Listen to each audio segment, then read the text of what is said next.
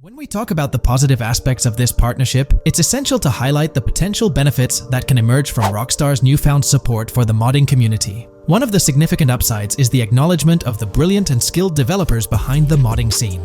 For years, these developers have worked tirelessly to create unique and engaging experiences within the GTA universe. With Rockstar stepping into a collaborative space with CFX, there's an opportunity for a more symbiotic relationship.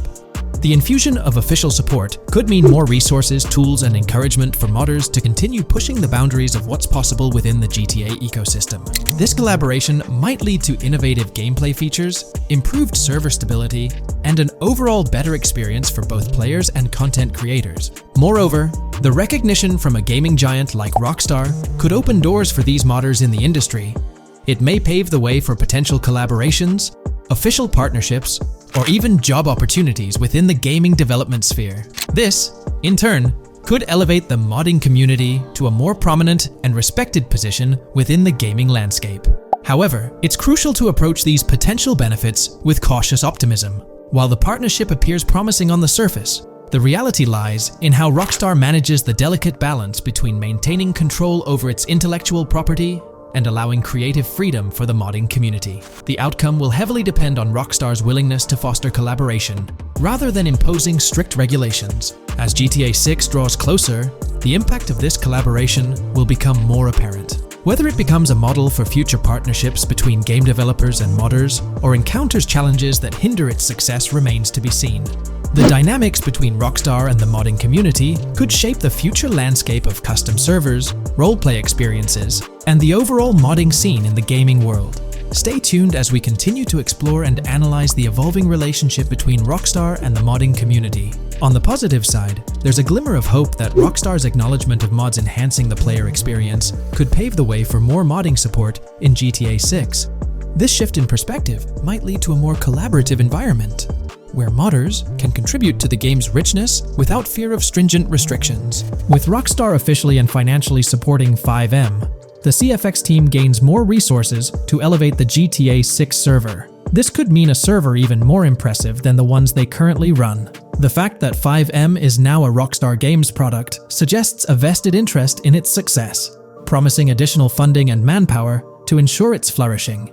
An intriguing prospect emerges concerning the accessibility of custom servers.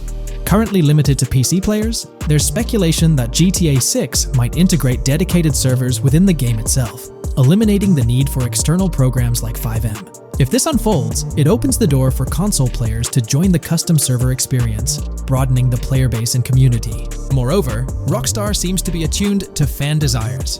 Despite a larger audience watching RP compared to those actively playing it, Rockstar appears committed to making improvements. Their intent to let custom servers thrive suggests a more fan-centric approach, acknowledging and catering to the desires of the gaming community. However, there are potential pitfalls to consider. The most glaring concern is Rockstar's inclination to monetize these servers. While the specifics remain uncertain, it's almost certain that some form of monetization, be it through custom server shark cards or a pay-to-play system, will be implemented. This could introduce a paywall, affecting the accessibility and enjoyment of custom servers for certain players. As we navigate through this evolving landscape of Rockstar's partnership with FiveM, the delicate balance between fostering creativity and implementing monetization strategies will determine the ultimate impact on the gaming community. Stay tuned as we continue to unravel the complexities of this collaboration and its implications for GTA 6 and the modding community. Let's unpack this a bit more. The whole monetization story got its moment in the spotlight during an earnings report where Take-Two CEO Strauss Zelnick spilled the beans. He essentially said, "If folks are messing around with our intellectual property, why not make a buck or two? It's a straightforward business move, really."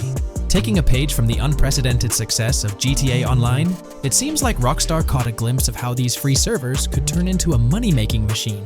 Now, the potential downside of this situation lies in the realm of competition. Rockstar's got its A-team working on the custom servers gig. That means anyone outside the Rockstar circle trying to whip up something akin to FiveM is practically painting a target on themselves for a cease and desist. Let's face it, Rockstar might have eyed this strategic move with FiveM from the get-go. However, with those servers gaining crazy popularity and the game becoming a sensation on Twitch and YouTube, shutting it down wouldn't have been the smart play. Instead, they pulled off a masterstroke, acquiring the team behind the biggest servers. effectively cornering the market and positioning themselves to profit from any potential imitators. Now, with GTA 6 on the horizon and servers in the works, Rockstar's sitting pretty. Some in the gaming community are even giving them a nod for finally throwing a bone to the community. But, and there's always a but, at the end of the day, Rockstar's the one making the rules. We'll all have to toe the line because, quite frankly, there won't be any other alternatives in the neighborhood. So, buckle up for Rockstar's GTA roleplay. It's going to be a wild ride. The landscape has already witnessed the repercussions, with servers and mods being handed the shutdown ticket for not playing by Rockstar's latest rulebook. The new mandates include a strict no to real-life vehicles, mission mods, and porting old Rockstar maps or assets rules that weren't in the playbook just a couple of years back. Now, while the financial backing from a mega corporation might seem like a savvy move on the surface, there's a lingering skepticism about whether it'll blossom into the fairy tale ending we've all been envisioning. It's a bit premature to slap a final verdict on the fate of FiveM once GTA 6 hits the stage. Now, let's consider the potential repercussions for the vibrant RP community.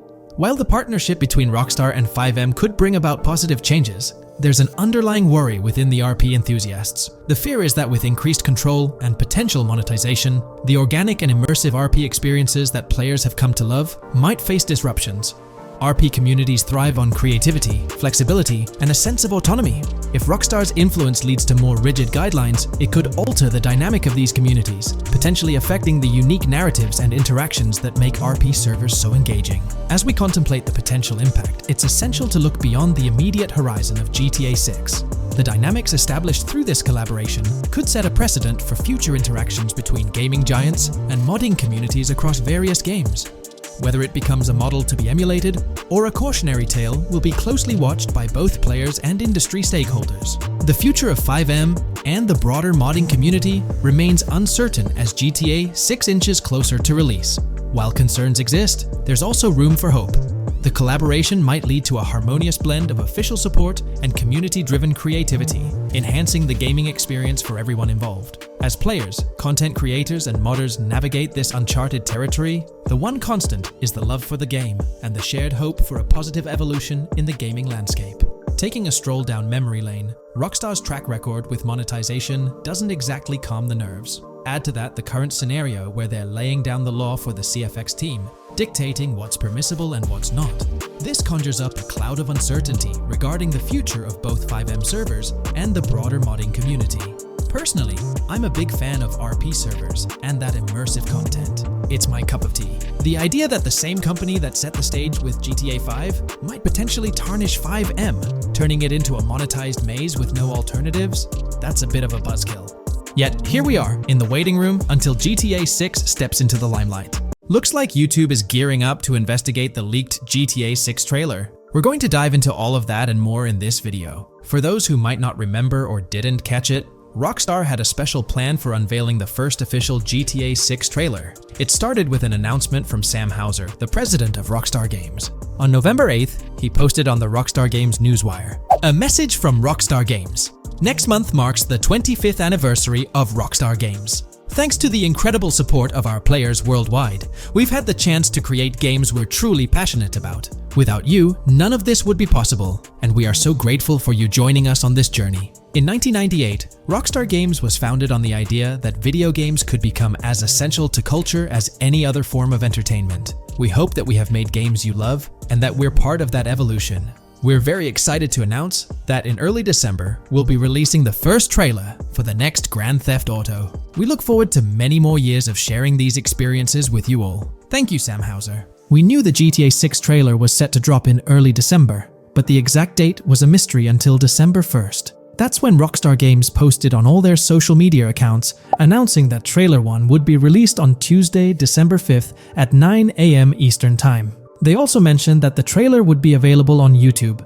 It was set to be a premiere, which for those who don't know, means the whole video is uploaded to YouTube with a countdown clock. This wasn't just Rockstar doing their thing, they had a partnership with YouTube. They even had a custom URL and a special countdown timer for the video. This was definitely a collaboration. However, a little over 12 hours before the trailer was supposed to go live on December 4th in the evening, it leaked. The trailer surfaced on X, formerly Twitter, from an anonymous account named Trailer Leaker. Their handle was GTA 6 trailer leak, and they posted the entire Grand Theft Auto 6 trailer in very low quality, with a buy Bitcoin watermark and the caption BTC with a $sign. Rockstar Games quickly found out about it and got X to suspend the account. The account was actually threatening to release a high-quality version of the trailer without the watermark if it reached a certain number of views or hit specific milestones. When that happened, Rockstar Games had to go into damage control mode. They put out an announcement saying,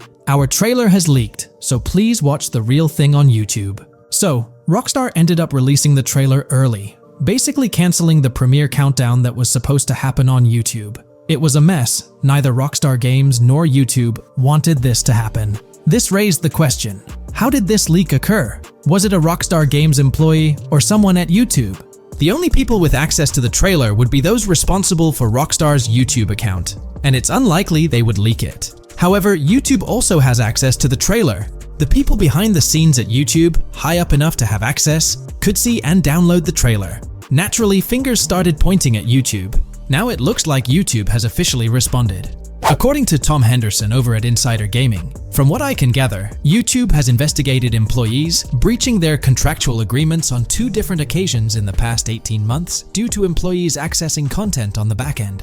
Following today, which unfortunately had some leaks surrounding Sony's state of play, we can presumably expect a 3rd investigation fairly soon. Clearly, one of the occasions mentioned in the past 18 months is the GTA 6 trailer leak. Honestly, this theory that someone from YouTube leaked it has been around since day one. With all the hype around GTA 6, it's not surprising someone couldn't keep it under wraps and leaked it, causing a huge stir. There have been so many leaks in the past few years, right before major events or trailer drops, making it more obvious that YouTube might be the source. This seems to be what happened with GTA 6, because the people with access are supposed to sign contracts or NDAs, preventing them from sharing this kind of information. So, what will Rockstar Games do next for GTA 6? Almost everything about this game has been leaked, from initial details like Project Americas, which turned out to be true after Rockstar's own investigation, to the fact that it's set in Vice City with a female and male protagonist duo. There were the major leaks in September 2022, the leaks right before the trailer was supposed to drop,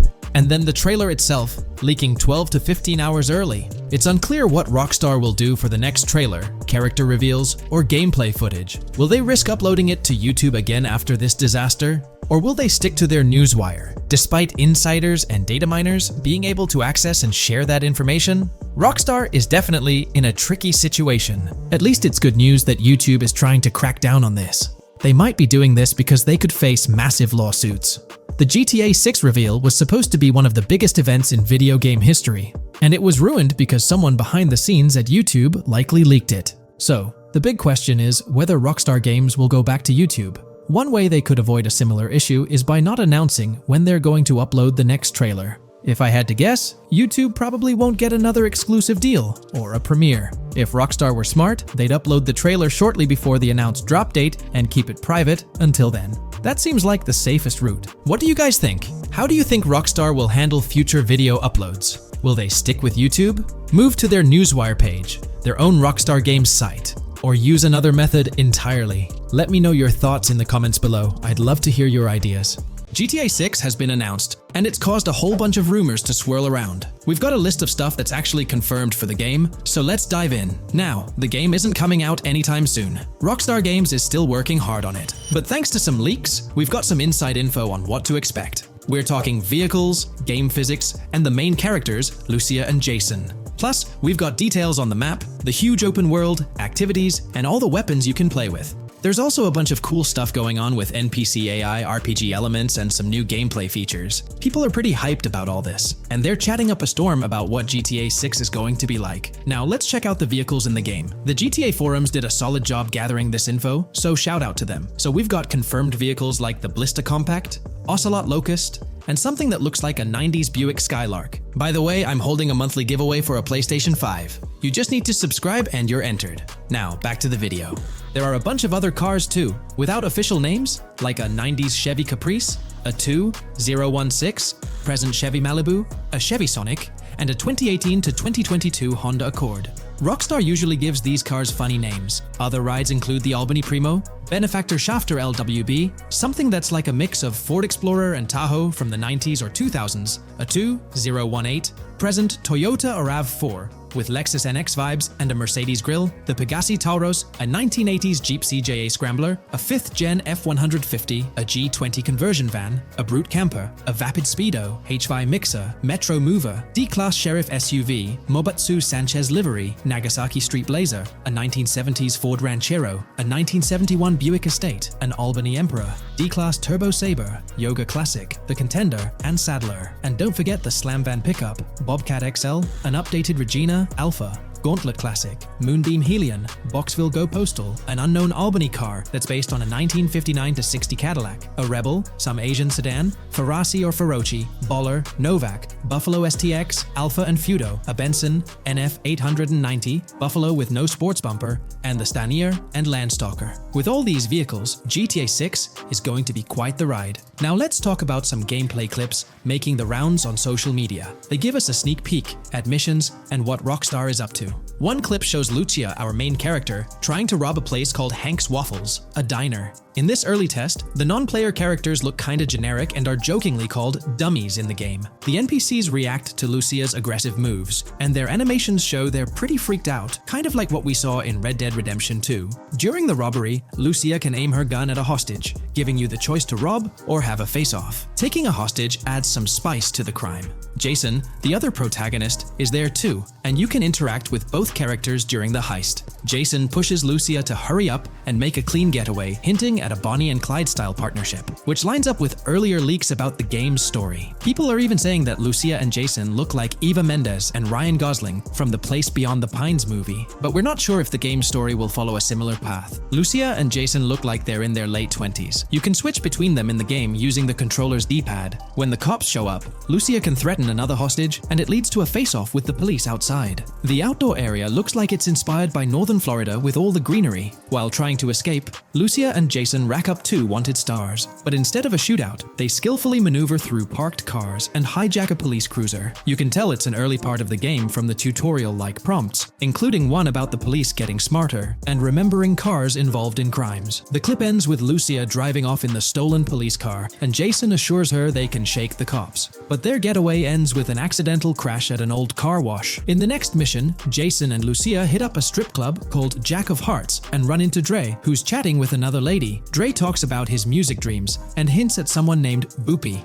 During this chat, we get messages from 2 new contacts, Billy and RB Shaw, through a WhatsApp parody. The early footage shows a minimap that looks like the one in GTA 5, with icons that probably stand for missions from characters labeled WM and YJ. As they head up to the VIP second floor, Dre has a run-in with DJ Tip, who's upset about waiting for drinks. Dre steps in, but it's clear that Tip isn't the most popular guy. Dre moves on, and that's where the clip ends. Just remember, this is early development footage, and things might change as the game gets closer to release. Another leak spills the beans on more than 500 world events, encounters, and Easter eggs you'll come across while playing. There's too much to cover, but I'll mention a few interesting ones. You'll find stuff like missing tourists, yard sales with new clothes, an event that's a bit like the insurance fraud thing in Saints Row, a voice in the storm drain that might remind you of Pennywise, a Bonnie and Clyde mystery that spans different places, and a workout challenge that suggests fitness activities are back. Players can also stumble upon an island camp, DUI tests, UFO sightings, an animal house,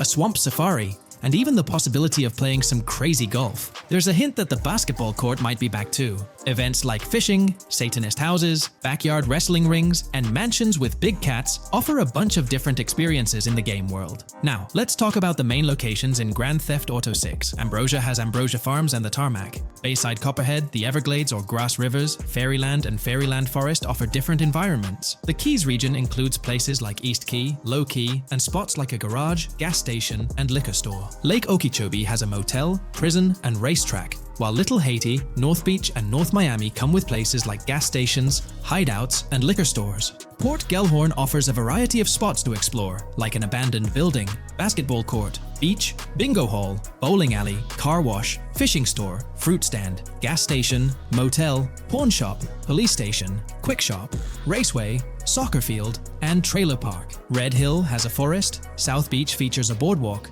gym, hotel, Ocean Drive and park. South Miami Sundown includes a beach and tarmac, and Vice Beach covers Vice City suburbs and Washington Beach. There are also other interesting places like an abandoned hotel, observatory, Fountain of Youth, homeless community, Malibu Club, Monument of Leonida, Redneck Yacht Club, Spaceship House, underwater research facility, and Dinosaur World. According to info from the GTA forums, Grand Theft Auto 6's open world is estimated to be at least 2.5 times the size of GTA 5 ES, giving players a massive world to explore. The game seems to take cues from the successful approach in Red Dead Redemption 2, promising a well-designed open world with intriguing mysteries. We've spotted some real-life Florida locations in GTA 6's development footage, like the Homestead Miami Speedway turned into the Port Gellhorn racetrack, and recognizable places such as Portofino Tower, Sombrero Key Light, Solar Amphitheater Bayfront Park, and Lone Depot Park. Even the 1000 Museum, a high-rise condo in Miami, is in the game, showing Rockstar's attention to detail. A metro map that's a match for Miami's real one suggests a deep immersion in the game world. The lush landscapes and greenery might hint at a move into Georgia, but that's just speculation until we get official word. Details like the Vice City Neighborhood Police Department resembling the Miami Beach Police Department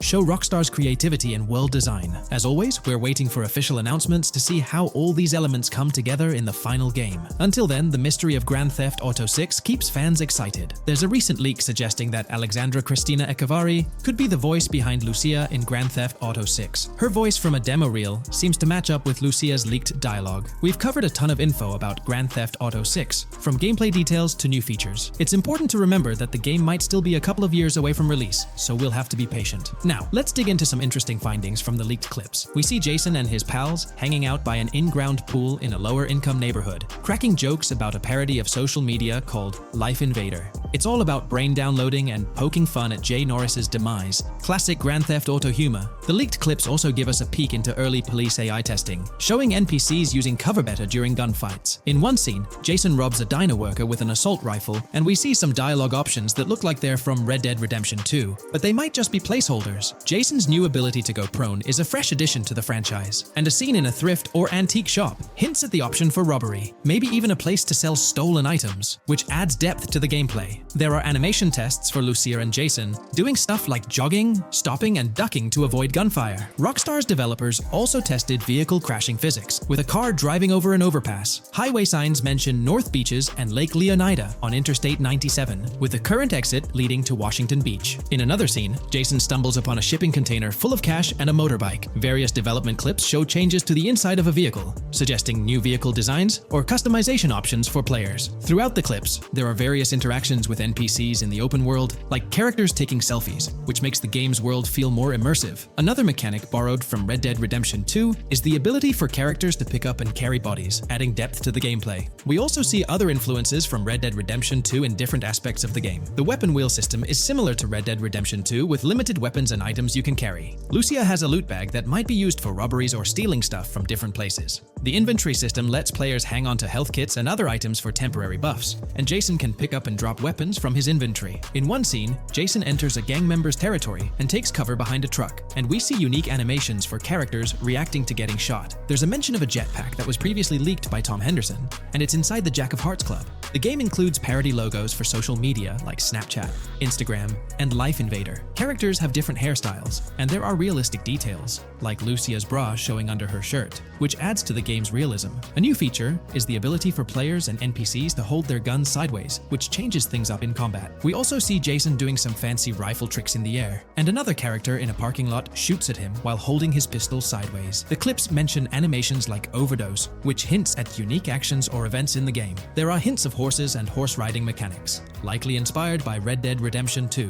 The open world is packed with places to explore, like motels, metro stations, restaurants, pawn shops, and supermarkets. Small details like being able to get a gumball from a quick shop machine add to the overall experience. The game adds RPG elements, like managing food, drinks, sweat, fatigue, and even taming animals, which gives players a deeper gameplay experience. There are references to mountain bike ramps and city bike rentals, promising fun cycling activities. The leaked clips talk about loads of weapons, from regular firearms like like pistols, shotguns, and rifles to unusual ones like golf clubs, baseball bats, and crowbars. Players can also use tools like flashlights, binoculars, and lockpicks. Players can stay in motels and hotels, with the Kington Hotel as one option. There's even a pool party with live music for players to attend. References to the Everglades and wildlife like alligators, snakes, raccoons, and birds hint at diverse and unique environments to explore. A cool addition is the ability to shoot while swimming, which adds a new twist to combat situations. With all these elements, Grand Theft Auto 6 promises to be an immersive and engaging gaming experience. Hey, big news for all you GTA fans out there. GTA 6 is shaking things up with some major changes in the series. We've got a ton of fascinating info about the game that you absolutely need to hear. Just a heads up, the details we've got are from leaked footage online, but unfortunately we can't provide any links or show it. Nevertheless, there's a bunch of exciting stuff to discuss, like new animals, AI enhancements, RPG elements, and more. Let's jump right in. Fact 1. Excitingly, the Malibu Club and Ocean View Hotel make a return in GTA 6. Events like Lost at Sea Island Camp and Lost Plane suggest potential island scenarios akin to Guarma from a previous installment. Fact 2. While exploring, players encounter a myriad of wildlife: alligators, bears, boars, dogs, snakes, raccoons, birds, frogs, bald cats, and rodents. Symbols marking plants and toxic waste are also scattered throughout the game. Fact 3. In the game, keep an eye out for the Scarface crime scene, possibly an Easter egg paying homage to Tony Montana. There's also a murder mystery named Missing Tourists. Additionally, spots designated for campers hint at the possibility of owning a camper van in the future. Fact 4. GTA 6 offers an array of side activities, from backyard wrestling and racing to UFO events and beach bonfires. Even seemingly small actions, like picking up cans from the ground, are significant. Jason and Lucia, the main characters, possess special abilities akin to those seen in GTA 5. By the way, I'm holding a monthly giveaway for a PlayStation 5.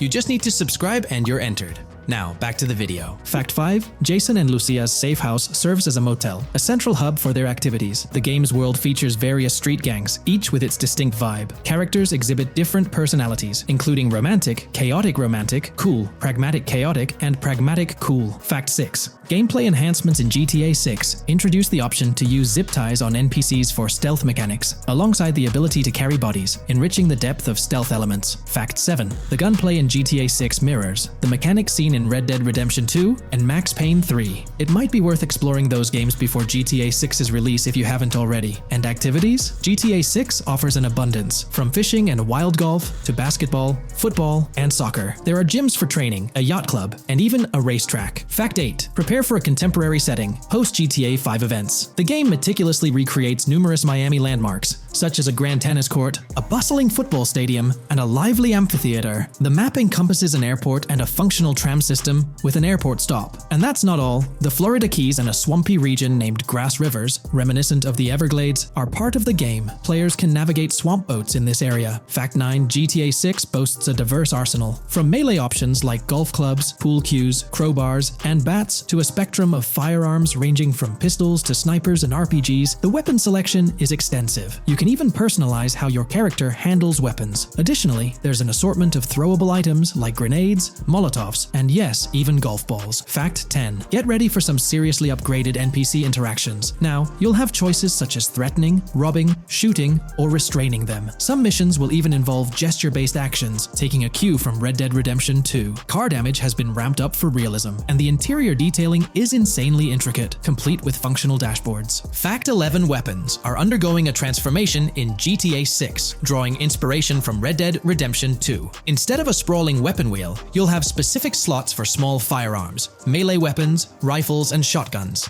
No more unlimited weapons, but you can drop and pick them up along the way. Fact 12. During development, there was a glimpse of Arthur Morgan's hat, although its inclusion in the final game remains uncertain. Players now have the option to surrender to the police during a heist, introducing a thrilling twist. Police response time has been revamped to feel more authentic, featuring a timer that varies based on the severity of the crime. Murder gets a quicker response than robbery. GTA 6 caps the maximum wanted level at 5 stars, and a 6-star level seems highly unlikely in the current gameplay. Fact 13. Let's focus on the characters. GTA 6 introduces us to two main protagonists, Jason, portrayed by Brian Zampella, and Lucia, played by Alexandra C. Echevarri, marking the franchise's first playable female character. You can seamlessly switch between them, and they also happen to be a couple, drawing inspiration from the legendary duo Bonnie and Clyde. Fact 14. Clothing in the game behaves in a remarkably realistic manner. You can accessorize with items like sunglasses, watches, wristbands, and hats, each with various wear styles. The attention to detail is impressive, with sweat, dirt, and wrinkles adding to the overall realism.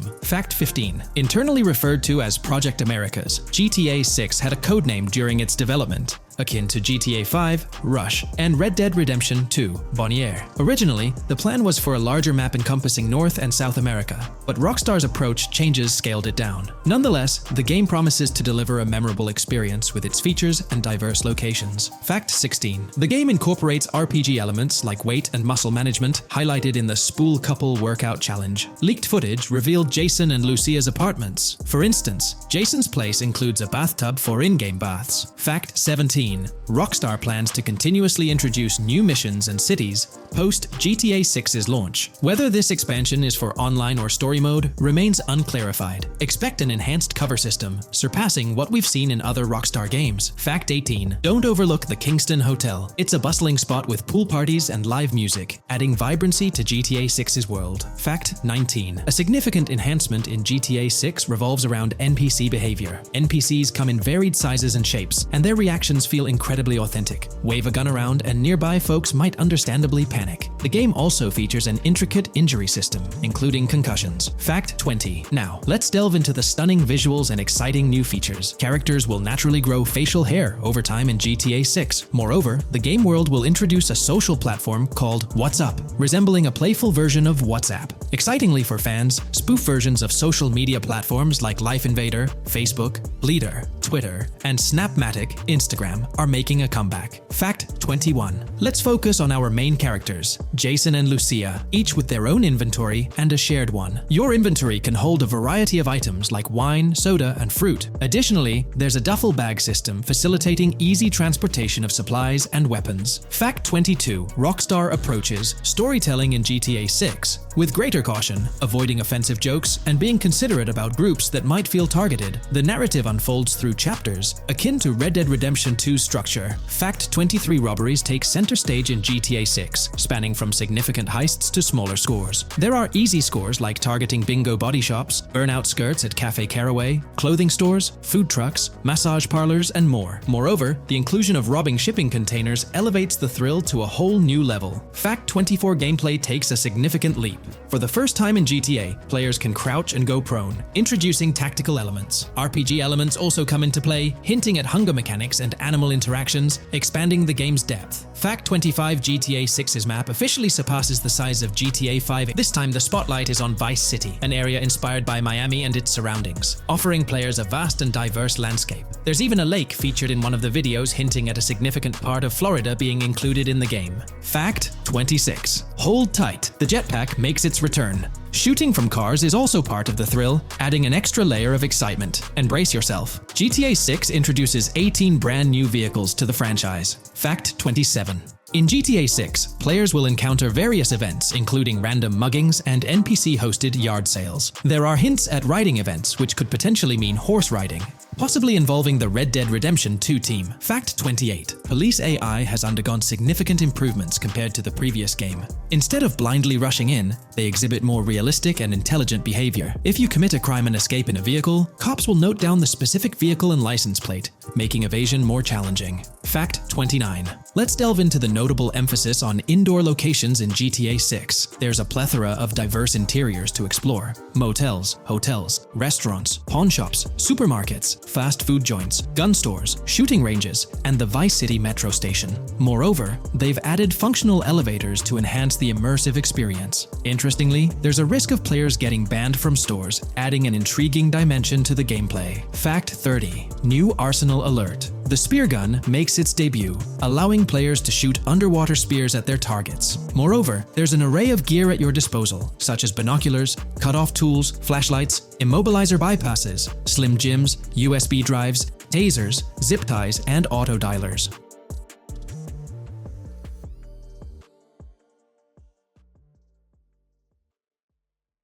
New scoop just dropped. GTA 6 gears up for the last leg of development, with Rockstar calling back its staff to the office full-time. This intel's straight from Bloomberg journalist Jason Schreier, fresh in his latest Bloomberg piece. Today, we're diving deep into what Schreier shared. Known as a trusted voice in the gaming sphere, let's unpack his insights. Let's not waste time any longer and dive right into Jason Schreier's article. Grand Theft automaker Rockstar Games asks workers to return to office 5 days a week. Rockstar Games, a division of Take-Two Interactive Software, will ask employees to return to the office 5 days a week beginning in April, as the video game maker enters the final stages of development on its next game, the hotly anticipated Grand Theft Auto 6. In an email to staff on Wednesday, reviewed by Bloomberg, Rockstar head of publishing Jen Kolber said the decision was made for productivity and security reasons. The company has faced several security breaches, including a massive dump of early footage from the new Grand Theft Auto and an early trailer that leaked in December. Kolber wrote that the company also found tangible benefits from in-person work. Making these changes now puts us in the best position to deliver the next Grand Theft Auto at the level of quality and polish we know it requires, along with a publishing roadmap that matches the scale and ambition of the game, she wrote. Return-to-office mandates have been a hot topic across various industries since the pandemic forced myriad employees to work from home. More recently, many employers have asked staff to return to the office for 2 or 3 days a week. A study last month found that remote work did not have an impact on productivity. The issue has been particularly controversial among video game workers, thanks to the volatility of the industry and its lack of a centralized workforce. Many of 2023's biggest video game hits, such as Marvel's Spider-Man 2 from Insomniac Games, were developed remotely. Rockstar's in the final stretch of developing Grand Theft Auto 6, hinting at a possible early 2025 launch. With this, we might anticipate the release of a second trailer, along with screenshots and more teasers in the coming months. While fans rejoice, this could mean extra pressure for Rockstar Games staff. Stay tuned here for updates as Rockstar unveils more details about GTA 6. Are you geared up for the official start of GTA 6 marketing? Drop your thoughts below. There's been quite a buzz about Jason, one of the main leads in the highly anticipated Grand Theft Auto 6. People are spinning theories left, right, and center, suggesting he might be an undercover cop, an agent, an ex-cop, or even someone with a military background. It's been the talk of the town ever since the first official trailer dropped. Now, I've got to warn you, what we're about to discuss might just spoil a bit of the GTA 6 storyline for you. But hey, if you've been keeping tabs on the GTA 6 grapevine, chances are you've already heard murmurs about these theories. Now, I gotta stress, folks, that as exciting as these speculations are, they're just that, speculations. Nothing set in stone. But here's the deal. There are some interesting things in Jason's outfit from certain glimpses in the trailers and Rockstar's promotional stuff that sort of fuel these speculations. They're like breadcrumbs teasing us about Jason's potential undercover identity. So today, I'm here to unravel these clues and take you through the evidence we've got so far. We'll start with the very first trailer of Grand Theft Auto 6. You know, the one that set the internet on fire? We'll dissect it bit by bit and get into the nitty-gritty of this theory that's got the GTA 6 community all hyped up. And it's not just about the trailers, folks. Oh no, there's a whole treasure trove of articles out there discussing findings made by fans, diving into details, and connecting dots. We're gonna sift through all that too. And hey, while we're at it, let's not forget about the actors. There's been some chatter about who might be stepping into the shoes of Jason in this game. So we'll toss that into the mix as well. There's plenty to unravel, and we're here to explore every nook and cranny of this speculation, piece by piece. So grab your favorite snack, get comfy, because we're about to embark on a journey through the GTA 6 speculations, theories, and rumors about Jason. Let's start off by jumping into this interesting Reddit post. I've seen some speculation that Jason is an undercover cop makes sense since we see first-person gameplay of a police raid. I'm guessing he falls in love with Lucia, and his storm between his duty and his love could be not true, but it seems like it would be a good twist in something Rockstar would do. Okay, let's take a deeper dive into this scene where we encounter these 4 police officers. They're pretty unmistakably cops with that distinct police badge on their body armor. It's crucial to note the small details here, especially regarding their attire, as it might hold some key information. Now, among this squad of officers, there's one guy who stands out from the rest. He's chilling on the far right, sporting a casual white tank top, while the others are all suited up in body armor, their caps turned backward. This difference suggests a hierarchy within the group, making us wonder if this dude's perhaps a higher up or holds a different position within the force. The intriguing part, though, is the context of this scene. It feels like a pivotal moment. almost as if these officers are significant characters in the narrative. But let's pump the brakes a bit. It's all speculation at this point. We can't be certain of their importance or their roles in the storyline just yet. Now, let's loop this back to Jason, the main focus of our attention. There's a striking connection here. The cop on the far right and the one in the middle, both sporting these distinct olive green cargo pants. These pants seem to be a part of their uniform, something that catches the eye. But here's the twist.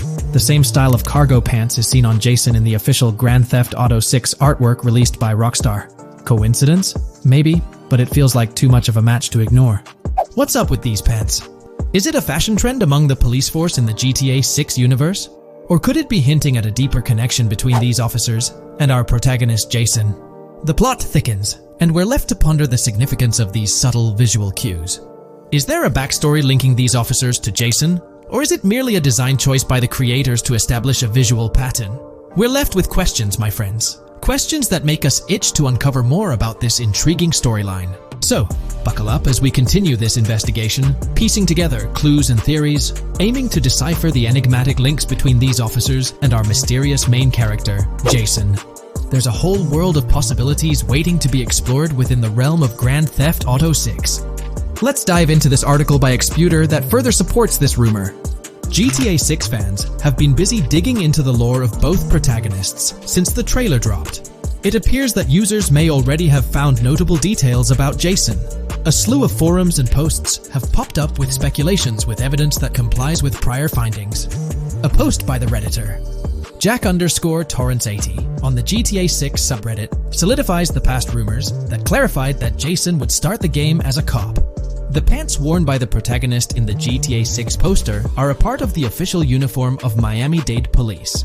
The green cargo pants are the same color used by the Miami-Dade Police SWAT team.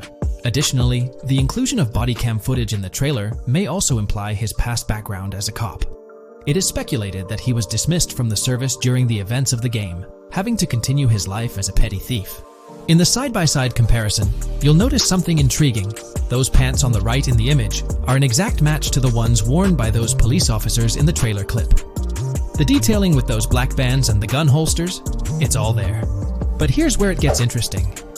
Jason, in the official artwork, doesn't seem to have any of those gun holsters.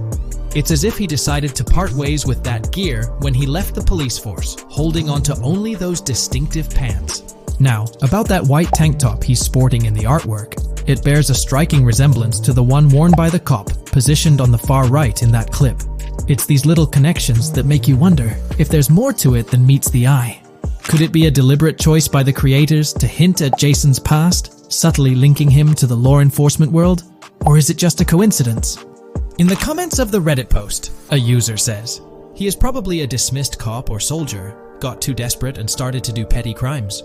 Lucia brings him the local connections and scores, and he uses his former police training skills in weaponry and vehicles. A dismissed corrupt cop or soldier, a freshly out of jail ex-prisoner. Victor Vance and Tommy Vercetti. And there could be more parallels between these two pairs of characters if you think about it. Vic was being betrayed again and again in his storyline. When he finally decided to quit, his brother pushed him to enter another deal with Tommy, which eventually killed him. Tommy, on the other hand, is a more cunning and ambitious person. He promised Rosenberg to leave him a piece of his Vice City empire, but later abandoned him and left him exiled in Las Venturas. These observations really bring up some compelling comparisons, especially when looking at Tommy Vercetti and Victor Vance from previous GTA installments. There's a chance we might see echoes of similar themes or storylines reflected in GTA 6, which lines up nicely with what Rockstar teased in the trailer. Let's zero in on Jason's haircut. It's clean cut and short, a style often associated with law enforcement or military personnel. That detail might not be just a coincidence. It could be a deliberate choice by the creators to hint at Jason's past as an ex-cop or someone with a military background. It adds an extra layer of depth to his character, don't you think? I'm genuinely interested in hearing your take on this theory. There is a lot of evidence supporting this theory, and it might be a major deal as we might be working with the police possibly in GTA 6. That would be a completely new gameplay element in the GTA series, so we have a lot to look forward to. Tell me, what are your thoughts and opinions about Jason's potential background, whether he's linked to law enforcement or not, as it could shed more light on this intriguing speculation. So, please share your thoughts in the comments section below, and let's keep this discussion rolling. This video, we're delving into the most recent iteration of the GTA 6 mapping project. Our focus centers on a comprehensive analysis of the map's latest updates, incorporating newly unveiled areas and event coordinates derived from leaked information. Additionally, we will explore fresh insights from the initial official trailer, including the revelation of an accessible plaza. A noteworthy aspect we'll be dissecting is the potential expansiveness of the map, hinted at by newfound highway evidence in the trailer. Furthermore, we'll examine a conceptual representation illustrating the potential magnitude of the GTA 6 map. The trailer also provides a glimpse of Starfish Island, a detail we'll thoroughly cover in today's session. Let's initiate our examination by diving into the GTA 6 mapping project. For those not aware, this stands as the most extensive and refined community-driven mapping endeavor, aiming to deduce the GTA 6 map with the utmost accuracy. This endeavor leverages evidence from leaks and the primary official trailer.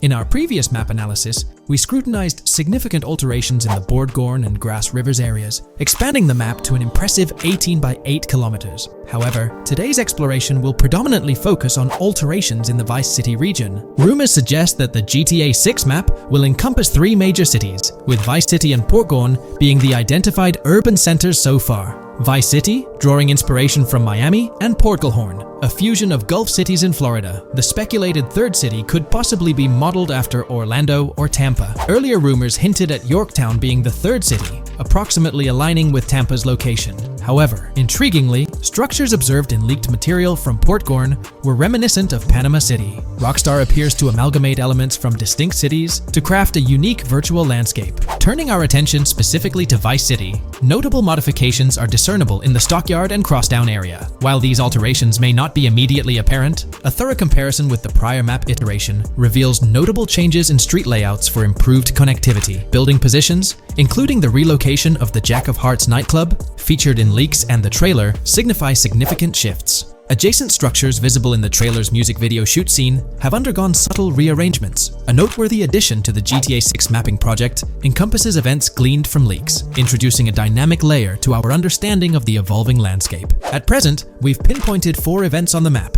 marked by light blue dots. These events include the missing persons poster at the liquor store, the big cat cage roof at Everyday Art Elephant, and the Everyday Art Sidewalk Creep, all clustered around the Crosstown SL Stockyard area. Meanwhile, there have been notable changes in the Vice River area, with some buildings rearranged and brought closer to the river. The overall shape of this area has also been altered, and a new marina building near the airport has been introduced, based on recent evidence. Another significant alteration concerns the incorporation of Ica and Belleville into Vice City. While their status remains speculative, with their names displayed in red, Ica is purportedly inspired by Allapattah, a neighborhood in Miami-Dade, while Belleville draws parallels with Brownsville. Formerly perceived as small towns on the outskirts of Vice City, they're now considered part of the Vicedale neighborhoods, following fresh evidence. This reclassification potentially places scenes like the police officer pursuing the overweight individual in the Belleville neighborhood. Furthermore, a notable discovery linked to Tommy Vercetti's mansion has surfaced. Star Island's inclusion in the game has been confirmed, evidenced by its appearance behind the Rockstar Games title, and in a scene featuring a bikini-clad woman.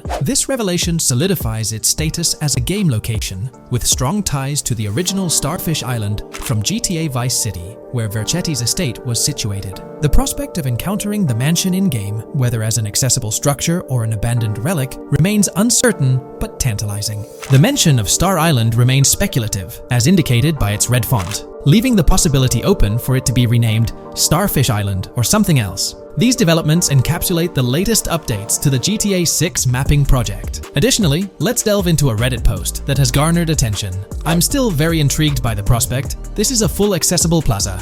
The full access plaza featured in the trailer has piqued my curiosity. This snapshot is captured during a scene where Jason and Lucia evade the police momentarily. Positioned on the right side of the frame is a sign, presumably denoting a mall within the game. Notably, several brand names, including Kowalski, Callis, Scala, and Alpha, are visible on this sign. Furthermore, a portion of the mall's name briefly appears, starting with Ever. Could it be Evergreen Plaza or another variation? The answer remains elusive, and we'll have to await further developments to unravel this mystery. I can pretty much bet on it that this shit will indeed be fully accessible. Most of the signs on that structure look to be clothing and accessory shops, which would easily mean it's accessible to us. I'm really hoping the mall makes a return in this one and will serve kind of as a player hub when online drops. Oh, that would be good. Maybe a spot where you can't attack. Could meet people to join up for races, heists, etc. That would be pretty neat. Now let's shift our focus to some additional findings that might provide evidence for the existence of the third major city in GTA 6. Furthermore, we'll explore why the actual map size of GTA 6 could potentially surpass the estimations derived from the mapping project. Possible map length. Since we don't know what's in the northern part of the map, and we're not sure if it ends where the current mapping project suggests, I thought the map could look something like this. I get that a map like this might be 4 times bigger than GTA 5, so it could be a lot, but we can't be sure about Rockstar's plans. I also think so, because on the east coast of the current map, we have Vice City's predicted beach areas going almost to the very top. Kind of feels like the map shouldn't just end there. And if Port Gellhorn is based on Fort Myers, then maybe Tampa and Orlando could be there too. But with the current borders, there's not enough space even for a small town. Also, shaped like this, the map would resemble actual Florida more. What do you think? Now, here's something to ponder. If the map indeed resembles this depiction, it would be quite astonishing. It's intriguing how the leaks have remained silent about the northern portion of the map. I'm curious to hear your thoughts in the comments. How far north do you speculate the map extends? Do you reckon it's just slightly beyond what's revealed in the mapping project? Or could there be a substantial unseen territory? Shifting gears, let's delve into a significant discovery. An observation on the size of the map using highway exits as a guide. I believe that 2 blink and you'll miss them shots from the trailer, combined with something I saw in the leaks, have given us a serious hint as to just how big the map for GTA V said might turn out to be. Specifically, north-south. The first is the shot of the man grabbing his crotch while stopped on the side of the highway. Specifically, the highway exit signs in the background. They suggest that this shot is being taken from just north of exit 14 on the highway, if turning left has you going east and turning right has you going west. What's more, the GTA V mapping project believes that the highway that this shot is taken from is Interstate 97. Adding to this, there's this shot from earlier in the trailer of the woman in the gold dress hanging out the top of a convertible traveling down I-404, heading towards a junction with 197. At the very start of that clip, you can catch the exit number on the sign she's driving under. You can't see all of it, but to me, it looks more like exit 18 than exit 1B. This one is more speculative though. Now, I'm about to get into the leaks, so I can't post any pictures. There's a clip in the leaks of a red ute heading northbound on 197 towards the exit 13 AB junction that takes 1 to Washington Beach and Ekanfinaka before crashing. The mapping project has been using the leaks to create their maps, and they've placed that stretch of 197 north of Mr. Crotch Grab from the trailer, running through the Stockyard neighborhood. This to me indicates that the highway exits are going to follow a realistic number pattern, with the number increasing or decreasing for every mile traveled. The question is, where does this put exit 12? Exit 11? All the exits going up to 1? I've taken the latest version of the mapping project's map and pointed out where exits 14 and 13 are located. Then, extrapolating from there and using the map's grid as a handy guide, I drew where all the exits further down the numbering scheme might be located. I ran out of room to put exit numbers at #9. If 197 is going to keep following the same numbering scheme all the way north until it hits exit 1, then it's likely that the map is going to be far bigger than we currently think it is, and what's been shown and plotted out so far.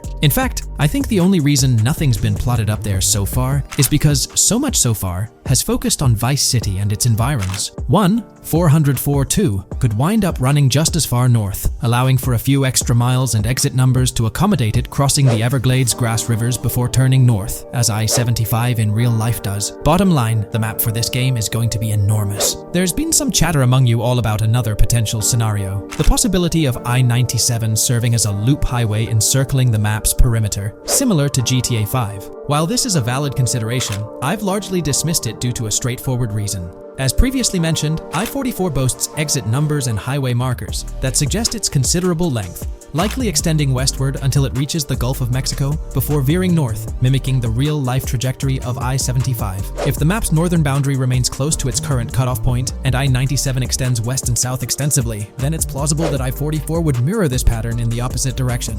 While the notion of 2 loop highways isn't entirely implausible, it could potentially introduce redundancy. Additionally, in GTA 5, the loop highway wasn't simply labeled under one name. The segment along the coast was dubbed the Great Ocean Highway, while the inland stretch traversing the desert was referred to as the Sonora Freeway. Moreover, within Los Santos, various freeways possess distinct names and numbers, even when merging seamlessly, such as the Del Perro, La Puerta, and La Mesa freeways. My hypothesis currently is that there is a loop highway, But that one, 97 and I-404, are two halves of it. They both start in Vice City and intersect in Crosstown. 97 runs up the Atlantic coast. 404 runs west through the Grass Rivers, and then turns north to run up the Gulf Coast, and they both meet at a point further north. Whether that point is a city, a smaller town, or something else, that is still unknown. Feel free to drop your thoughts in the comments regarding everything covered in today's video, particularly this astonishing discovery. There's substantial evidence hinting at a larger map size, but I'm eager to hear your input, so don't hesitate to leave a comment below. Today's video will delve into the upcoming changes to the AI systems in Grand Theft Auto 6 by Rockstar. We'll explore a patent that introduces a groundbreaking system unprecedented in gaming, promising a revolutionary shift in how AI operates within games. Additionally, we'll delve into other intricacies concerning AI and non-playable characters in GTA 6, including insights from a job listing at Rockstar's new LA studio, shedding light on NPC dialogue. We'll also examine NPC behaviors in response to their environment and their integration with social media, enhancing immersion and complexity in player interactions. Let's kick off with Rockstar's innovative AI system set to debut in Grand Theft Auto 6. Described by Rockstar as the most significant and immersive evolution of the series, the emphasis on immersion is evident in their patent filings. We'll focus on one particularly intriguing patent, unveiling a new system poised to revolutionize AI in gaming. Considering Rockstar's commitment to delivering the most immersive experience yet, it's evident that NPCs and AI will play pivotal roles. This patent specifically pertains to animations in GTA 6, aptly named System and Method for Virtual Character Locomotion. Back in 2020, Rockstar Games unveiled an innovative system that will debut in GTA 6. Now, the details might sound a bit complex, but essentially, this patent outlines a fresh approach to animating characters and imbuing them with dynamic intelligence. These characters will now possess a kind of virtual brain, allowing them to react to their environment, other NPCs, weather, and even their mood, influencing their animations on the fly. Before this advancement, each character's animation had to be painstakingly recorded in a studio equipped with motion capture technology. This process involved attaching markers to actors' suits and compiling animations into what's called an animation tree. This method was resource-intensive, limiting the variety of animations Rockstar could include in their games. For instance, in GTA 5 and Red Dead Redemption 2, each NPC had its own animation tree, containing all their actions. Animation trees essentially stack animations, blending them together seamlessly and transitioning between them based on player input and in-game conditions. Additionally, motion matching, a feature seen in GTA 5 and RDR2, automatically selects animations based on player actions and the surrounding environment. This results in fluid and lifelike character movements, such as running while shooting, creating a more immersive experience for players. With GTA 6, Rockstar introduces an innovative system designed to optimize resources and streamline animation data. This approach allows for more content within the game while offering a broader array of animations. It shares similarities with motion matching but diverges in its utilization of a new framework. Rather than relying on conventional animation trees, character animations will be predominantly data-driven, adapting dynamically to environmental cues. These animations will be categorized into distinct motion types, representing unique character styles. Each character will possess a designated motion type, enhancing the depth and realism of their movements. As an illustration, let's consider various states such as tired, injured, and normal, each corresponding to a set of animations. Additionally, every character will possess their own blackboard, a virtual representation of their current state and surroundings. This blackboard stores crucial data including the character's condition, location, weather, temperature, and more. Utilizing this information, the game's code dynamically selects appropriate animations or styles for the character, enhancing their responsiveness to the virtual world. For instance, in the Ocean Drive scene from the trailer, we observe a character seated on the sidewalk. As a group of NPCs pass by, he attentively observes them, reacting accordingly to their presence. With this system, the gameplay experience is poised to become even more immersive. It will prioritize environmental data, including the presence of other NPCs and vehicles, alongside factors influencing the character's mood. Consequently, NPCs will exhibit previously unseen levels of reactivity, shifting focus to a noteworthy job listing from Rockstar's recruitment opportunities. Last year, Rockstar opened a new studio in Los Angeles. From what we know, it's purely a new motion capture studio, so they have another one besides the one in New York, mainly to record NPC dialogue probably. This discovery confirms that. I checked Rockstar's careers page just now, and there's a job offer at Rockstar LA for Associate Writer Pedestrian and Ambient Dialogue. This could indicate that they are still writing and recording GTA 6 NPC dialogue right now. This suggests that the development team is currently engaged in scripting and recording NPC dialogue for GTA 6. You can find the specific responsibilities outlined in the job description provided. It says, write funny, character-driven, and unique dialogue for our ambient population. Work with key stakeholders to understand and support the technical requirements for player-led, dialogue-based interactions with our ambient population. Provide exciting dialogue that works within the strict constraints of a complex game system. Undertake self-motivated research and leverage that research to enrich your writing. Understand and match the tone of our games. This underscores the commitment of Rockstar to ensuring that GTA 6 remains true to its franchise roots. Aligning NPC dialogue with the established GTA universe bodes well for the game's authenticity. Shifting gears to another aspect related to NPCs, let's delve into how they'll integrate with social media. Not only will NPCs exhibit more lifelike behaviors and interactions with their surroundings, but they'll also engage with social media platforms, a novel addition to Grand Theft Auto 6. Here's a rundown of the phones observed. NPCs will be equipped with various phone models, as evident from both images and the trailer. Notably, NPCs will actively engage with their phones, which boast fully functional cameras and displays, an improvement over GTA V. For instance, in a scene from the trailer set on Ocean Drive, an NPC can be observed capturing photos or videos with their phone. The displayed imagery accurately reflects the NPC's point of view, suggesting the possibility for NPCs to record and share in-game content on the virtual social media platforms.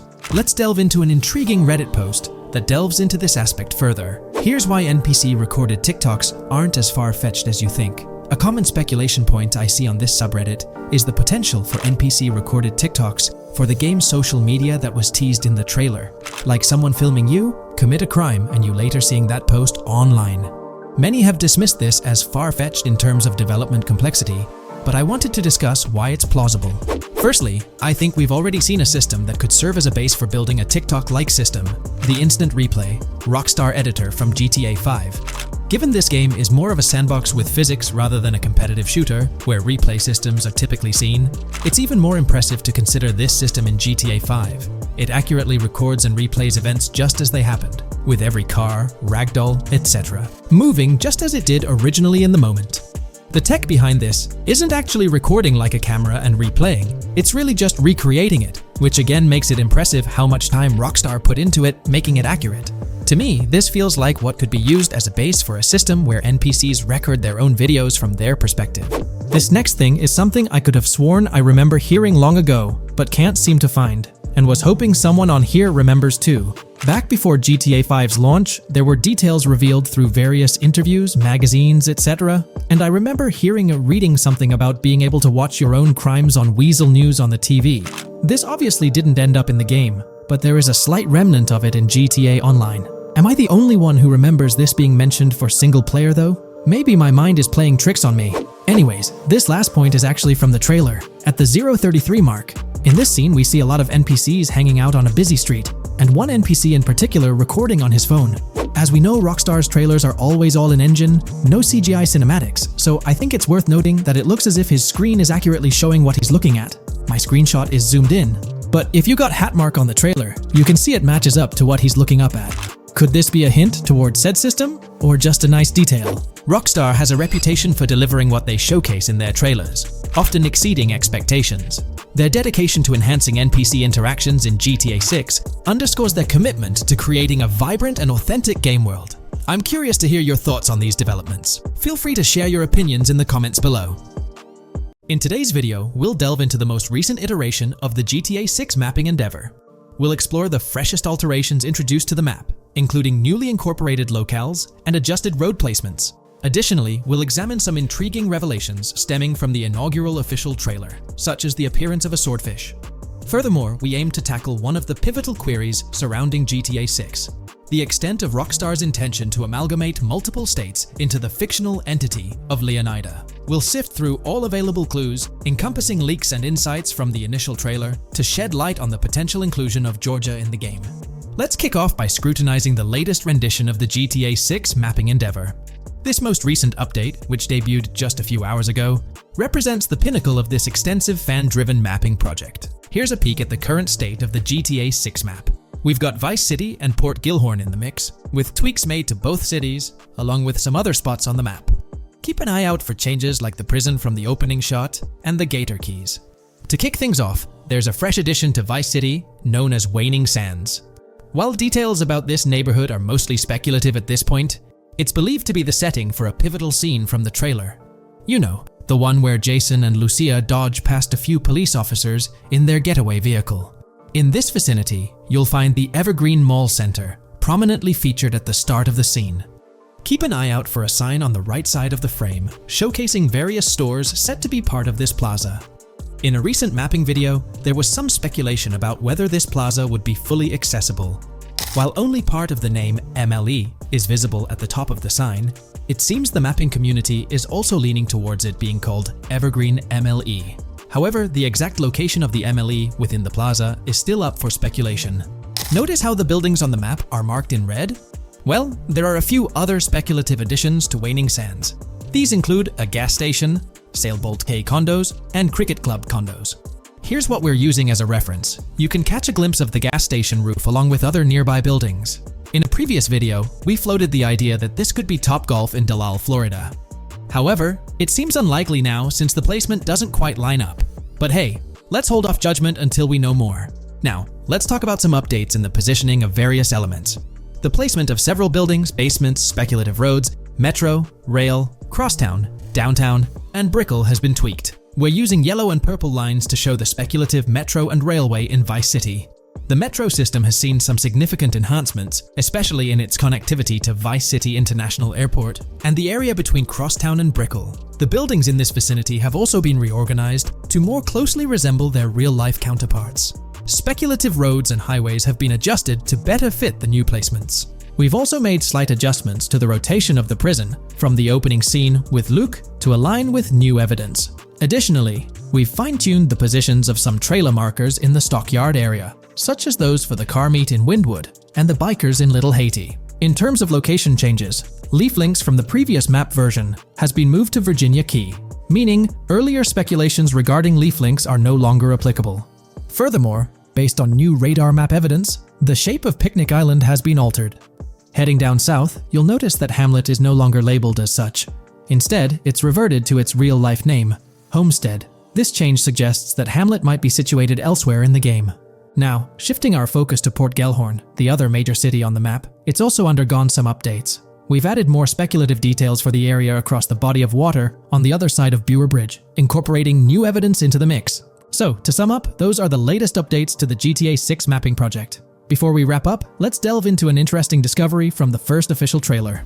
I'm not into fishing, but I noticed this in the trailer, and my first thought was a swordfish, but I could be wrong. Is anyone who knows more about fishing able to confirm? Let me know what you all think this is. Well, that's quite an intriguing find. Personally, it seems like a house decoration to me, but I'm eager to hear your thoughts in the comments below. In the next part of this video, we'll tackle the question about Georgia. On display in the leaks and backed up by inside journalists, the game will feature a plethora of locations that focus on Miami and the surrounding areas. The two main locations of the game are Vice City, based on Miami, and Port Gellhorn, which lifts direct locations from Panama City. As well as this, it seems Rockstar have brought down and featured locations from Georgia, including a prison and mountain ranges not present in real-world Florida. I'm curious, do you think Georgia will make an appearance in GTA 6? Let's examine the evidence we have so far. There have been some recent findings, so let's kick off by checking out this Reddit post. Georgia evidence. In the leaks, there's a mention of canyon etchings, along with the other ambient events, which I thought couldn't be in or based in Florida. The nearest canyon to Florida is Providence Canyon State Park in Georgia, and is only 2.5 hours away from Florida. This also may explain Red Hill Forest and the testing of Scree Hills in the leaks. There's also a couple mountains, or large hills, seen in the trailer. The first looks more like a large hill in North Florida, probably for hill climbing, but the second one at the end of the trailer looks like a Georgia mountain, like the one seen in the leaks. First off, this individual is discussing a clip from the leaks, where a developer is seen firing an assault rifle at a vehicle while Lucia is in the background. They've noted several ramps in the clip, suggesting developers use them to test vehicles on different slopes. The clip also shows various types of ramps listed, including MTB ramps, hill climb, mud drag, Scree Hill, mud drag string, and crash tests, as well as MX tracks. The speculation is that Rockstar might have been testing the Scree Hill due to its resemblance to locations in Georgia. Additionally, two shots from the trailer show hills. one at the 59-second mark where someone jumps on a table, causing it to break, revealing multiple cars ascending a steep hill in the background, and another in the final shot, where Lucia kicks down the door to a convenience store, showing another hill or mountain through the window. Let's delve into the comments and see what the community thinks about these hills. Are there similar hills in Florida? Or has Rockstar taken some creative liberties and introduced hills from Georgia? Ekanfinaka is a place in the game, shown by the leaks. And Ekanfinaka is literally the old name for a swamp in southern Georgia. Not to mention we saw a big hill, small mountain. I've lived in Florida for a long time. There are no hills, anything like that in the state. Northern Florida has some hills, but nothing like that at all. The hill in the leaks resembles the Blue Ridge in northern Georgia. It's a fictional state. It could be a collection of features from 4 or 5 states for all we know. 2 hours outside of Florida is hardly breaking the concept. I'd imagine much of the urban landscape will be much like Florida, with the outskirts being closer to Caribbean, or as you said, Georgia. There's a separate post talking about these mountains in GTA 6. We know GTA 6 is being based in Florida, a relatively flat state, so it'd be obvious to think that the game will stay true to its setting. However, one interesting thing I found in the diner robbery footage from the leaks is that a huge mountain can be seen in the far distance, particularly around the part where Lucia starts approaching the police car from the passenger side. I'm not sure if anyone else has noticed this, but it's interesting to note, considering Florida is the flattest state in the country, LOL. Maybe we can go to other states? The area does resemble rural Georgia. Thoughts? I think it will be more similar to RDR2 than past GTAs where it's only one state. I bet the map will be a hybrid of Georgia and Florida. If not, then Florida and most likely another country like Cuba or some South American country with mountains. Yes, probably we can visit the state of Georgia. A few weeks ago, someone found out that the prison you can see in one clip is from Georgia as well. Multiple states in the game. The Florida Scout lady mentioned Rockstar scouting interiors in Florida and other states in the southeast. Hopefully this means we get towns, or maybe cities in these other states, instead of simply hilly terrain. As this individual pointed out, there's a prison visible in one of the leaked clips, and it bears a striking resemblance to Augusta State Medical Prison. Situated in Grovetown on the county lines of Columbia County and Richmond County in Georgia, United States, this facility houses primarily male inmates with occasional female inmates and has a capacity of 1326. Built in 1982 and operational since 1983, it operates as a close security prison. Augusta State Medical Prison was one of the 7 prisons involved in the 2010 Georgia prison strike. With such solid evidence pointing towards Georgia, or at least a portion of it being featured in the GTA 6 map, it's worth noting that Rockstar has done similar things before. In GTA San Andreas, for instance, they created the state of San Andreas, which is a blend of California and Nevada, with Las Venturas mirroring Las Vegas. Feel free to share your thoughts on everything discussed in today's video in the comments section below.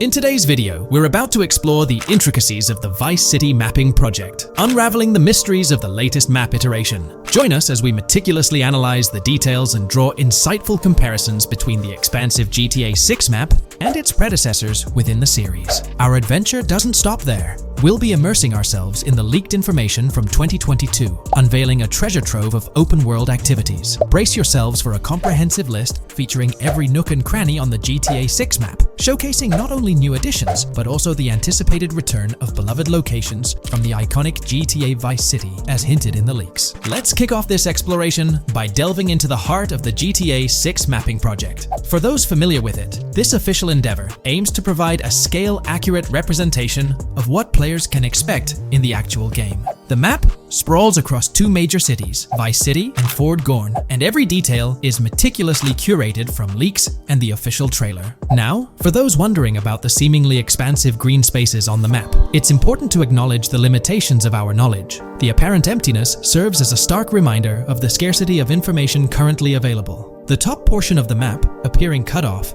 isn't indicative of boundaries or future expansions, but is rather a canvas awaiting details yet to be unveiled. Addressing rumors about the map's size, speculation abounds that GTA 6 will boast 3 major cities. While Vice City and Port Gorn are confirmed, the third city remains shrouded in mystery. There's a buzz that it might be Yorktown, potentially located north of Port Gorn. However, specifics about the placement of these locations marked in red are still elusive.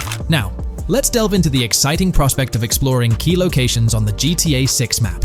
These names, extracted from the official trailer and leaks, offer a tantalizing glimpse into the rich and diverse world awaiting players. Get ready to traverse the landscapes of Yorktown Red Hill Fairyland Forest, near Berryland, a whimsical Disneyland parody, Ambrosia Lake, Leonida, Lore North, Beaches Belleville, Ica, Vice City, Hamlet, Grass Rivers, and the enigmatic Gator Keys. As our journey unfolds, stay tuned for more updates, insights, and speculations surrounding the continually expanding universe of GTA 6. The road ahead promises thrilling surprises, and we're here to navigate it together. Now, let's delve deeper into the intriguing details surrounding Port Gellhorn. The bustling streets and structures around Hank's Waffles Diner, a focal point for a heist according to the leaks, spark anticipation for dynamic in-game events. The meticulous rendering of these locales not only captures the essence of the city, but also invites players to immerse themselves in the narrative-driven experiences that Rockstar Games is known for. Examining the speculative changes in Port Gellhorn, the notable relocation of the Port Gellhorn airfield suggests a strategic reimagining of the city's layout. This shift, coupled with the adjustment of the Port Gellhorn Raceway, hints at a carefully planned urban evolution, potentially altering the dynamics of the airport's placement within the city. The industrial sector of Port Gellhorn provides a gritty backdrop, with the iconic United States prison maintaining its imposing presence. The inclusion of the pawn shop, prominently featured in the trailer, underscores the developer's commitment to integrating real-world elements seamlessly into the game environment. Venturing southward, areas like Second Fina and Belleville remain enigmatic, their constant relocation adding an element of unpredictability to their final positioning on the map. Ambrosia La Pearl, steeped in mystery, teases players with its undisclosed location, heightening the sense of intrigue surrounding these diverse neighborhoods. Our exploration now takes us into the heart of Vice City, where a substantial chunk of the urban landscape unfolds before us. While speculation abounds regarding the placement of red buildings and names, the gray structures, sourced from both the trailer and leaks, serve as tangible landmarks, anchoring our understanding of the evolving cityscape. Vice Beach emerges as a vibrant district, adorned with numerous hotels that were meticulously analyzed in previous videos, providing a tangible link between the virtual world and its real-life counterparts. Washington Beach, with its diverse skyline, beckons players with promises of new adventures, enhanced by the improved streets of Stockyard, Little Haiti, Rock Ridge, and Crosstown, as showcased in the trailer footage. Descending further into the enchanting realm of Grass Rivers, we come across the enigmatic district of Hamlet, speculated to mirror the charm of Homestead. Yet, the persistent red designation leaves us tantalizingly in the dark about its precise location. This region reveals fascinating landmarks, including a power plant nestled at Turkey Point and a sewage treatment plant, painting a vivid picture of the industrial landscape, as gleaned from leaked footage. The presence of Grass Rivers itself, along with the mysterious Gator Keys and the alluring sundown, adds an extra layer of intrigue to this particular segment of the expansive GTA 6 map. A moment of appreciation is certainly due to the dedicated individuals steering the mapping project, whose commendable efforts grant fans an evolving and detailed peek into the GTA 6 world. Their commitment to accuracy and meticulous attention to detail foreshadow an immersive gaming experience, setting the stage for the excitement surrounding the official release. Now, let's delve into a truly mind-blowing comparison that has set the gaming community abuzz. Our gaze shifts to the juxtaposition of Los Santos from GTA 5, Liberty City from the iconic GTA 4, and the highly anticipated Vice Beach from GTA 6. The comparison not only highlights the need for potential adjustments in Vice Beach's size, but also emphasizes the extraordinary density and detail that players can expect. Acknowledging the observed need for a slight enlargement of Vice Beach, the visual impact remains nothing short of extraordinary. The comparison underscores the incredible density that GTA 6 promises, reminiscent of the lively streets and vibrant atmosphere experienced in the streets of GTA 4's Liberty City. Speculation regarding the buildings in Vice Beach, as showcased in the mapping project, heightens the anticipation, with the close proximity of structures promising an unparalleled level of immersion and detail, evoking nostalgia from the beloved GTA 4 era. This meticulously crafted map stands as a colossal playground, harking back to the bustling streets that made GTA 4 a standout title. The intricate detailing, the tightly packed urban landscape, and the anticipated density all point towards an experience that pays homage to the franchise's esteemed roots, while pushing boundaries in the expansive open-world genre. The enormity of GTA 6, both in size and detail, heralds a new era in gaming. The astonishing comparison, showcasing the potential density and intricacy of Vice City, is nothing short of a revelation. A special acknowledgement goes out to the mapping community for their outstanding work in envisioning an entire Vice City characterized by a multitude of buildings. The level of density and detail promised is unprecedented and is set to redefine the benchmarks of open-world gaming. The concept of an expansive map allegedly featuring 3 cities elevates the excitement, presenting players with a gaming landscape of unparalleled proportions. Now, delving into the realm of open-world activities revealed in the 2022 leaks, the thrill intensifies. With 4 confirmed activities and the potential inclusion of dice, GTA 6 promises a diverse range of immersive experiences. Golf, fishing, and races are confirmed elements that contribute to the dynamic and engaging environment that Rockstar Games is crafting. A particularly intriguing moment unfolds in the trailer, as Jason, visibly nervous, speeds away from a robbery scene, with Luke clutching the ill-gotten cash. In the distance, the iconic Topgolf in Doro makes a cameo, a real-world entertainment destination located in Doro, Florida. The climate-controlled hitting bays, HD TVs, and sports bar elements create an enticing backdrop for players to explore. This real-world integration adds a layer of authenticity, bridging the gap between the virtual and real worlds. Fishing, poised to be a serene yet potentially rewarding pastime, is expected to be available from various locations in the vast ocean. Races, an integral and adrenaline-pumping element of the GTA series, are set to deliver high-octane excitement that fans have come to expect from the franchise. Furthermore, a detailed list from the GTA 6 document unravels every location visible in the leaks on the GTA 6 map.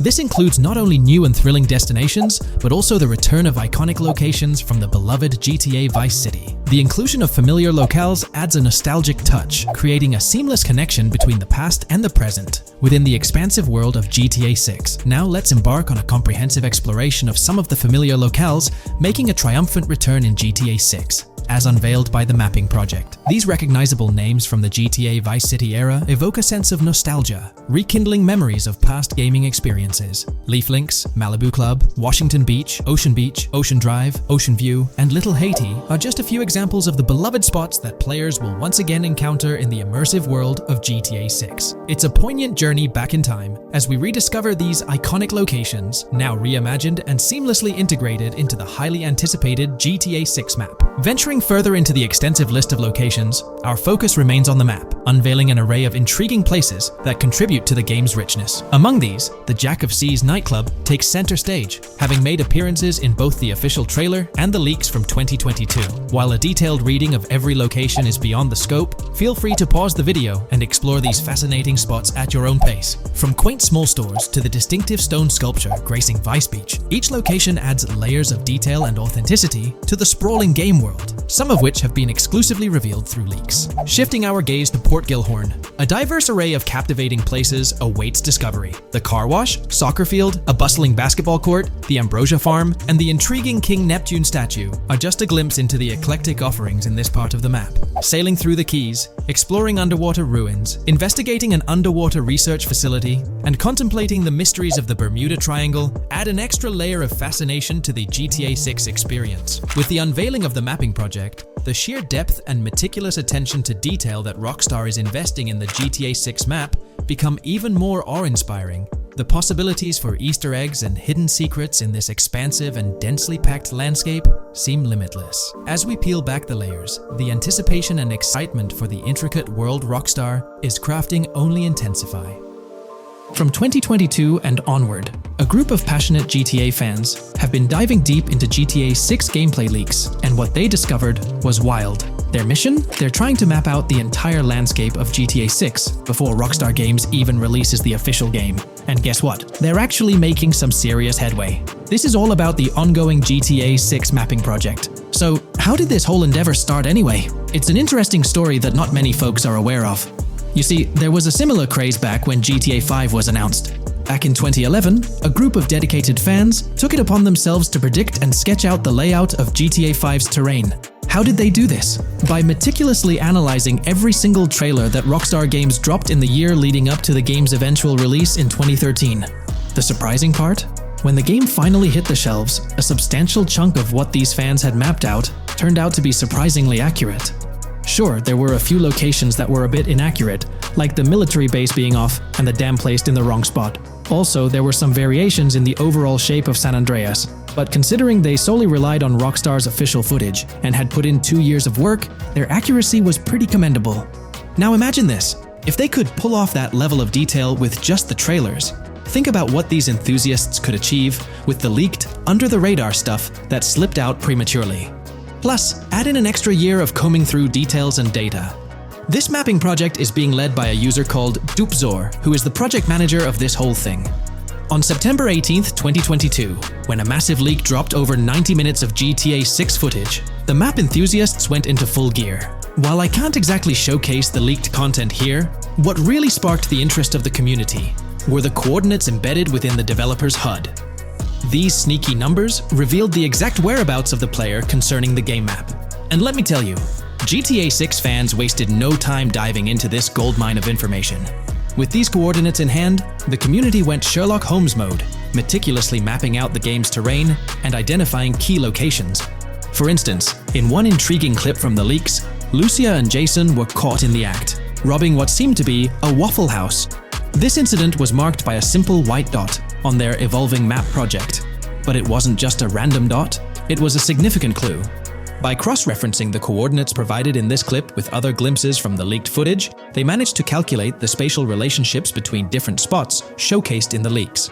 This detective work allowed them to gauge distances and plot out the relative positioning of these places within the game world. However, it didn't stop there.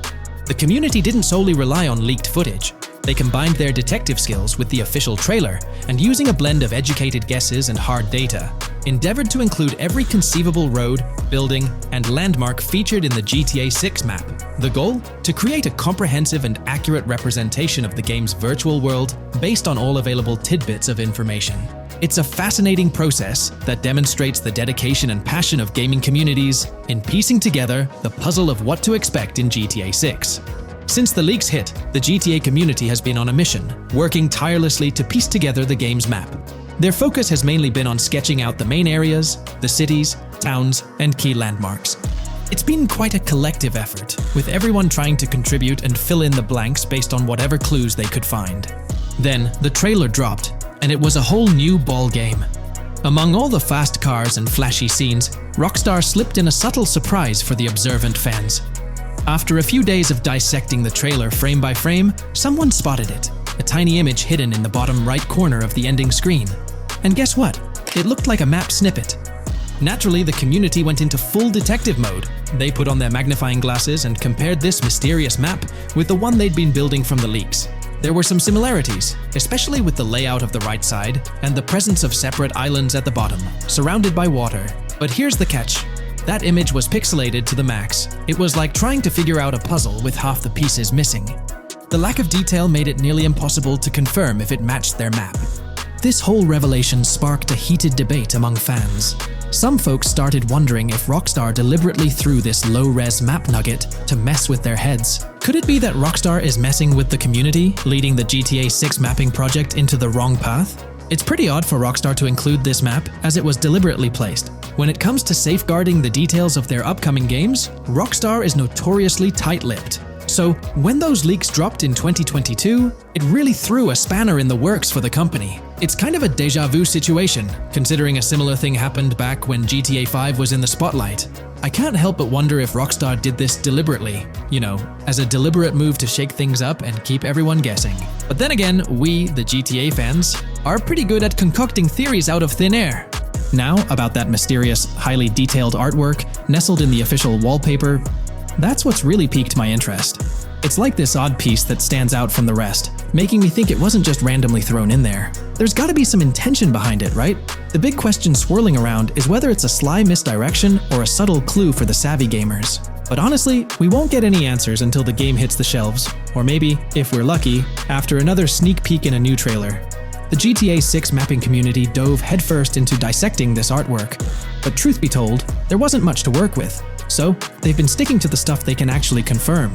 Oh, and those maps floating around, especially the ones from IGN and PC Gamer, they're more like creative interpretations. Think of them as speculative mock-ups cooked up by the mapping community based on their hunches and educated guesses. There's a whole lot of imagination at play there, but none of it has received the official stamp of confirmation. The GTA 6 mapping project might not be dropping any bombshells about unknown locations in the game, especially considering how the gameplay leaks already spilled quite a bit on what's in store. Now, the heart of this community effort lies in the finer details. They're all about pinning down the exact spots where these landmarks and locations are going to be placed within the game's vast world. However, let's be real here. They've barely scratched the surface, covering roughly just 10% of the entire map. Still, kudos to them for the tremendous effort and progress they've managed to make with what they have. What's confirmed though is that this map in GTA 6 is going to be an absolute beast, nearly double the size of the already sprawling map in GTA 5. They've made strides, particularly in fleshing out the Miami Beach region seen in the trailer, those gorgeous Venetian islands from the breathtaking aerial shot, and even narrowing down the location of Lucia's incarceration in the game. Looking ahead, this ongoing commitment over the coming years will gradually unveil more insights into what we can anticipate from the GTA 6 map. The anticipation is real, and it's fascinating to witness how this mapping endeavor will continue to shape our expectations for GTA 6. Looking at the timeline, it's pretty clear that both the completion of the project and the release of GTA 6 are still a considerable number of years down the road. But let me tell you, the dedication and hard work displayed by this community are nothing short of remarkable. Honestly, they deserve way more recognition for what they're doing. If you're keen on staying updated with the latest progress, or even lending a hand to this endeavor, I strongly recommend hopping onto the GTA 6 mapping community Discord. You'll find the link in the description below. These individuals have a monumental task ahead of them. But you know what? It's an incredibly intriguing project. Back in the days before GTA 5, I didn't even know something like this was happening behind the scenes. But now, as we patiently wait for 2025, every snippet of information or rumor about GTA 6 gets me all excited. And out of everything related to the game, I find the mapping community's tireless efforts the most captivating and commendable. A massive thank you to every single person contributing their time and effort to this project. I genuinely cannot wait to witness the final result of all their hard work. In today's video, I'll be discussing the recent developments in the GTA 6 mapping project. We'll delve into the latest additions, including new locations featured in Trailer 1, adjustments to existing locations, refinements in certain areas, and exciting discoveries from the latest trailer, such as the yacht interior, surfboards, Princess Robot bubblegum, and more. Let's start by examining the mapping project itself. It's been some time since our last update on this front, and there have been notable changes to the map since then. This iteration represents the most recent version of the GTA 6 mapping project, spearheaded by Dupee's 0R. Below, you'll find a roster of individuals who have contributed to this endeavor, and it's worth noting that this list has been recently updated. This project stands as the largest and most comprehensive effort within the fan community, with the goal of predicting the map of GTA 6 as accurately as possible prior to its official unveiling. Dupee's 0R mentioned that there's still an extensive list of elements to incorporate and modify, but for now, this update suffices. Anticipate further alterations to the map in subsequent updates. This iteration represents the latest version of the GTA 6 mapping project. Notable adjustments have been made to the legend and the manner in which various elements are annotated on the map. All markers now include viewing cones to indicate their general viewing direction. However, it's important to note that the angle of these cones is merely symbolic. Additionally, speculative location markers have been updated with red outlines to differentiate them from non-location markers. Furthermore, coordinate markers now display their corresponding clip names for easier identification. Changes have also been made to the naming conventions in the key section. For instance, you'll notice that the markers now include the names of the clips they are derived from. Let's delve into the alterations specific to Vice City. The angles of Rock Ridge and Stockyard have been tweaked to align with calculations/evidence and to better match the coordinates. By observing the outlines, you can see that both the Rock Ridge and Stockyard areas have been subtly adjusted, ensuring a more cohesive layout. There's a noticeable improvement in alignment. A notable update to the map is this section here. Previously, absent features have been incorporated from the edges of one of Rock Ridge's mini-maps, and adjustments have been made to the water's edge in that vicinity, now depicted in dark green to indicate the genuine boundaries of this section of the Vice River. Additionally, several buildings in the Rock Ridge area have been identified, including the Rock Ridge Community Research Center, Miami Police Department, Venture Apartments, Orange and Pink, 7071 Warren Thacker Manor, inspired by Martin Fine Villa, Palace Cafe and Diary, all sourced from leaks, Furthermore, there are two speculative markers outlined in red, representing locations from the trailer. One in Rockridge is speculated to be the Hammer Hamlet Ladies location, while the other marks the high roller scene from the trailer. You can find the timestamps for both scenes on the map. Updates have been made to the route of the I-404, incorporating new evidence. This includes adjustments in Vice Beach and the positioning of the road near Rockridge. Notably, there have been alterations to the highway section near the airport. Additionally, speculative terrain and building positions in Washington Beach have been revised to align more closely with the evidence. Changes have been made to the shapes and locations of the Ritz-Carlton Bal Harbour, Akoya condos, and Jade Ocean condos. Furthermore, alongside the speculative road and landmass in the Bayfront Heights area, the Y Vice City and Gate/Continental hotels have been included in the Vice Beach vicinity. Additionally, several minor adjustments and fixes have been implemented. Regarding the Vice Beach area, there have been additions of new buildings supported by recent evidence. These include 200 Ocean Drive, 260 Ocean Drive, 1043 Washington Avenue, Beach Park Hotel, and Council Towers North. Moreover, over at Brickell Key Island, two new buildings, Brickell Key 1 and Brickell Key 2, have been introduced. Additionally, corrections have been made to the names of the Tequesta Point locations, accurately reflecting their respective positions. Now, let's shift our focus away from Vice City. Firstly, an error regarding St. Joseph has been rectified. Previously labeled in purple, it should have been marked in red to signify that this name hasn't been confirmed in the leaks, but is either speculative or based on real-life data. Moving westward towards Port Gellhorn, there have been notable additions to the leaked industrial area opposite the state prison, along with improvements to the prison itself. Several speculative structures, highlighted in red, including a water tower and industrial buildings, have been incorporated, along with a cell tower across from the prison. Heading south to the Keys, significant improvements have been made. Adjustments to the landmass near the camera location, where the shot with the Dodal seaplane occurs, have been made based on speculative evidence. An airbase/runway has been added, along with guard booth and barriers visible in the trailer. Additionally, two speculative buildings marked in red, as well as the speculative Naval Area Station, have been included. That wraps up all the updates to the GTA 6 mapping project. Share your thoughts in the comments below. There have been some significant changes with this update. But now, let's shift our attention to the discoveries made in the trailer. I also wanted to touch on these findings in this video. This marks the initial Reddit post. In the GTA 6 trailer, you can see through the yacht windows and see the interior even though it's very far away. However, in GTA 5, you can't at all see the interior even from close up. We will probably get inside the yacht and maybe even houses, or at least see inside it.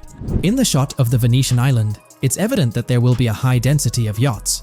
It seems that the boats will be easily accessible, and based on the leaked shot featuring Jason on a boat from 2022, it's probable that players will have the freedom to enter, drive, and explore yachts like the catamaran seen in the opening scene of the trailer. Now, on to the next discovery, surfboards. Know a lot of people been talking about surfing, and while there's still nothing indicating it being an interactive minigame, surfboards are in-game and seen in the trailer. Surfboards were in 5, but only on the tops of certain cars, and a few static ones at the beach. What do you all think? Will surfboards act as decorations like they were in 5? Or will it be a fully fledged minigame? Personally, I'm not fully convinced yet, but if NPCs do have actual schedules/lives, I can't see things like surfboards just being static, especially at the beach. My guess is we'll see NPCs bring their own items to and from the beach, including surfboards, but the interactiveness is still in question.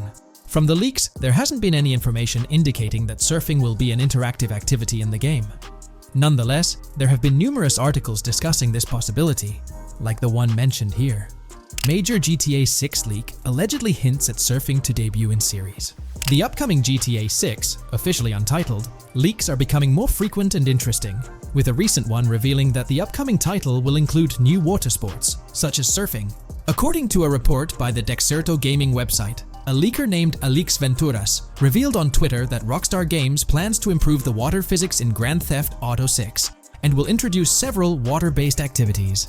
While the gaming studio has not officially commented on the leak, players are convinced, given that Grand Theft Auto 6 will almost certainly feature Vice City, a fictional version of Miami, Florida, known for its beaches and water activities. However, it's important to note that these rumors haven't been confirmed by either the official leaks or the trailer. It remains to be seen whether these surfboards will merely serve as decorations. Now, on to the next and final discovery I'd like to highlight in this video, which might just be your favorite. Princess Robot Bubblegum is confirmed to be in GTA 6. Just like the Righteous Slaughter game series, Princess Robot Bubblegum is seen on a shirt, and will most likely return with more episodes. The series originally appeared in The Ballad of Gay Tony, and again with more episodes in GTA 5, making this the third appearance. The GTA 6 community has just found some major clues left by Rockstar Games, and it was under our nose the whole time. GTA 6's Trailer 1 revealed a ton of new things about the game off the bat, but recently, there's been even more developments that show off the GTA 6 main character story, Lucia. We learn a bunch of new things about her background, so if you're not interested in potential spoilers, this may not be the video for you. This information is directly from Rockstar Games, so this is the real deal. So getting into the details of Lucia's jail cell, let's focus on those newspaper clippings. I'll do my best to zoom in and enhance the image, but there are two distinct white clippings with black text. One of them appears to have a portrait, and I can only speculate that it might resemble a modern-day wanted poster. This could be showcasing the story of Lucia's alleged crime, accompanied by an image like a visual representation of what she's accused of. It's almost akin to a wanted picture that you'd find in a newspaper. This phenomenon isn't unheard of in real life. When people do something noteworthy or newsworthy, it's not uncommon for them to keep a record of it, like an article, and put it up on their wall as a sort of memento. It's like a snapshot of a moment in their life, even if it involves legal trouble. So Lucia might be preserving this particular newspaper clipping as a piece of her history, whether it's for sentimental reasons, or perhaps as a reminder of the circumstances that led to her incarceration. Now let's broaden the scope a bit, and draw comparisons to previous GTA protagonists. Take Michael DeSanta, for instance. His mansion has family photos on the walls. Franklin Clinton's house features similar personal touches. Even Trevor Phillips, in his trailer, has pictures that tell a story about his life. It's not just confined to the HD era. Even in the 3D era games, characters had their own way of leaving traces of their lives in their living spaces. This inclination to personalized living spaces is fascinating. In Lucia's case, the jail cell is an unexpected canvas for her personal story. It makes you wonder about her background, the choices she made, and the events that led her to that cell.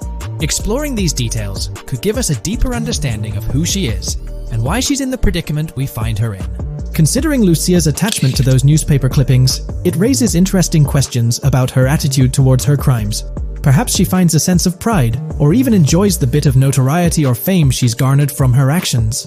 Keeping those clippings might be her way of cherishing the attention or recognition she's received.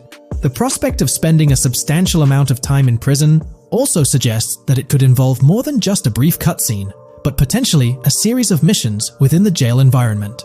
Now, shifting our attention to the picture above the bunk bed, it's a bit of a visual puzzle. While it's challenging to discern details, on the left side, there's a guy with a drink in hand, donning a white t-shirt. Next to him is a woman with voluminous hair, and in the foreground, there's another figure. This composition raises the question of whether these individuals could be Lucia's family. The dynamics and connections between characters are often crucial in unraveling the narrative of any GTA game. Acknowledging my limited knowledge about jail life, it's uncertain whether inmates generally have the privilege of keeping photographs with them as mementos. However, in this specific scenario, it appears that Lucia can. This might imply that the prison depicted isn't a maximum security facility, given the freedom for inmates to keep personal items. While the setting is far from casual, it offers a level of interaction and mobility, allowing inmates to go outside, engage in conversations, sit at tables, and soak in sunlight. The orange jumpsuits signify their status, but the absence of being handcuffed to the ground suggests a certain level of relative freedom. In this context, the allowance of pictures and photographs could offer an additional layer of insight into the characters and their personal connections, providing players with a unique perspective on Lucia's life, both inside and outside the jail cell. Taking a closer look at the latest image, which I've adjusted to bring out more details, there's another intriguing photograph. A guy in an orange shirt catches the eye, positioned alongside two women on the right. The one on the left appears to be sporting a hat and sunglasses, although discerning whether any of them is Lucia remains challenging. They could very well be family members, close friends, or simply individuals from her social circle. Amidst all the uncertainty, Lucia seems notably fixated on reflecting upon her actions and the community's response. Beyond this, It's evident that Lucia maintains a distinct connection with a specific group of people, as indicated by the presence of their pictures in her jail cell. It's not just about her individual experience. There's a shared history captured in those photographs, hinting at relationships that go beyond the confines of the jail cell. Directly below the image featuring the guy in the orange shirt and the other girls, there's yet another photograph. Although the details are obscured, the presence of someone standing in the picture is noticeable. Lucia is seemingly constructing a collage of photos, creating a visual narrative that serves as a repository of memories. These images might play a crucial role in not only grounding her within the context of her relationships, but also providing a semblance of continuity and connection to the outside world. It's worth mentioning that the footage I'm working with is the highest quality version sourced from YouTube, as Rockstar hasn't officially released it on their Newswire page. Despite being in 4K, the YouTube upload might introduce some compromises in image quality, so there could be nuances in the pictures that we might miss. Once Rockstar throws the official trailer our way, we're likely to get a treasure trove of additional details. But for now, let's roll up our sleeves and dissect the snapshots from Lucia's jail cell. Apart from Jason, there's another player in Lucia's story. Stephanie, the Leonid Department of Corrections representative. Picture a different scene though. Lucia's cell is a far cry from Stephanie's office. In this particular shot, Stephanie's unmistakably holding down the fort in a black dress, center stage on the right. Flip to the left frame, and there she is again, donning a red dress on the right side. Behind her, there's a framed message teasing with "if you miss," but the rest remains a mystery due to some pesky screen glare. Now let's make a full turn and voila, another Stephanie pic in the bottom right corner. This time, the backdrop suggests a domestic scene, perhaps with a partner. She's got on some bluish shades, slightly different from what we catch a glimpse of later. The background paints a more vivid picture, a collection of books, pamphlets, a conspicuous high-visibility vest, and yet another potential newspaper clipping. Whether it's a routine thing or an anomaly, the jury's still out. So, what's the inside scoop on Lucia's backstory gleaned from her jail cell environment? Well, the state of the jail suggests it's seen better days. Peeling bits off the windows hint at a place with some history. That initial shot with the barbed wire strongly implies it's not a newly minted spot. It's got the wear and tear of time etched into its surroundings. As we immerse ourselves in the intricacies of Lucia's life within the jail cell, the narrative unfolds as a captivating tapestry, each element contributing to the rich story. The subtleties, from the cryptic newspaper clippings shedding light on her alleged crimes to the carefully chosen photographs depicting relationships with family and friends, create a vivid and compelling portrait of Lucia's existence, both within and beyond the jail confines. The personal touches within her confined space evoke a rawness that harks back to the legacy of previous GTA protagonists. Lucia's jail cell, unexpectedly, becomes a canvas revealing a story that transcends the conventional GTA narrative. It prompts curiosity about her past, the decisions that led her to incarceration, and the intricate web of relationships that define her.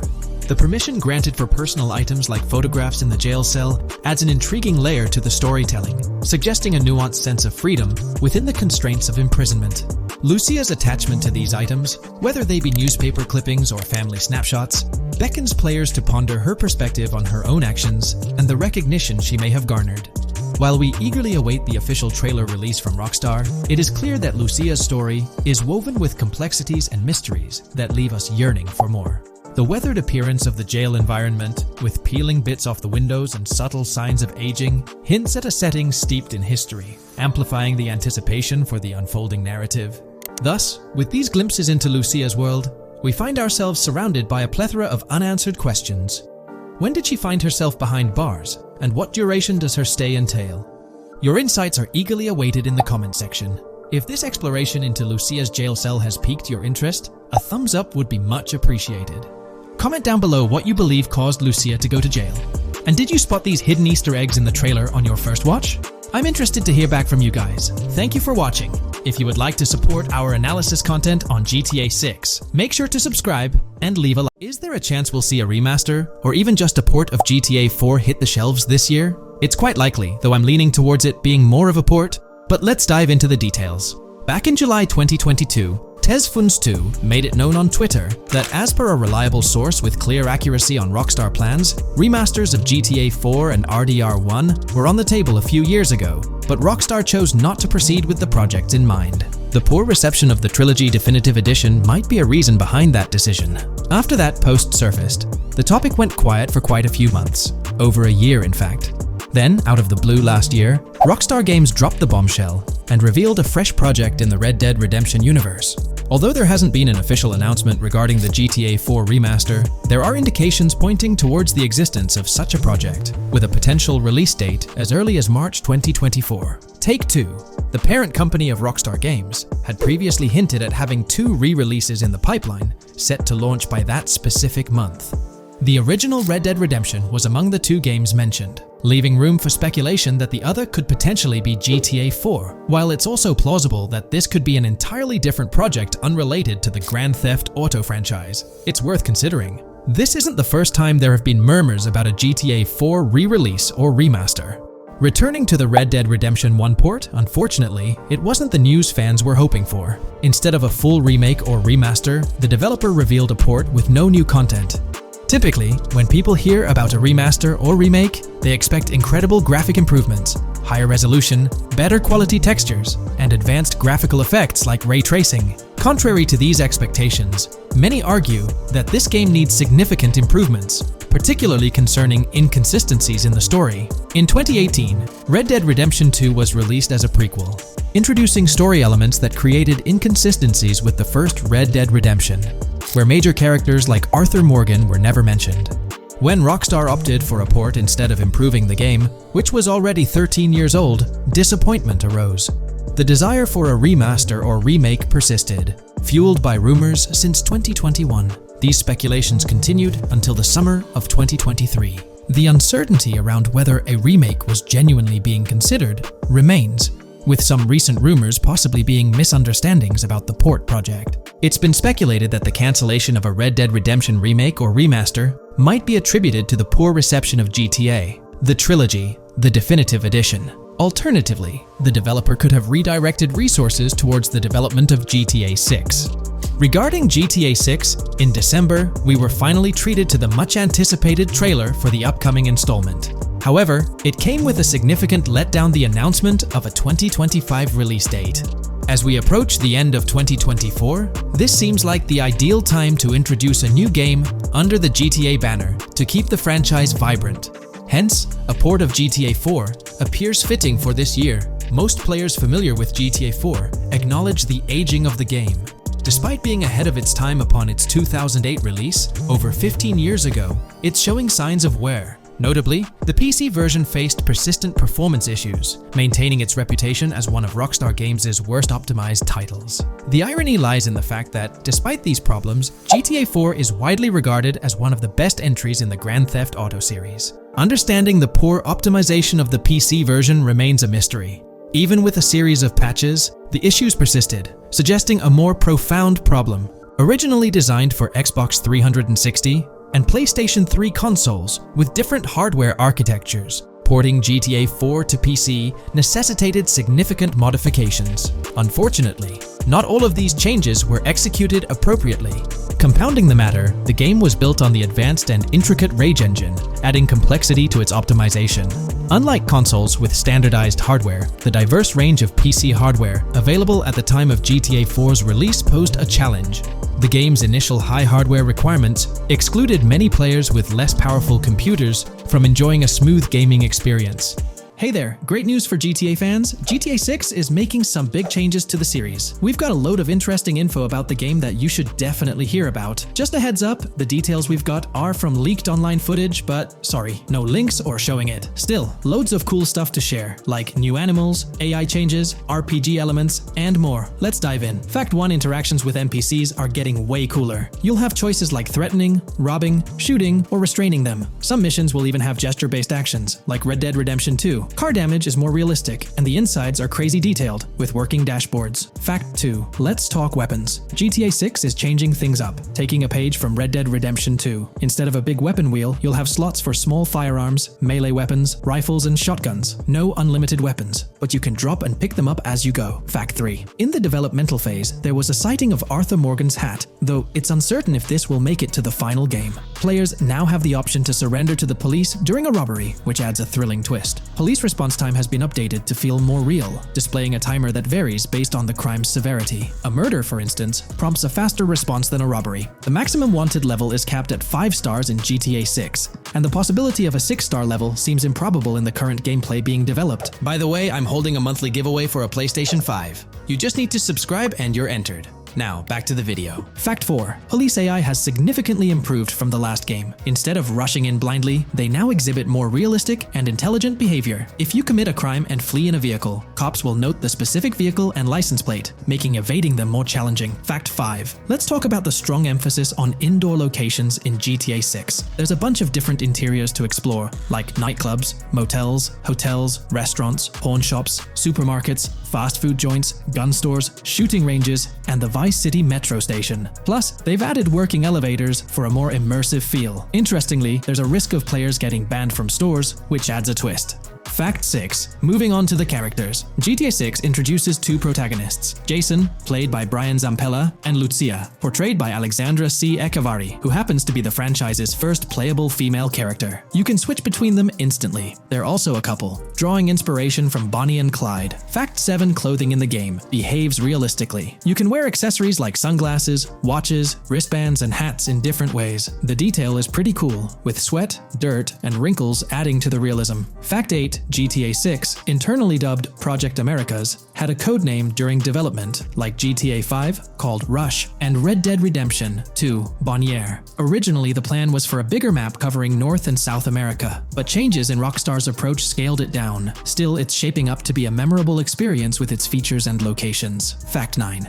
GTA 6's map is officially bigger than GTA 5. This time Vice City takes the spotlight, a Miami-inspired area with its surroundings, giving players a vast and diverse landscape. There's even a lake in one of the videos that hints at a significant part of Florida being in the game. Fact 10. Hold on to your seats. The jetpack's back. Shooting out of cars is on the cards too, adding more thrill. And get this, GTA 6 introduces 18 brand new vehicles to the franchise. Fact 11. In GTA 6, you'll bump into various events, like random mugger encounters and NPC-hosted yard sales. There are hints at riding events, which could mean horse riding, maybe even involving the Red Dead Redemption 2 team. Fact 12. New firepower alert. The spear gun's making its first appearance, letting players shoot underwater spears at their targets. Plus, there's a bunch of gear you can use, like binoculars, cut-off tools, flashlights, immobilizer bypasses, slim jims, USB drives, tasers, zip ties, and auto dialers. Fact 13. The game has RPG stuff like weight and muscle management, seen in the Spool Couple Workout Challenge. Leaked footage showed Jason and Lucia's apartments. For example, Jason's place has a bathtub for in-game baths. Fact 14. Rockstar's planning to add new missions and cities regularly after GTA 6 launches. Whether this is for online or story mode isn't clarified yet. Expect an improved cover system, better than what we've seen in other Rockstar games. Fact 15. Make sure not to overlook the Kingston Hotel. It's a lively spot with pool parties and live music, making GTA 6's world even more vibrant. Fact 16.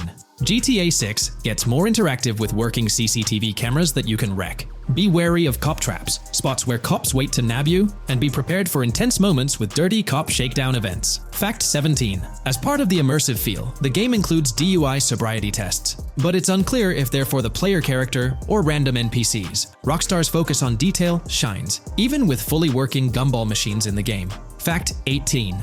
The gunplay in GTA 6 resembles what we've seen in Red Dead Redemption 2 and Max Payne 3. It might be worth giving those games a shot before GTA 6 comes out, if you haven't already. And activities? GTA 6 is loaded with options, from fishing and crazy golf to basketball, football, and soccer. There are gyms to work out in, a yacht club, and even a racetrack. Fact 19. Get ready for a modern-day setting, post-GTA 5 events. The game is meticulously detailed, recreating many Miami landmarks like a grand tennis court, a bustling football stadium, and a vibrant amphitheater. The map includes an airport and a functional tram system with an airport stop. And that's not all. The Florida Keys and a swampy region, the grass rivers reminiscent of the Everglades, are part of the game. Players can ride swamp boats in this area. Fact 20 weapons are diverse in GTA 6. You've got melee options like golf clubs, pool cues, crowbars, and bats, along with a range of firearms from pistols to snipers and RPGs. You can even customize how your character holds weapons. Plus, there's a bunch of throwable stuff like grenades, molotovs, and even golf balls. Fact 21. One major upgrade in GTA 6 is NPC behavior. NPCs will come in different sizes and shapes, and their reactions will feel super real. If you wave a gun around, folks nearby might freak out. The The game's also getting an intense injury system, including concussions. Fact 22. Next up, the amazing visuals and new features. Your character will grow facial hair naturally over time. Plus, the GTA 6 world will have a social platform called What's Up, kinda like a fun version of WhatsApp. And good news for fans, spoof versions of social media like Life Invader, Facebook, Bleeder, Twitter, and Snapmatic, Instagram are making a comeback. Fact 23. Now let's talk about our main characters, Jason and Lucia, each with their own and a shared inventory. Your inventory can carry various items like wine, soda, and fruit. Also, there's a duffel bag system for easy transportation of supplies and weapons. Fact 24. Rockstar's being more cautious in storytelling, steering clear of offensive jokes, and being considerate about groups that might feel targeted. The story goes through chapters, like Red Dead Redemption 2's approach. Fact 25. GTA 6 is loaded with side activities, from backyard wrestling and racing to UFO events and beach bonfires. Small stuff matters too, like picking up cans from the ground. Jason and Lucia, the main characters, have special abilities similar to those in GTA 5. Fact 26. Jason and Lucia's safe house is a motel, a hub for their activities. The game's world has various street gangs, each with its own vibe.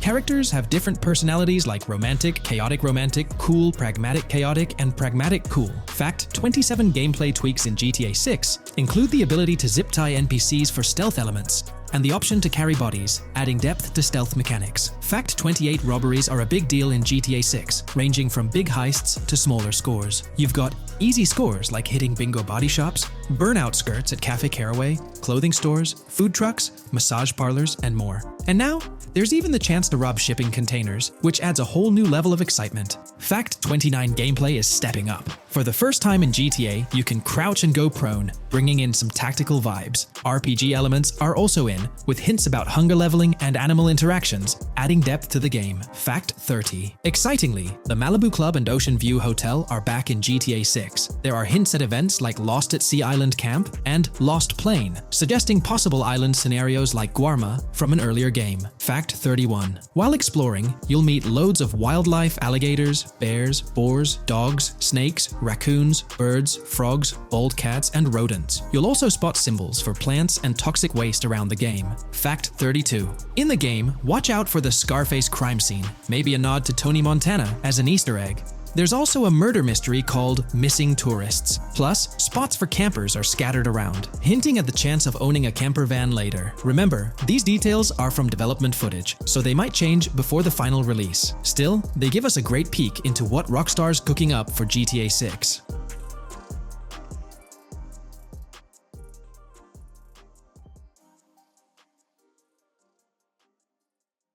Welcome to this video where we're going to explore 30 confirmed features of GTA 6 that Rockstar Games has officially talked about. But first, a quick heads up. The info we're sharing comes from a security breach and leak of GTA 6 pre-alpha footage. Rockstar Games acknowledged this leak on their official Twitter. Just to be clear, we won't be showing any gameplay footage due to possible copyright issues, but we'll definitely dive into these cool features. Feature 1. Looks aren't just for show. The reactions of non-playable characters, NPCs in GTA 6, are pretty fascinating. How clean your character is, and their overall appearance affect how these in-game characters respond to you. It adds a cool layer to the game, considering how NPCs react differently based on your character's appearance. Feature 2. Let's rev up the excitement with some serious vehicle action. Imagine cruising through the Everglades in a top-notch hovercraft. That's just one of the personal rides available right from the start. And there's more, like taking the wheel of a bold 1970 Ford Ranchero GT in striking red and black, owned by a character named Jason. Feature 3. Here's another level of immersion. Each character has their own stuff, so when you're playing as Jason, you can tap into Lucia's stash and vice versa. Say Jason's low on assault rifle bullets. If you're close to Lucia, you can ask her for some. It opens up a bunch of possibilities for teamwork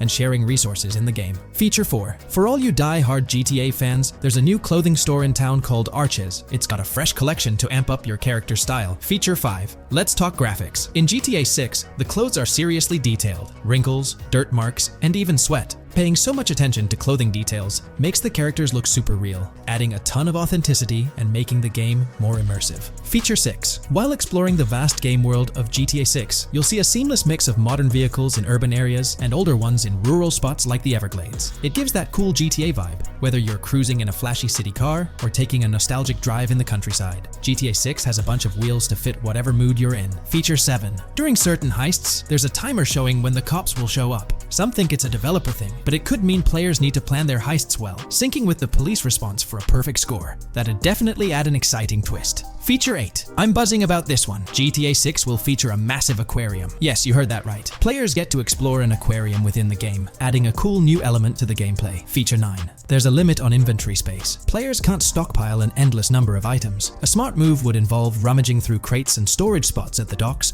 to earn cash and gather valuable stuff, spicing up the gameplay. Feature 10. Here's something cool. In GTA 6, you're not stuck with your character's right side view like in GTA 5. Following Red Dead Redemption's lead, players can freely switch their character's preferred shoulder for a better view. It also changes which hand your character uses for weapons, making gameplay more immersive. Feature 11. GTA 6 adds a touch of reality with a dynamic day-night cycle. Shops don't stay open 24/7 anymore. Some close at night and reopen during the day, making the whole experience more immersive.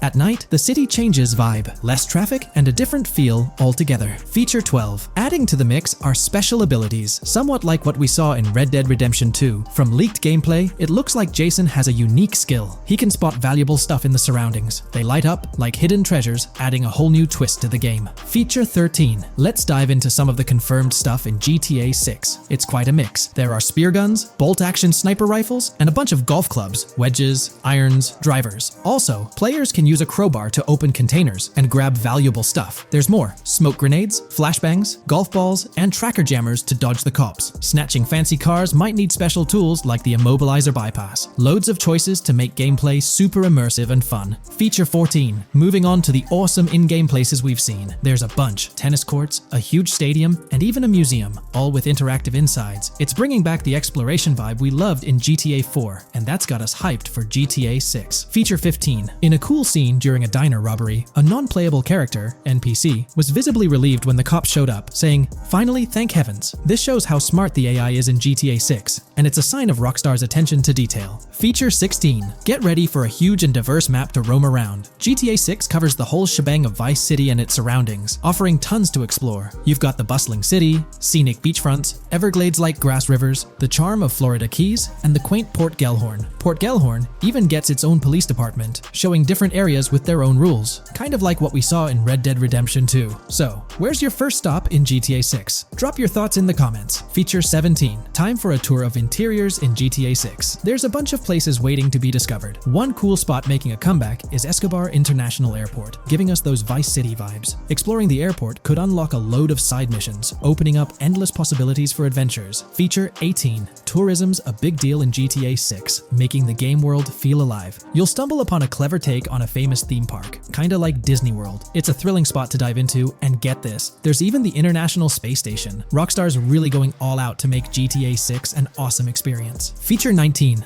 The characters you'll meet in GTA 6 have had some major upgrades. They come in all shapes and sizes, some towering and impressive, others more on the average or smaller side. This variety really brings the in-game city to life, making it feel more realistic. Rockstar's definitely set a high standard in gaming with this, and I can't wait to dive into this amazing world they've created. Feature 20 new gameplay features are here, and one that stands out is using assault rifles while inside a vehicle. It's going to shake up how players handle combat. Feature 21 money in GTA 6 works differently. You don't just magically get more cash in your bank account after robbing a store. Instead, you physically grab the cash from the store counter using a button. It makes the whole experience more real and interactive. Feature 22. Now this is wild. The vehicle customization options in GTA 6 are something else. When you get into a vehicle, hit the left D-pad for the vehicle options menu. You can tweak the seat, fix the steering wheel, and even jazz up the interior. There's talk that this might be limited to developers, but I'm hoping it's for everyone in the final game. Feature 23. There's a ton more to do in GTA 6. The game amps up interaction by letting you handle money, USB drives, weapons, food, and different clothes, giving you more control over the world. Feature 24 hats off to hat customization. In GTA 6, you can style your hat in different ways, showing off your fashion taste. It might seem small, but it makes your character really stand out. Feature 25. Here's a neat twist. When you're on the run and hijack a ride, your criminal description changes a bit, leaving out specific car details. This tricks witnesses and stops them from telling the cops about your getaway car. Smart move to stay hidden and adds a tactical side to the game. Feature 26. The big news? GTA 6 is officially scheduled to hit stores. Feature 27. Something fun and quirky. You can actually interact with gumball machines in the game and snag some gumballs. It's a small thing, but it adds a nice touch of reality to the game. Feature 28. Talking about the cops and what's happening in the game world. During gameplay, I saw the police doing traffic stops, DUI tests, and even searching vehicles. Also, the in-game map shows random NPC AI car accidents, and the cops rush in to handle these, making the virtual world feel genuinely chaotic. Feature 29. Time to talk weapons. GTA 6 brings a massive range of guns, from pistols to heavy artillery. With so many options, the action stays intense, making sure you're armed for any situation. Feature 30. GTA 6 is bringing in an inventory system, like what we saw in Red Dead Redemption 2. Looks like Lucia's got a sports bag hinting at that. Bonus features. Feature 31. Let's take a darker turn, handling bodies in the game. It adds a creepy level of realism. Players can deal with and move bodies, adding a whole different vibe to GTA 6. It'll be interesting to see how this affects the gameplay. Feature 32. NPCs in GTA 6 are shaping up to be super interesting. Rockstar's bringing in the immersive vibes we loved in Red Dead Redemption 2, and the potential here is huge. The improvements they've made could take the game to a whole new level. I'm super hyped to see what Rockstar's got up their sleeve. Feature 33. GTA 6 starts off with a bang, small-time heists, and the chance to rob small businesses, giving you a thrilling start. Feature 34. You'll get your hands on a bunch of tools to up your crime game in GTA 6. Lockpicks, hacking gadgets, and more are there to help you handle whatever challenges come your way. Having the right tools in your pocket makes the gameplay more lively and exciting.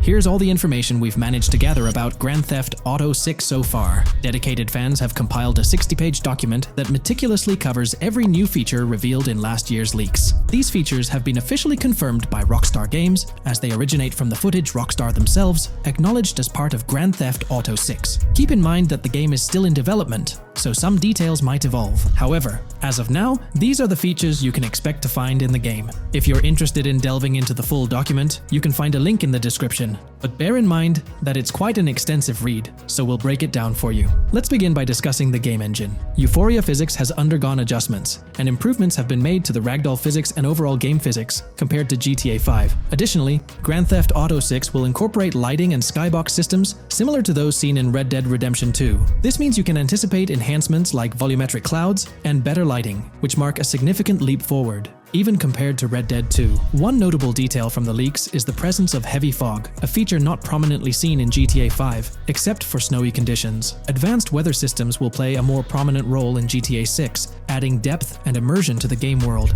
As for characters, we already have insights into several individuals set to appear in the game. While Jason and Lucia are the main protagonists, the leaks have revealed the existence of other characters. These include Dre, not to be confused with Dr. Dre, Sam, a friend of Dre, Kai Wyman, Zach R.B. Shaw, and several others like Vicky, Iris, Shanice, and YJ. It's quite astonishing that we even have details about their heights. Lucia stands at 5 feet 3 inches, while Jason measures 6 feet 1 inch tall. By the way, I'm holding a monthly giveaway for a PlayStation 5. You just need to subscribe and you're entered. Now, back to the video. We've also got details on 3 different gangs set to make an appearance in Vice City: Sand for Sand, a Haitian gang, the Guardia Brothers, and the Far-Right Militia. Moving on to tools and items, the list is quite extensive. You can expect to find an autodialer, binoculars, immobilizer bypass, a color tool, painkillers, a pool cue, trauma kits, a golf driver, various food and drink items, a golf putter, a USB drive, a golf iron, a crowbar, a golf wedge, a torch, a slim jim, a tracker jammer, a duffel bag for stashing your loot, cigarettes, and a backpack, again for storing your loot. When it comes to weaponry, the leaks confirm several options: a rocket launcher, an assault rifle, a baseball bat, a polymer pistol, a knife, a bolt-action sniper rifle, a Molotov cocktail, a spear gun, which is intriguing, a smoke grenade, a compact SMG, a flashbang, a micro SMG, a hunter sniper rifle, a heavy machine gun, an auto rifle, and a pump-action shotgun. The weapon wheel system will be divided into 3 sections: weapons, equipment, and gear. This setup is reminiscent of Red Dead Redemption 2, where you had access to your weapons, items, and horse all in one interface. Notably, we've seen glimpses of the ability to hold different weapons in each hand, and there's an additional quick item inventory in the bottom left corner of your screen. In a video clip, we observed an NPC firing at Jason, and shortly after, we noticed that Jason's health was low. A tip appeared on the left side of the screen,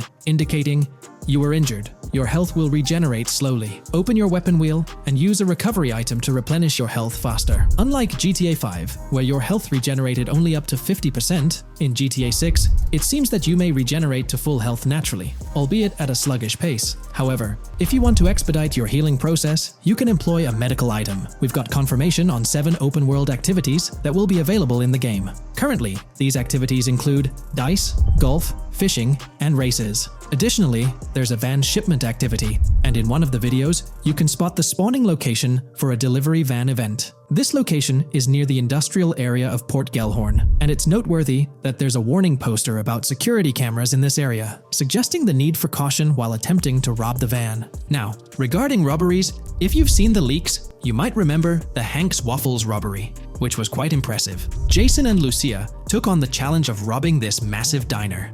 In another clip, when Jason was entering a store for a robbery, it became apparent that he possessed an ability allowing him to see through walls. The leaks also mention events related to searching vehicle trunks for something valuable, or perhaps finding nothing at all. Moving on, there's another event type called deliveries mentioned, specific to Port Gellhorn. It's somewhat challenging to predict the exact nature of these events, but that's all the information we have for now. As for enterable buildings, Grand Theft Auto 6 is set to offer more opportunities for exploration. Confirmed locations you can enter include the Malibu Club, a pawn shop, the Jack of Hearts, supermarkets, bars, restaurants, apartments, and laundries. Now, let's discuss multiplayer. In the leaked files, we did come across one multiplayer clip, and in the bottom left corner of the screen, it displayed PL2 of 32, indicating that there were 2 players in the lobby out of a possible 32 slots. This mirrors the setup seen in Red Dead Online and GTA Online. While it's mentioned as 32 slots, it's worth noting that the player count is actually capped at 30, with 2 additional spots reserved for spectators. While hopes may be for larger lobbies in GTA 6, at least during this testing phase, they were exploring the feasibility of 30-player lobbies. Let's delve into collectibles in the game. During a scene in one of the clubs with Lucia, we can observe a developer placing a cardboard box on the ground. Notably, these boxes appear to be lootable, with a circle icon indicating their interactability. The debug text on this box reads, collectibles_car_pass, suggesting that these boxes will contain car part collectibles. Furthermore, there's mention of Wyman car parts boxed generic used, which has sparked speculation that players may collect car parts specifically for a character named Wyman.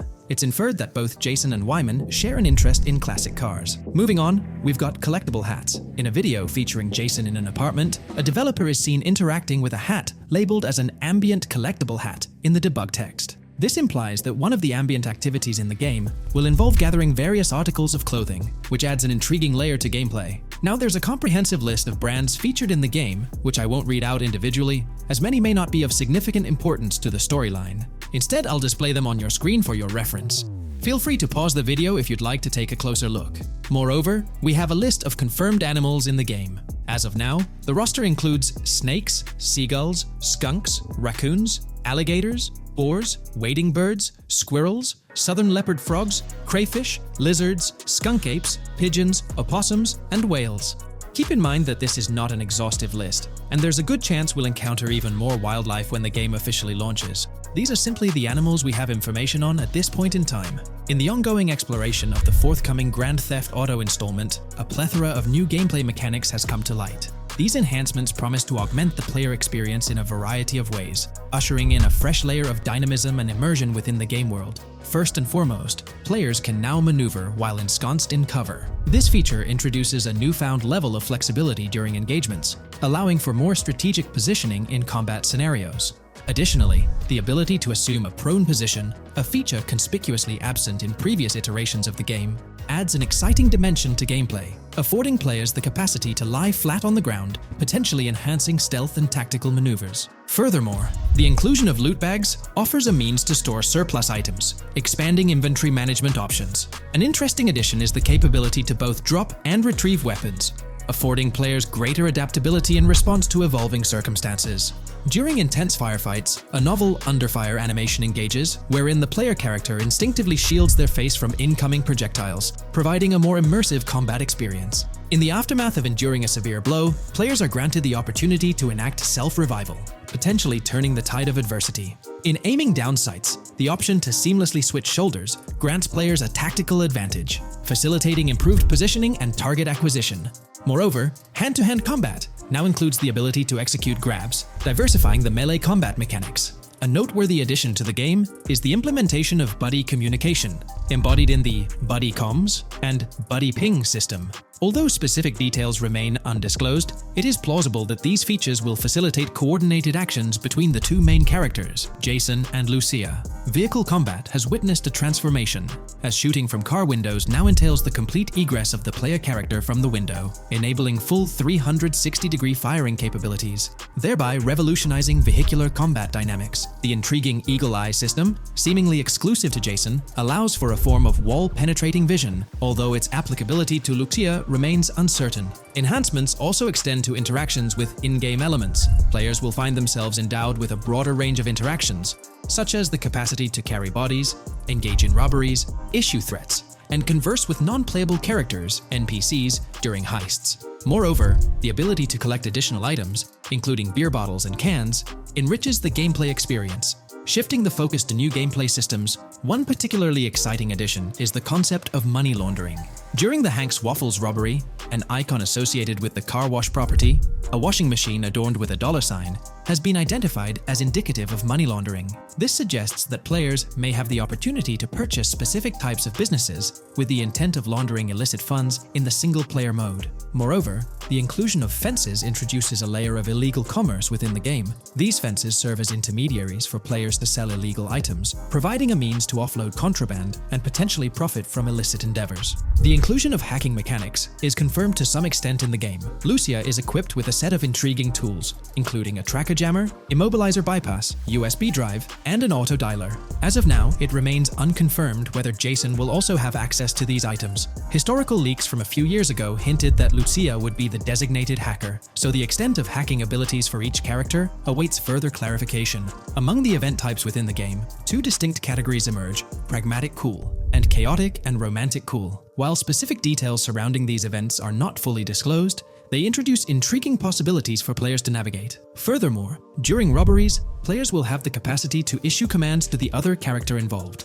In a video clip from the leaks depicting a robbery, a tip notification suggests checking in with Jason or holding for more options. This implies that players can give their partner commands during a heist. Notably, prompts to instruct Jason to either surrender or follow indicate a degree of control over both characters simultaneously, simplifying coordination compared to relying solely on AI behavior. The witness system and police recognition within the game hold significant implications. During the Hank's Waffle robbery video, an interesting detail surfaces regarding the wanted level stars interface, which includes the term full description. This strongly suggests that witnesses within the game possess comprehensive knowledge about the player character. Consequently, law enforcement is expected to recognize the player once Lucia enters a police vehicle. Additionally, a transition is observed from no vehicle description to full vehicle description in response to Lucia's actions. This implies that even after losing a wanted level, if the police spot the player in the same vehicle, they will react accordingly, potentially leading to an arrest or hostile encounter. During the robbery sequence, Jason can be seen actively preventing customers marked with yellow icons above their heads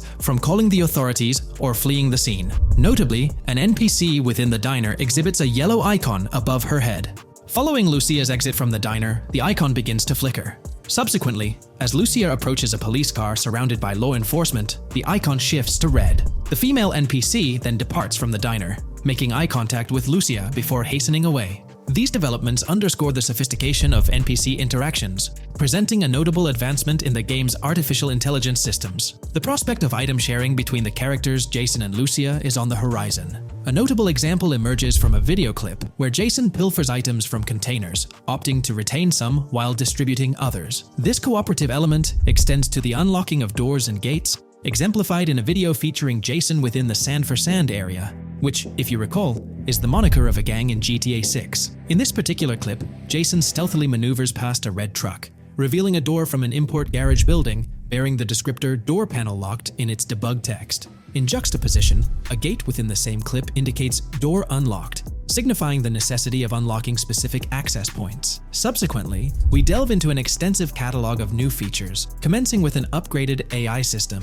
In a visual excerpt, the enemy AI exhibits an inclination to open fire upon Lucia when she pivots to face them. This hints at AI entities possessing a heightened acumen for discerning opportune moments to engage in combat. Impressively, AI units adapt their elevation relative to surrounding obstacles, steering clear of potentially disadvantageous head-glitching tactics. Furthermore, a prudent alteration manifests as AI adversaries opting to lower their stance during weapon reloads, a judicious move compared to reloading while exposed in the open. Enhanced AI combat tactics are evident in their lateral strafing maneuvers during shootouts. Notably, NPC behavior has undergone substantial refinement. As discernible in the leaked materials, AI characters no longer traverse the game world in solitary isolation, but now frequently assemble into groups. This intriguing development is reminiscent of a feature previously observed in Red Dead Redemption 2, where NPCs often moved in cohesive units. An illustrative instance materializes in a video where Lucia, carrying a duffel bag, shares the sidewalk with 3 individuals attired as tourists, who engage in animated conversation while strolling past her. This signifies a notable departure from GTA 5, where pedestrians predominantly ambulated in solitary fashion, contrasting with the forthcoming inclusion of group dynamics, perhaps even encompassing couples or social cliques, enhancing the verisimilitude of the game world. A notable addition to the gameplay dynamics is the option to voluntarily surrender to law enforcement during a robbery. The consequences of such an action remain shrouded in uncertainty, warranting further exploration upon the game's release. Furthermore, the mundane act of purchasing gumballs from vending machines emerges as a potentially restorative action. While it can be surmised that gumballs may offer a healing effect, concrete details regarding their function remain pending confirmation. In a nod to realism, akin to GTA 5, the forthcoming installment acknowledges the accumulation of dirt on your character's clothing, reflecting the wear and tear endured during your escapades. The hair and facial hair systems exhibit intriguing variability, with different versions of Jason observable in the leaks, sporting varying hairstyles, including long hair, short hair, stubble, and clean-shaven looks. While not definitively confirmed, this strongly alludes to the introduction of a hair growth system, akin to the one featured in Red Dead Redemption 2. Given the precedents established in the latter game, the likelihood of such a system in GTA 6 appears high. Expanding the repertoire of actions available to players, the ability to consume items directly from your inventory is showcased. When Jason visits a gas station, the inventory reveals options for wine, soda, and fruit consumption, implying that you can partake in these items at your convenience, akin to the mechanics present in Red Dead and GTA Online. Introducing a novel event type named Cop Trap, the game incorporates scenarios where law enforcement sets up traps at multiple locations. While the precise details of these traps remain undisclosed, it is apparent that police will employ diverse tactics to ensnare players. An overhaul in the police system introduces the concept of time until cops dispatch. In this iteration, criminal activities do not instantly summon law enforcement. Instead, players are afforded a brief window to execute an escape before the police response commences. The inclusion of security cameras as a surveillance mechanism adds complexity to evading detection. Unlike the conventional implementation in GTA Online, these cameras employ a detection meter, reminiscent of mechanics seen in games like Payday 2 or Payday 3. Players must act swiftly to evade the camera's line of sight within a specified time frame, akin to a filling bar, to avoid detection. This novel approach to security cameras introduces a fresh layer of challenge and strategy to evading law enforcement. Players will have the newfound ability to restrain non-player characters, NPCs. The primary method, as gleaned from the leaks, involves the use of zip ties. This restraint option becomes particularly pertinent during robbery scenarios, where players can employ zip ties to immobilize NPCs. A novel feature that comes to light is the capacity to loot vehicles. A fleeting glimpse in the Hank's Waffles video reveals a button prompt in the bottom right corner of the screen, labeled Examine SUV. This hints at the prospect of inspecting random cars and potentially engaging in vehicular theft. To make car theft more engaging, an advanced hijacking system is on the horizon. The existence of the immobilizer bypass device, previously discussed, suggests that pilfering high-end vehicles will pose a greater challenge. Additionally, an item known as the Slim Jim will facilitate unlocking older model cars. These mechanics collectively point to the notion that hijacking automobiles will become a more intricate endeavor, with the potential for car theft endeavors to end in failure. Furthermore, two intriguing event types emerge, namely carjacking, CAT, and carjacking, advanced AI. These events suggest that the vehicular hijacking process will incorporate nuanced elements, potentially involving the interference of an AI-controlled entity. GTA 6 promises to deliver an augmented vehicular experience through improved vehicle damage and handling. In a displayed video clip, as Lucia attempts to evade pursuing law enforcement, cars suffer more impactful damage. Notably, various parts of the vehicles, such as the front fender and hood, demonstrate more realistic deformation and fragmentation. The in-game interiors now feature functional GPS and waypoint systems on the dashboard, enhancing navigational convenience for players driving in the first-person perspective. Additionally, players have the option to enter a car via the passenger seat, offering flexibility in vehicle interaction. A hallmark of GTA 6 is its meticulous attention to detail. Players can encounter raccoons engaging in behavior, such as rummaging through trash cans and pilfering food bags. These instances are categorized as world events, denoted as raccoon climb out of garbage, raccoon rummage trash, and raccoon steal food bag. While numerous other subtle details enrich the game world, they are too numerous to enumerate here. Interested individuals can explore these intricacies further through the provided link. Expect a heightened level of auditory realism in GTA 6. Weapon sounds exhibit enhanced clarity and realism, with greater volume. The sounds of bodies impacting the ground will resonate with a more substantial thud, evoking a heightened sense of impact. Police sirens will reverberate off buildings and environmental elements with heightened realism, while items will produce varying auditory responses contingent on the surrounding context. In essence, sound design in GTA 6 aims to authentically replicate real-life auditory experiences. Fascinating developments. Several months ago, a colossal trove of leaked data unveiled a wealth of intriguing random events, world encounters, that promise to enrich the GTA 6 experience. While I won't delve into all of them, the list is nothing short of captivating. Events range from mundane occurrences like parking disputes to more enthralling incidents such as donut burnouts, protests, and even someone suffering a concussion. The prospect of navigating the lifelike world of Vice City, teeming with such diverse activities, is undeniably exhilarating. I strongly recommend pausing the video to peruse this remarkable compilation. Additionally, we have been privy to an extensive catalog of vehicles slated to appear in GTA 6. These vehicles, gleaned from both in-game leaks and files, I encourage you to peruse this comprehensive list at your leisure. It resides on page 30 of the document. Furthermore, the leaks have divulged a plethora of confirmed locations within Vice City and its environs. Naturally, Vice City itself takes center stage, while several districts and neighborhoods will pepper its landscape. Notable locations include Edgewater, North Bay City, Rock Ridge, Little Haiti, Vice Beach, South Beach, Washington Beach, and Key Biscayne. Port Gellhorn, intriguingly, appears as a separate city akin to Sandy Shores or Palito Bay from previous iterations. The list extends to encompass Yorktown, Ambrosia, Sundown, the Keys, La Pearl, Red Hill, Lake Leonida, Hamlet, Stockyard, Homestead, Grass Rivers, Ekin, Fanaka, Underwater, and Relief.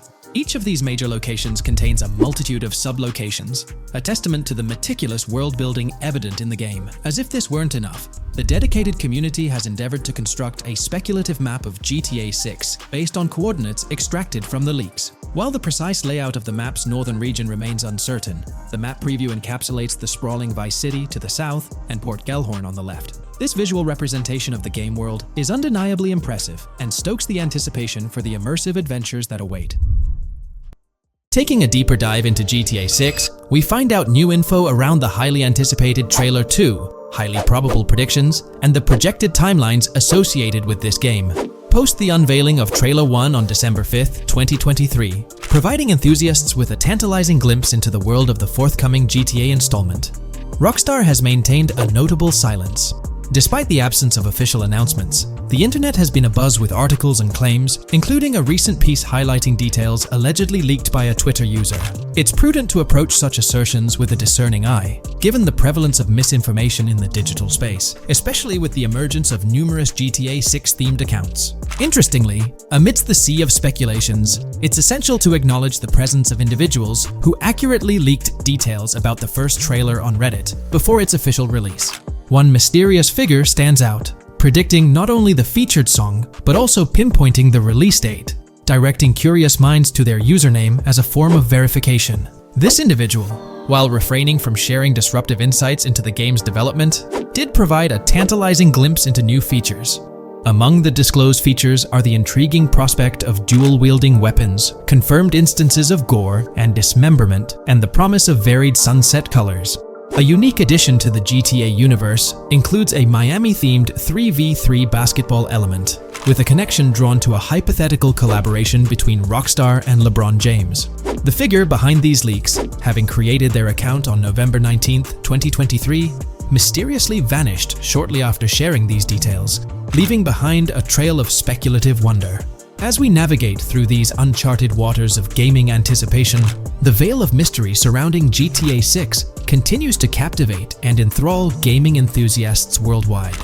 Diving deeper into the intricacies surrounding the leaked gameplay footage, it's important to clarify that what we witnessed is not a true representation of the final product. The showcased gameplay is derived from an older build, and the developers have assured the gaming community that the game will undergo significant visual enhancements. This preliminary look is merely a glimpse, offering little resemblance to the expansive and refined map that will unfold when the game is officially released. In evaluating the validity of information, it's pertinent to underscore that Jamie King's perspectives on GTA 6 hold little value, and the credibility of the Reddit leak stands stronger. As is customary in the gaming landscape, a level of skepticism is warranted, particularly given the prevalence of misinformation circulating through various GTA 6 related accounts. Now, turning our focus to the anticipation surrounding the release of the second trailer for GTA 6, historical trends provide valuable insights. Examining the timelines of previous releases, such as GTA 5 and Red Dead Redemption 2, reveals a consistent pattern. The second trailer typically arrives approximately a year after the debut of the first one. This established rhythm aligns with expectations for GTA 6. Considering the guidance from Rockstar and its parent company, Take-Two Interactive, which envisions the game's release in fiscal year 2025, ending on March 31st, the stage is set for an eagerly awaited gaming experience. The projected revenue of $8 billion underscores the ambitious plans to deliver groundbreaking titles, with GTA 6 at the forefront. The confirmation of the 2025 release through the first official trailer adds another layer of certainty to the equation. With the prospective release of GTA 6 in the first quarter of 2025, the logical assumption is that the second trailer will make its debut sometime in 2024. Speculations within the gaming community have surfaced, with one user dissecting the first trailer and estimating an August or October release for Trailer 2, followed by a potential final trailer in January. The sentiment resonates with the idea of maintaining momentum and sustaining excitement among fans. An intriguing twist enters the narrative with the potential release of the PS5 Pro in November, suggesting a strategic move to reduce the waiting time for additional information. As the community engages in this dynamic dance of anticipation, excitement mounts for the next trailer, where glimpses of actual gameplay are eagerly awaited. Venturing deeper into the realm of anticipation surrounding GTA 6, comparisons with Red Dead Redemption 2, which boasted 6 trailers, underscore the immense budget and expansive scope that the upcoming installment is set to showcase. Expectations are set for a dynamic marketing approach with 2 trailers, each dedicated to unraveling the story of a protagonist. This anticipation is further fueled by the likelihood of a dedicated gameplay trailer, shedding light on the mechanics and features, as well as a comprehensive trailer providing insights into the vastness of the game's map. Additionally, there's a tantalizing prospect of a trailer focusing on the diverse groups and gangs that inhabit distinct zones within the game. This comprehensive promotional strategy is indicative of a monumental project that promises to redefine the gaming landscape. Now, let's unravel the rationale behind the assertion that GTA 6 is poised for a late 2025 release. Examining the historical trajectory of game releases, particularly the 2-year gap between the initial trailer and the game hitting the shelves, aligns seamlessly with fiscal reports. This alignment serves as a solid foundation for confidence in predicting the game's availability by the end of 2025. Pondering the intriguing possibility that GTA 6's launch timeline might mirror that of its predecessor, GTA 5, sparks curiosity. Noting the first teaser trailer's debut on November 2nd, 2011, and comparing it with GTA 5's unveiling on December 5th, 2023, there's a parallelism that invites speculation. Expanding this analogy to include the release of the first 2 screenshots for GTA 5 on July 12, 2012, suggests a timeline for potential content drops for GTA 6. If we entertain the notion of a 1-year gap between the first and second trailers, mirroring historical patterns, and factor in Rockstar's potential aim for a fall release, an intricate timeline unfolds. Of course, acknowledging the industry's unpredictability, potential delays could sway this projection. Encouraging the community to share their insights, the script opens a channel for predictions regarding the release of GTA 6 Trailer 2. For those intrigued by a personal timeline, a meticulous projection is presented. The anticipation of Trailer 2, making its debut around April or May 2024, strategically ahead of the summer, is poised to keep the gaming community buzzing. Subsequent to this, the prediction of a third trailer, potentially a gameplay trailer, surfacing around October or November of the same year, with the possibility of extending into December, adds to the excitement. Early 2025 is earmarked for another critical trailer, presumably a launch trailer, complemented by TV spots to amplify the buzz. During the interim periods, additional content drops are anticipated, featuring new screenshots, short-form videos, and artworks, ensuring a sustained engagement with the gaming audience. Acknowledging the evolving landscape of marketing, the script posits that character trailers, a hallmark of GTA 5's promotional strategy, may not be a focal point this time. The shift from 3 protagonists in GTA 5 to 2 in the current installment lends credence to this assertion. The first trailer introduced Lucia, and the prediction is that the second trailer will shift the spotlight to Jason, offering glimpses into his character and potentially unveiling more facets of the game's map, including Sport Gilhorn. Furthermore, a dedicated story trailer is envisioned, delving deeper into the narrative, characters, and plot. If Rockstar aims to sustain the momentum generated by the first trailer and is eyeing an early 2025 release, the likelihood of witnessing the second trailer before the summer of the current year becomes plausible. This expansive and speculative exploration of GTA 6's potential trajectory invites the gaming community to share their perspectives, fostering an engaging discourse in the comments section. In today's video, we're delving into the character creation aspect of Grand Theft Auto 6 and exploring how in-game NPCs will be generated. We'll take a look at a recent patent filed by T2 Interactive, the parent company of Rockstar Games, which sheds light on the character creation process within the world of GTA 6. The patent reveals details about a new system developed by Rockstar Games, designed to streamline character creation and leverage the capabilities of current generation consoles more effectively. As game worlds grow in size and complexity, filling them with diverse and compelling characters and environments becomes increasingly challenging. Artists are tasked with creating every individual in-game object, from characters to buildings and interiors. As these worlds expand, the computational and design efforts required also increase. However, Rockstar Games has once again demonstrated innovation by developing a system that optimizes the rendering of 3D objects, ensuring efficiency without compromising on detail. This system addresses the challenges posed by the ever-expanding scope of game worlds. The patent we're examining in this video is titled System and Method for Game Object and Environment Generation. This video takes a deep dive into the generation of building interiors and characters within the expansive world being crafted by Rockstar Games. The patent starts off by providing an overview of how objects function within 3D spaces, as explained by Rockstar. Objects used in 3D graphics, often called assets, are a combination of geometry data, for example, the 3D model, and data for textures associated with the geometry data. An asset may be formed of one object, or it may be a composite object made from a combination of objects. The objects that form a composite object may in different contexts be used as independent assets unrelated to the composite object, or they may always be used as a subset of a larger object. They've provided an intro to how 3D objects function in games, aiming to help us grasp the workings of their latest invention. Persons of skill in the art will recognize that many different sorts of assets, such as vehicles, can be made from collections of subcomponents. For example, one aspect of the game might require a room, say a dining room. That entire dining room could be considered one game asset, but it will likely be created from several other assets, such as a table, chairs, dishes, glasses, wallpaper, flooring, etc. The glasses and chairs are independent of the larger dining room asset. As another example, a virtual person in the game, such a background character in a scene, would also be an asset. A person asset might be made up of a number of interchangeable objects, such as legs, a torso, arms, a head, etc. Because the person is made up of interchangeable objects, a variety of different persona sets can be made by mixing and matching different constituent parts. But a body part like a torso might always be used as a subpart of a larger body object. Prior art systems generally include libraries of game assets. The systems and methods of the present disclosure add a metadata layer to these game asset systems and provide modified development and game architectures to take advantage of the new metadata layer. This metadata layer includes tags that are added to the object in order to provide useful descriptors. In a preferred embodiment, these descriptors are completely free-form and without context. This allows developers to specify information about objects as needed without having to be locked into a rich pre-configured schema.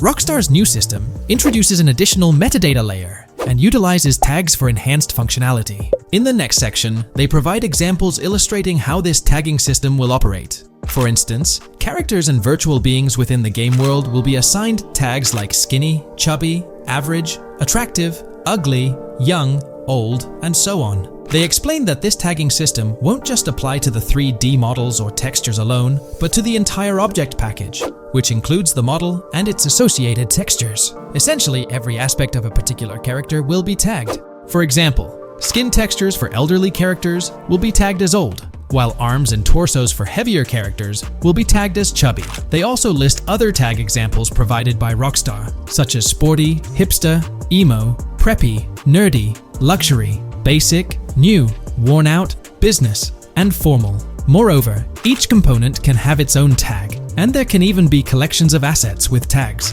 Furthermore, they explain that all these assets can be stored on servers for easy developer access via an application programming interface (API). Additionally, these assets can be stored in various formats like XML, limited text, binary encoding, relational databases, and others, depending on the developer's proficiency.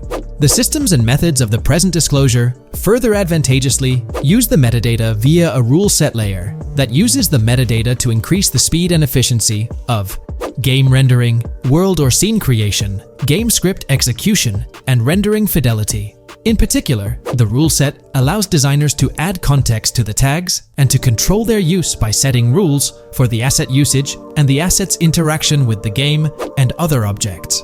These rules are unrestricted and can be used to provide a wide variety of different capabilities and restrictions for objects. Let's take a look at how these tags will be put into action. For instance, if a jacket object is created, a tag like additional top garment can be assigned to it. Then, during gameplay, certain rules might search for this specific tag to identify objects like jackets. Furthermore, in a cold setting, the character's health stat may decrease at a slower rate because the character stays warm with the additional top garment. Moreover, the additional top garment tag could enhance rendering efficiency. For instance, if a character wears a shirt underneath a jacket, the shirt occupies memory space. Since the shirt is mostly covered by the jacket, Rockstar plans to replace the full shirt with a smaller texture, only containing the visible parts under the jacket, thus conserving memory. The combination of tags and the rule set can also be used advantageously for procedural generation of game objects and environments. For example, a game scene could be created in a game script by calling assets based on tags, rather than calling the assets explicitly. For example, if the game scene called for virtual characters in a movie theater, the game designer could simply specify a need for predetermined X number of characters with casual dress. If the designer wanted a sci-fi movie playing at the theater, it might also call for a higher percentage than normal of characters tagged nerdy. The metadata rule set interface would interpret these general instructions at game runtime to randomly generate virtual characters fulfilling those needs. Additionally, this system offers increased efficiency. For instance, the entire character object doesn't need to be packaged before streaming to the GPU for processing. Instead, they can be generated directly on the GPU using existing model and texture assets. Of course, Rockstar aims to utilize as many preloaded GPU textures as possible, while maintaining a realistic variety in the scene. Moreover, this system allows them to control the number of preloaded textures used in a scene. For instance, more textures can be preloaded for complex scenes and fewer for simpler ones. The goal of this video is to provide an overview of the key aspects of this new system, so I won't delve into every example described in the patent. Turning to the details of the specified metadata, in a particularly advantageous embodiment, the following metadata is included for each model and texture: IDs, property tags, match tags, randomization restrictions, expression data, and optimization data. While this selection of metadata has been found advantageous, different groupings and subsets of these tags can be mixed and matched as needed to accomplish particular design goals without departing from the spirit and advantages of the present disclosed inventions. The uses, embodiments, and benefits of each of these fields are described as follows. These elements constitute the metadata, and while I won't delve into each one individually, they essentially represent the various tagging methods Rockstar employs to organize models and textures. These tags facilitate accurate and efficient filtering and sorting of assets within the virtual world. I trust this video provided you with an understanding of the tagging system Rockstar has devised. I'm personally excited about the potential for greater NPC variety in this vast world. Feel free to share your thoughts in the comments below.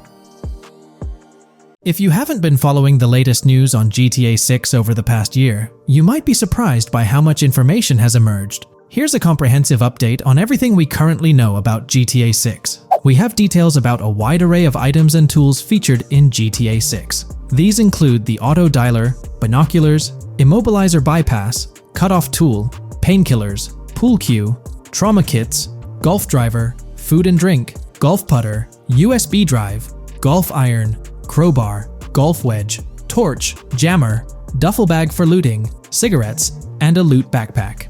Let's discuss the game engine. Developers have made significant enhancements to the Euphoria physics engine, improving ragdoll physics and overall game mechanics compared to GTA 5. Now let's discuss the multiplayer aspect. In a leaked clip from GTA 6, we observed a multiplayer session with a player count. This suggests there were 2 players present in the lobby, out of a maximum capacity of 32 slots. This mirrors the setup seen in Red Dead Online and GTA Online, where the capacity is stated as 32, but practically accommodates 30 players plus 2 spots reserved for spectators. While hopes for larger lobbies persist, it appears the testing phase involves 30-player lobbies. Leaks also suggest advanced weather systems, including heavy fog, a feature that was less common in GTA 5. Moving on to collectibles, there's mention of Wyman car parts. In a clip featuring Lucia, a developer is seen placing a cardboard box with a circular icon, indicating it as lootable. Debug text on this box identifies it as collectibles car parts, and Wyman car parts boxed generic used, suggesting players can collect car parts, possibly tied to a character named Wyman who shares a passion for classic cars with Jason. Regarding collectible hats, there's footage of Jason in an apartment where a developer interacts with a hat labeled as an ambient collectible hat. According to debug text, this hints at the inclusion of clothing items as ambient collectibles within the game. Additionally, a comprehensive list of all brands featured in the game is provided. While some brands may be integral to the story, many are included for realism and immersion. The list is displayed on screen for viewers to pause and inspect at their leisure. Similar to Red Dead Redemption 2, the weapon wheel in GTA 6 will be divided into 3 sections: weapons, equipment, and gear. Notably, players can dual-wield different weapons and access a quick item inventory displayed in the bottom left corner of the screen. While leaked recreations of the weapon wheels provide a glimpse, it's expected that the final version may evolve during the game's development. In a video snippet, an NPC is observed shooting at Jason, triggering a health tip to appear on the left side of the screen when Jason's health decreases. Additionally, the game will feature lighting and skybox systems, similar to those in Red Dead Redemption 2. Promising improvements such as volumetric clouds and better lighting effects. Speaking of criminal activities, noteworthy events include the Hank's Waffles heist, where Jason and Lucia pull off a daring robbery. Other clips suggest Jason possesses an ability to perceive through walls. Additionally, there are events focused on searching vehicle trunks, which may yield valuable items or nothing at all. Lastly, delivery and pickup warehouse events are mentioned for Port Gellhorn, though specific details are still unclear. When it comes to accessible buildings, GTA 6 offers a wide range, including the Malibu Club, a pawn shop, Jack of Hearts Club, supermarkets, bars, restaurants, apartments, and laundromats, all enriching the immersive experience. Players will also have the ability to command the other character during a robbery. In leaked footage, a prompt advises players to either check in with Jason or hold for more options, indicating the potential to issue commands to your partner during a heist. This feature aims to streamline gameplay, enabling effective control of both characters simultaneously. Unlocking doors and gates is also demonstrated, as shown in a video featuring Jason in the San Forsan area. Debug text indicates locked door panels, suggesting the necessity to unlock specific entry points. In addition, a new police system called Time Until Cops Dispatch has been implemented. Now, when you commit a crime, the police won't immediately arrive. Instead, you'll have a brief window to evade capture before law enforcement begins to converge on your location. Security cameras play a role in surveillance, but their function differs from GTA Online. Instead of instant detection, there's a detection meter similar to games like Payday 2 or 3. As the meter fills up, you must break line of sight within a certain time frame to avoid detection. Players also have the ability to restrain NPCs using zip ties, as seen in leaked footage. This feature enhances the realism of robberies, offering greater control over the situation. Additionally, players can loot vehicles, as briefly shown in the Hank's Waffles video. A button prompt to examine SUV suggests the ability to inspect random vehicles and potentially steal valuables from them. A while back, a significant leak revealed a plethora of potential world encounters, random events that occur as you navigate the game world. I've displayed these on your screen, and while I won't go through each one, you'll notice they're quite fascinating. From parking disputes to donut burnouts, protests, and even someone getting a concussion, these events add depth and realism to the world of Vice City. It's exciting to imagine strolling through such a dynamic environment where something is always happening. Take a moment to review them if you like. They're quite impressive. Moving forward, the community has endeavored to construct a map of GTA 6 based on coordinates and locations gleaned from leaks. This preliminary map outlines Vice City situated at the bottom right. The top section of the map remains somewhat enigmatic for now. Nonetheless, this initial map looks incredibly promising, and the excitement for exploring its intricacies is palpable. For the setting, we know about 3 different gangs in Vice City: San for San, a Haitian gang, the Guardia Brothers, and the far-right militia. These details create an exciting anticipation for what to expect in GTA 6. Now, let's delve into the variety of confirmed wildlife in the game. Players can expect encounters with snakes, seagulls, skunks, raccoons, alligators, wading birds, squirrels, southern leopard frogs, crayfish, lizards, skunk apes, pigeons, opossums, and even whales. While these are the animals confirmed so far, we anticipate discovering more upon the game's release. These are the species we're aware of at present. Fences in GTA 6 are not just physical barriers to jump over or drive through. They are individuals involved in illegal transactions within the game. Acting as middlemen, these characters buy illegal items from players to resell them to others. Now, let's explore the AI witness system and police recognition feature, which are notably significant. In the Hank's Waffles robbery video, beneath the wanted level stars, there's a mention of full description, suggesting that witnesses can provide detailed information about you. This implies that once identified, the police will recognize you. When Lucia enters a police vehicle, there's initially no vehicle description, but this quickly changes to a full vehicle description. This indicates that law enforcement will possess detailed information about your vehicle. Moreover, the text warns that any vehicle seen entering will be noted by the authorities. This suggests that even after losing a wanted level, if spotted again in the same vehicle, the police will pursue and apprehend you. During the robbery scene, Jason attempts to prevent customers with yellow icons above their heads from calling the cops or fleeing. Additionally, a female NPC inside the diner exhibits similar behavior, with her icon flickering as Lucia leaves, turning red when surrounded by cops, and then fleeing upon spotting Lucia. These advanced NPC systems indicate a more sophisticated interaction model. Regarding item sharing, Jason and Lucia appear to be able to share items between them. For instance, in one clip, Jason steals items from containers, keeping some for himself while sharing others. Regarding sound design, it's no surprise that GTA 6 will feature more realistic soundscapes. Weapon sounds are crisper and more authentic, with increased volume for a more immersive experience. The impact of bodies hitting the floor will have a deeper thud, creating a more visceral effect. Police sirens will reverberate off buildings and environmental elements more realistically, while the sound of items will vary depending on the surroundings. For instance, if you're in a shipping container, sounds will echo more, adding depth to the auditory experience. Overall, these sound enhancements aim to emulate real-life scenarios more accurately, contributing to the game's realism. Moving on, we have an extensive list of every confirmed vehicle slated to appear in GTA 6, sourced from both the game files and leaks. I covered these in detail in a previous video, so I won't repeat them here. However, I've provided them on your screen for your reference. If you're interested in exploring the full list yourself, you can find them on page 30 of the document. The game features improved vehicle damage and handling, as seen in clips where crashes result in realistic effects, like splitting front fenders and bending car hoods. Furthermore, car interiors now include a functional GPS and waypoint system, enhancing immersion, especially in first-person driving. Players also have the option to enter a car from the passenger seat, adding a touch of realism to gameplay.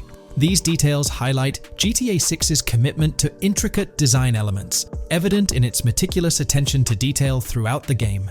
In addition, several new gameplay mechanics have been revealed. Players will now have the ability to walk while in cover, a long-awaited feature that introduces prone movement for the first time in GTA gameplay. Loot bags will allow for storing additional items, and players can now drop and pick up weapons. A new under fire animation has been introduced where characters cover their faces during combat, and players can opt to self-revive after sustaining heavy damage. Other significant mechanics include the ability to switch shoulders while aiming down sights, grappling during hand-to-hand combat, and the introduction of buddy communications and a buddy ping system. This system, likely shared between protagonists Jason and Lucia, remains intriguing, with its full functionality yet to be revealed. Additionally, a new cover mode has been introduced, altering the way shooting from car windows is executed. Characters will now fully lean out of windows, enabling full 360-degree shooting. Furthermore, a new ability system has been introduced, potentially exclusive to Jason, allowing for a form of wall perception. Whether Lucia will possess this ability remains uncertain. Players can also interact with a greater variety of objects and NPCs, engaging in actions such as carrying bodies, committing robberies, issuing threats, and conversing during criminal activities. Moreover, the ability to pick up additional items, such as beer bottles and cans, enhances the overall gameplay experience. Let's explore some of the exciting new gameplay systems. Firstly, there's the introduction of money laundering, hinted at during the Hank's Waffles robbery. An icon found near the car wash property featured a washing machine with a dollar sign, suggesting potential opportunities for money laundering. This implies that players may be able to purchase properties with the intent of laundering money, although specific details on mechanics remain undisclosed. Nevertheless, it appears players will once again have the option to acquire certain types of businesses for illicit activities. Additionally, there's a confirmed lineup of weapons, which includes a rocket launcher, assault rifle, baseball bat, polymer pistol, knife, bolt-action sniper rifle, Molotov cocktail, spear gun, which is intriguing, smoke grenade, compact SMG, flashbang, micro SMG, sniper rifle, heavy machine gun, auto rifle, and pump-action shotgun. Moreover, glimpses of Jason in various states, sporting different hair lengths and facial hairstyles, suggest a hair growth system akin to Red Dead Redemption 2.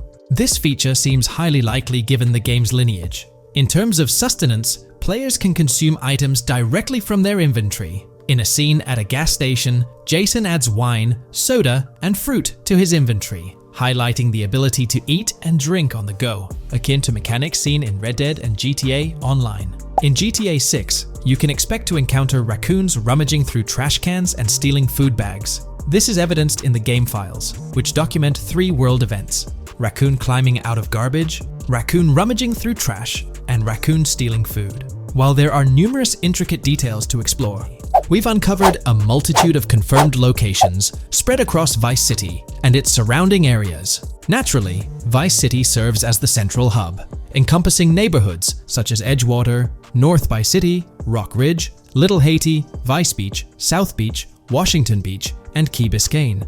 Additionally, there's Port Gellhorn, which appears to be a distinct city akin to Sandy Shores or Palito Bay from previous games. Other notable spots include Yorktown, Ambrosia, Sundown, The Keys, La Pearl, Red Hill, Lake Leonida, Hamlet, Stockyard, Homestead, Grass Rivers, Ikenfaka, various underwater locations, and more. Each of these locales is meticulously detailed, with numerous mini-locations nestled within them.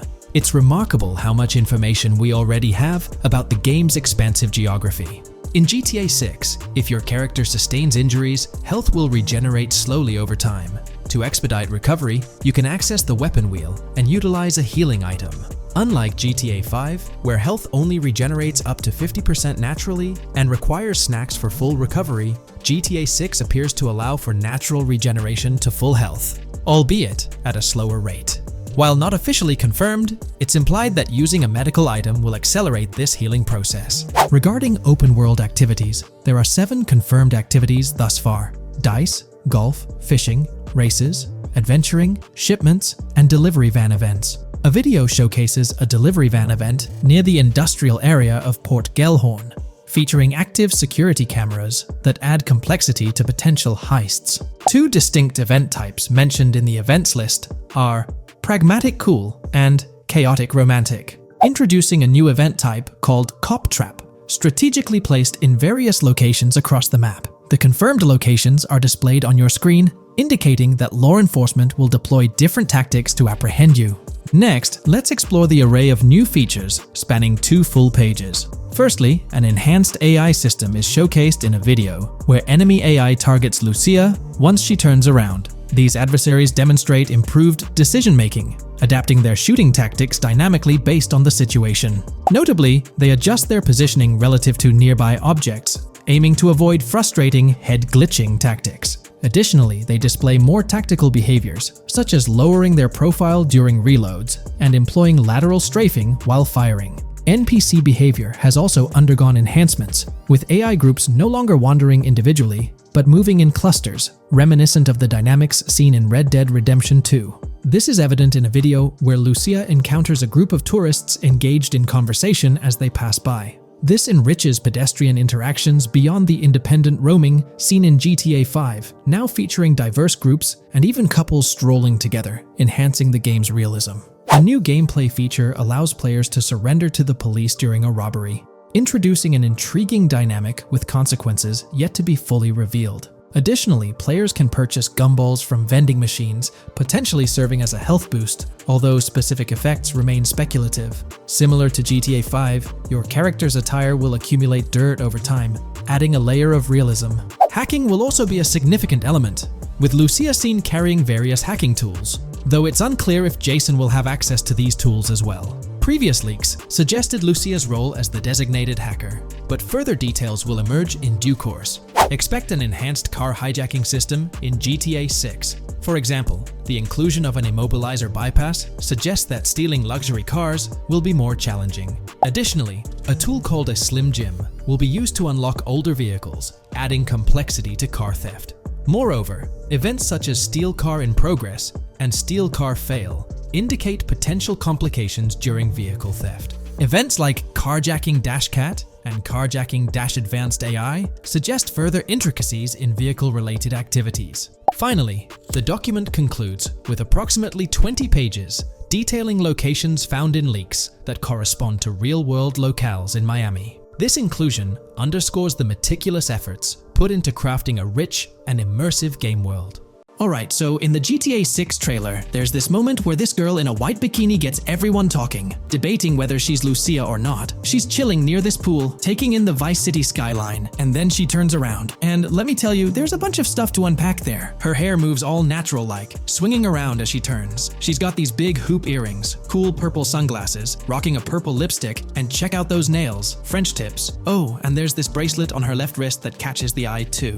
Now, here's the deal. Some folks are saying, nah, there is absolutely no way that is Lucia, or it just doesn't cross anyone's mind. Their argument? She looks different from how Lucia appeared in other shots, especially in that jumpsuit and during the whole crime spree with Jason. But hold up, there's a good chance that in GTA Online, customization's gonna be off the charts. Need a different haircut? No biggie, just swing by the in-game salon. Problem solved. So, who knows? This bikini girl might just be a customized version of Lucia with a whole new look and vibe. By the way, I'm holding a monthly giveaway for a PlayStation 5. You just need to subscribe and you're entered. Now, back to the video. You know, I'm pretty confident that it won't cause much trouble, just like in GTA 5 or Red Dead Redemption 2. It feels like they'll let us switch up our characters' hairstyles again, which is pretty cool. Now, about this scene, it looks like it's happening at a totally different stage of the game. At the start, Lucia's all locked up in jail, doing those petty crimes and all. But in this snippet, she's looking like she's hit the jackpot. Loads of success and riches. There's more to this in the trailer, giving us a peek into what a thriving Lucia might look like. She's sporting a different hairstyle, dressed to the nines, hanging out in a fancy car with Jason behind the wheel. And to top it off, the girl's getting her photos taken by the paparazzi. Some folks out there are betting that this bikini girl is gonna be the face of Rockstar's marketing strategy. You know, just like how they've always had that iconic female figure in their marketing since the good old days of GTA 3. So, putting it all together, it really seems like this bikini girl is Lucia. From the style to the little details like the various hairstyles, everything seems to point in that direction. It's exciting to get these glimpses of what Lucia's different phases might look like in the game.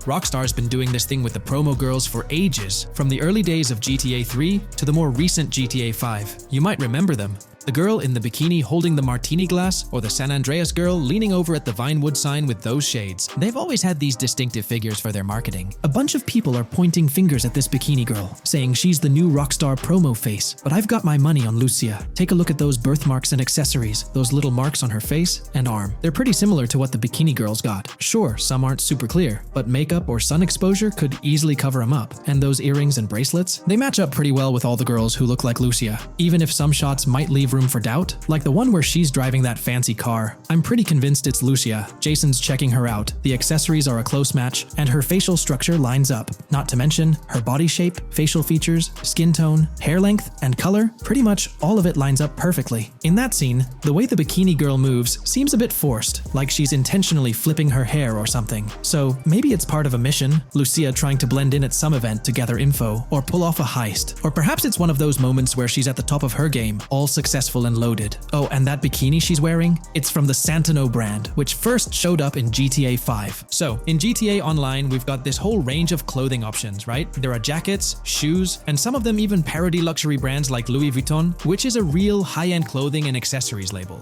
Now, some people are throwing around this theory that the bikini girl might be a returning character from the old GTA Vice City like Mercedes Cortez, but honestly, that's way off. Vice City was set in the 80s, and GTA 6 is gonna be in the present, like probably around 2023. So, the timelines just don't add up. Even though this bikini girl looks a bit different and acts a bit like an influencer, I'm pretty convinced she's Lucia. She's got those same body features and face structure as Lucia, and Lucia's a game changer as the first leading lady in modern Rockstar games. Before her, female characters mostly played supporting roles, or were just NPCs in GTA games, never the main focus. Rockstar tends to put a lot of effort into their main characters. The little differences like the sunglasses or lipstick don't bother me much. We know there'll be in-game stuff you can buy, like accessories. And hey, being able to change hairstyles was a big deal in games like Red Dead Redemption 2 and GTA 5. So, I'm pretty confident that the girl in that white bikini on that Vice City rooftop is Lucia. But yeah, I get it, there's gonna be a lot of chatter and debate. Remember the crazy theories from past GTA trailers? Like people saying the homeless guy was Nico Bellic, or that Michael was an older Tommy Vercetti? It's always possible I might be wrong. But to me, it all seems to point to Lucia here.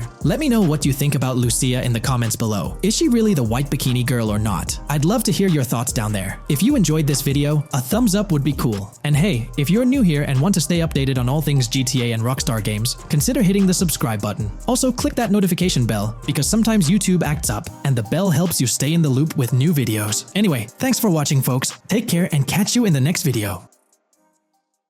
There's been a lot of talk since GTA 6 was announced, with rumors flying all over. But hey, here's a rundown of confirmed stuff like vehicles, items, weapons, and features for the game. Now, the official release of the game is still a good few years away. Rockstar Games is really putting in the work to make this game top-notch. But thanks to a leak, we've got some inside info. We're talking cars, new physics, main characters like Lucia and Jason, map locations, a massive open world, tons of stuff to do in-game, and a bunch of weapons you'll get to use. We've also learned about better AI for non-player characters, some RPG elements, and cool new gameplay features. All this has got the gaming community buzzing about what GTA 6 will bring when it finally drops. Let's dive into the primary video clips making rounds on social platforms, showcasing mission gameplay, and offering insights into Rockstar Games' vision for GTA 6. Among the widely shared footage is a mission featuring Lucia, the game's playable character, and a Latina protagonist attempting to rob Hank's Waffles, a diner. During this early test phase, the non-player characters lack distinct facial features and bear a dummy-like appearance, humorously dubbed in-game as such. By the way, I'm holding a monthly giveaway for a PlayStation 5.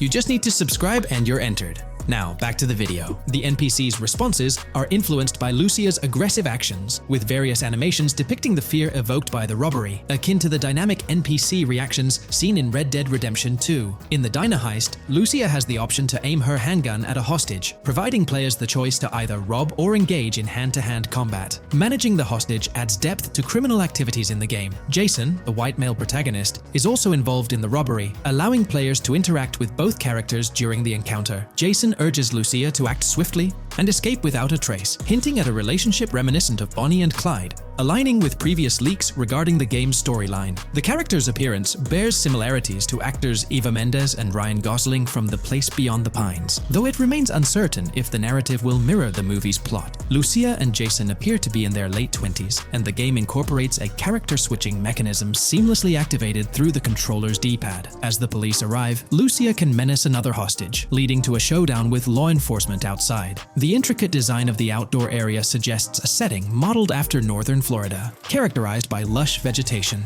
As Lucia and Jason make their getaway, they rack up 2 wanted stars but avoid a shootout, deftly maneuvering around parked cars before commandeering a police cruiser. This early mission stage is apparent with tutorial-like cues, one highlighting improvements in police AI, where law enforcement remembers vehicles linked to illegal actions. The scene wraps up with Lucia driving the police car, Jason reassuring her of their ability to shake off the cops. However, their escape comes to an abrupt halt, with an unintended collision at an outdated car wash. The early footage reveals a minimap reminiscent of Grand Theft Auto 5, with icons possibly denoting missions from unfamiliar characters labeled WM and YJ. As they ascend to the VIP second floor, Dre interacts with DJ Tip, who appears irked by drink delays. A brief spat implies Tip's unpopular status. Dre moves on, and the clip ends. It's important to note that these clips depict early development stages, subject to changes throughout the game's progress. Another intriguing leak spills details on over 500 in-game events, encounters, and Easter eggs. While we can't cover them all, here are a few highlights. Various events like fishing, Satanist houses,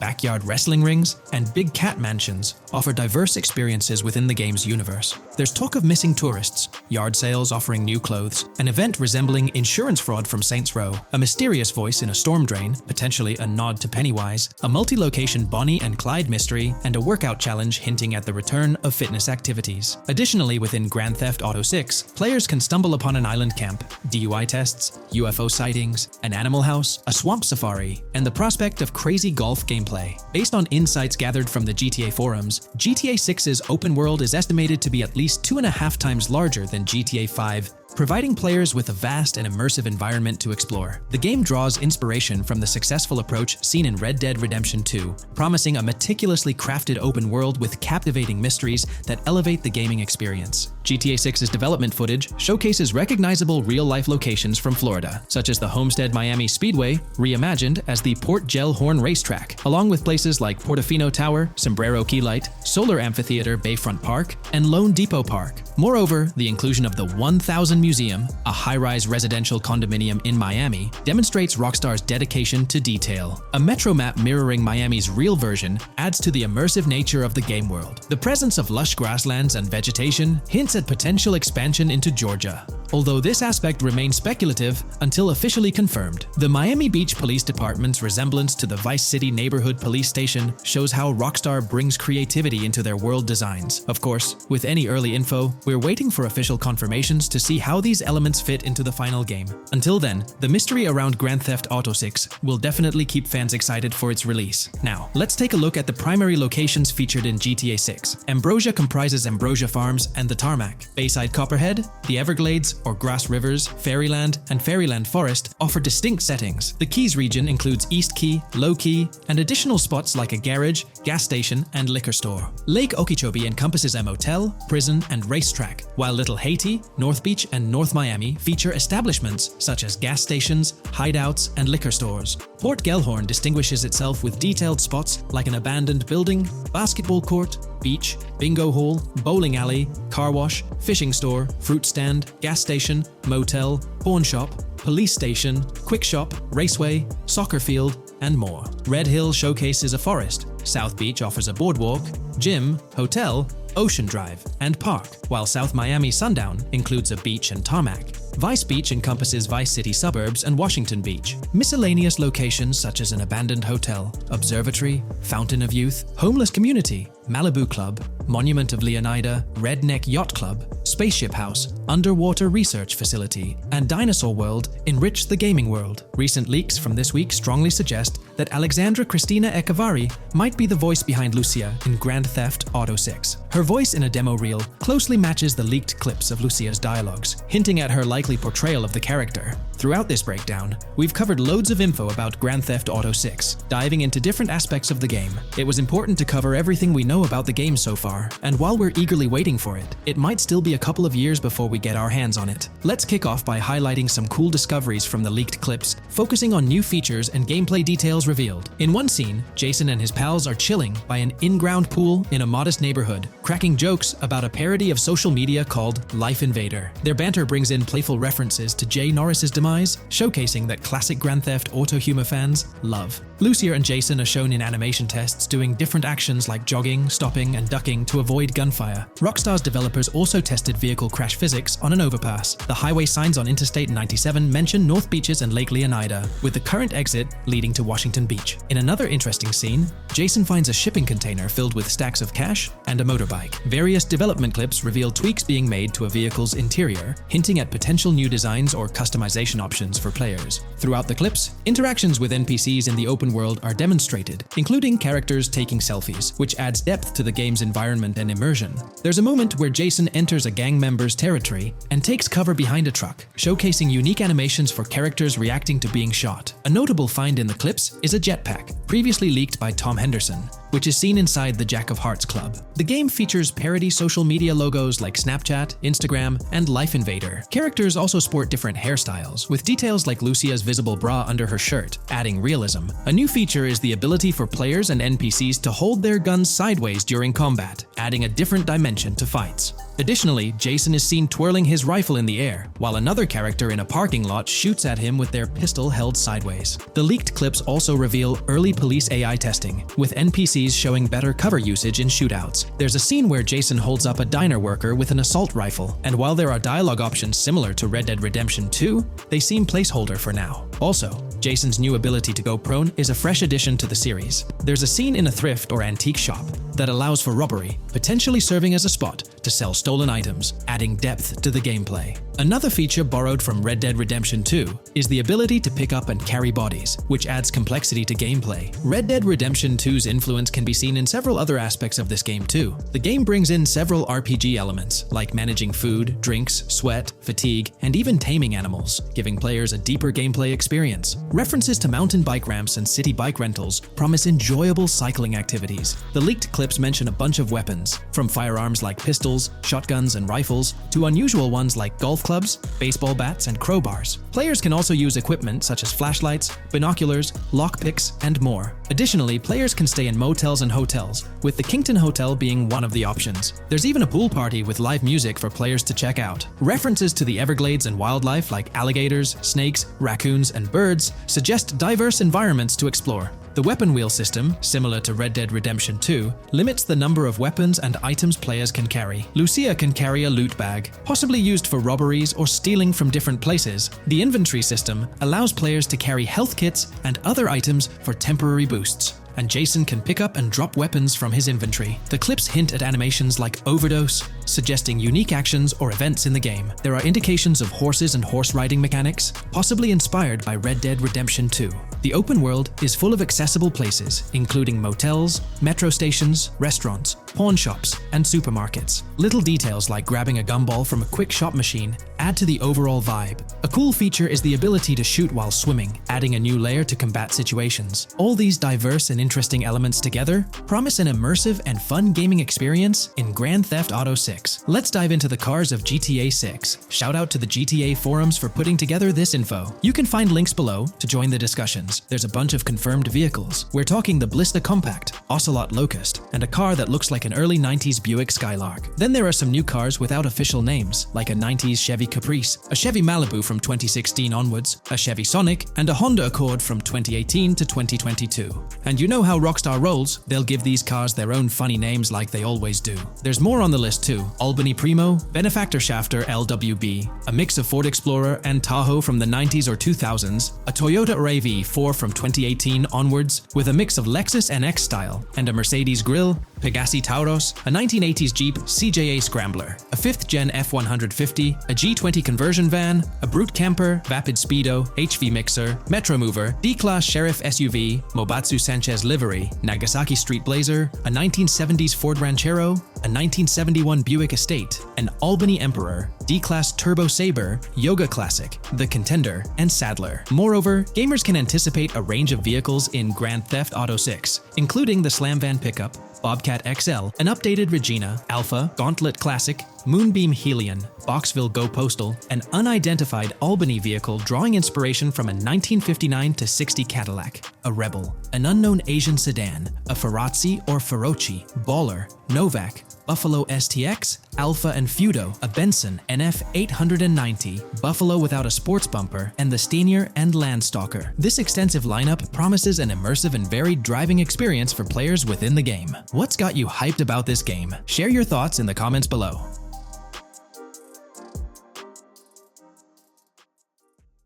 Today's video dives into the NPC AI patent, focusing on virtual navigation in Grand Theft Auto 6. This patent sheds light on the intricacies of in-game traffic, promising a heightened level of realism compared to previous iterations. We'll explore the notable enhancements Rockstar has implemented, creating a more sophisticated system that elevates the gaming experience. By examining various sources, we aim to provide a comprehensive overview of this navigation system, offering insights into what Rockstar has in store for NPC navigation in GTA 6. Let's delve into the details of this intriguing patent. System and method for virtual navigation in a gaming environment. Let's break down this patent for a moment. Essentially, it gives us insight into how non-playable characters operate within the game environment. They explain that NPCs' actions are controlled through artificial intelligence, allowing for real-time decision-making based on preset algorithms. In many systems, this is achieved through nodes and links, where each node contains important data that influences NPC movement. For example, in a game involving vehicles, this data could include factors like vehicle speed, lane width, road type, and number of lanes. Now, these nodes are essentially waypoints that NPCs follow to navigate from one point to another. In simpler sections of the road, these nodes might be connected linearly, guiding NPCs straightforwardly. But in more complex areas, like junctions, the nodes become more intricate. Take a basic intersection, for instance. A vehicle approaching it would have several exit options, leading to a branching network of nodes.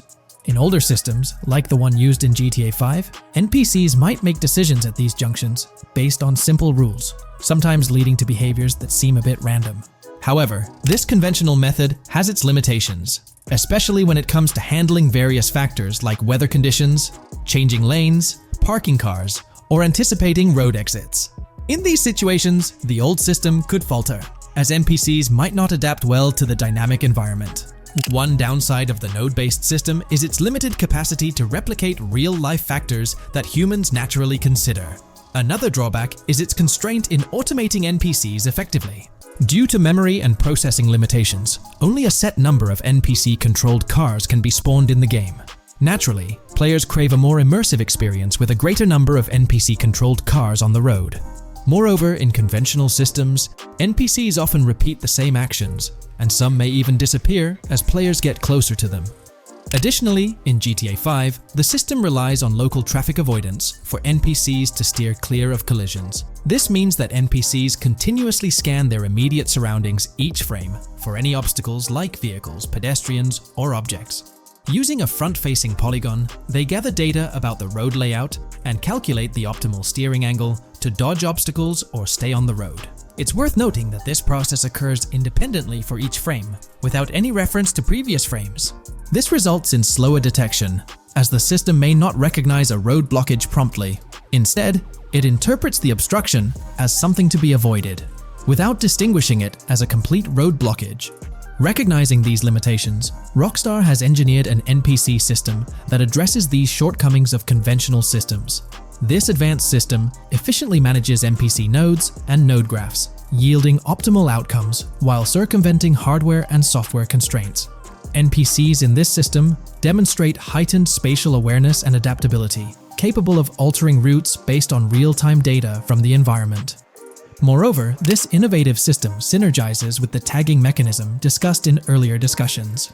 Through node analysis, the system identifies tags, such as indicating a road leads to a junction unsuitable for large vehicles. Consequently, large vehicles are deterred from entering.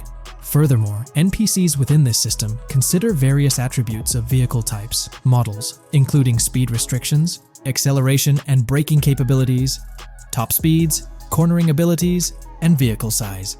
NPCs will consider a plethora of data from their surroundings, leading to heightened situational awareness. Video games are populated by NPCs who are able to make real-time decisions based on their environment. Games use a specific system for NPCs to traverse the game world. However, this system is very limited, and thus the decisions NPCs can make are very limited as well. NPCs in vehicles only consider their close vicinity, but nothing else. Also, to avoid collisions, NPCs only consider the last generated frame and base their reaction on that. No prior frames are considered. Rockstar has invented a new system which aims to fix these issues and make NPCs more intelligent, and thus make the game world feel more realistic. NPCs can now consider factors like traffic, as well as account for changing lanes when parking cars, anticipating a road exit, weather conditions, and the like. There are more than a predetermined number of NPC-controlled cars in the game now for a realistic experience for the player. Vehicles can now plan accordingly in case there is any type of road blockage. This also applies to police cars being able to navigate their way through traffic during a chase. I'd like to highlight another breakdown of the patent, which dates back 3 years ago. Let's delve into it. Takeaway from yesterday's patent post. I've read over the patent post from yesterday, and I noticed a lot of people missed the most exciting information in it. I'll sum it up in non-technical language. It's essentially a method to improve vehicle AL when driving currently. When NPCs drive on the road, they can sense a few cars around them to determine crashes or other things to drive around. This is dumb AL, as it has very few factors to take into account and requires a lot of computational resources. This is why vehicles despawn when far away to free up the CPU. Rockstar's patent describes a system that primarily will change this and give NPCs more situational awareness. They will essentially have an objective of navigating from one location to another. Simplified, but is essential in making routines similar to RDR2, and be able to take into account other external factors. Coolest of all, NPCs will still exist when your game isn't rendering them in this implementation. Specific examples mentioned by Rockstar state they will be able to use weather conditions, traffic, and crashes to determine where to go. Some areas might be dangerous in the rain, they might avoid it. If an area has too much traffic, they will avoid it. Possibly destructible environmental areas could be reacted to. Similar to bridges in Just Cause, this point is speculation, however. Cars will also be able to take into account number of lanes and speed in their decisions. NPCs will be also able to take into account high-speed chases and be able to navigate if they themselves are speeding. There will also be other reactions that are mentioned specifically, such as changing lanes before a highway exit appears, and as Rockstar puts it, driving slower on residential-type roads, or having to perform certain maneuvers to avoid oncoming traffic on single-lane streets. The large part they also mention is this implementation uses a lot less processing power. The NPC schedules can be relayed by a central server.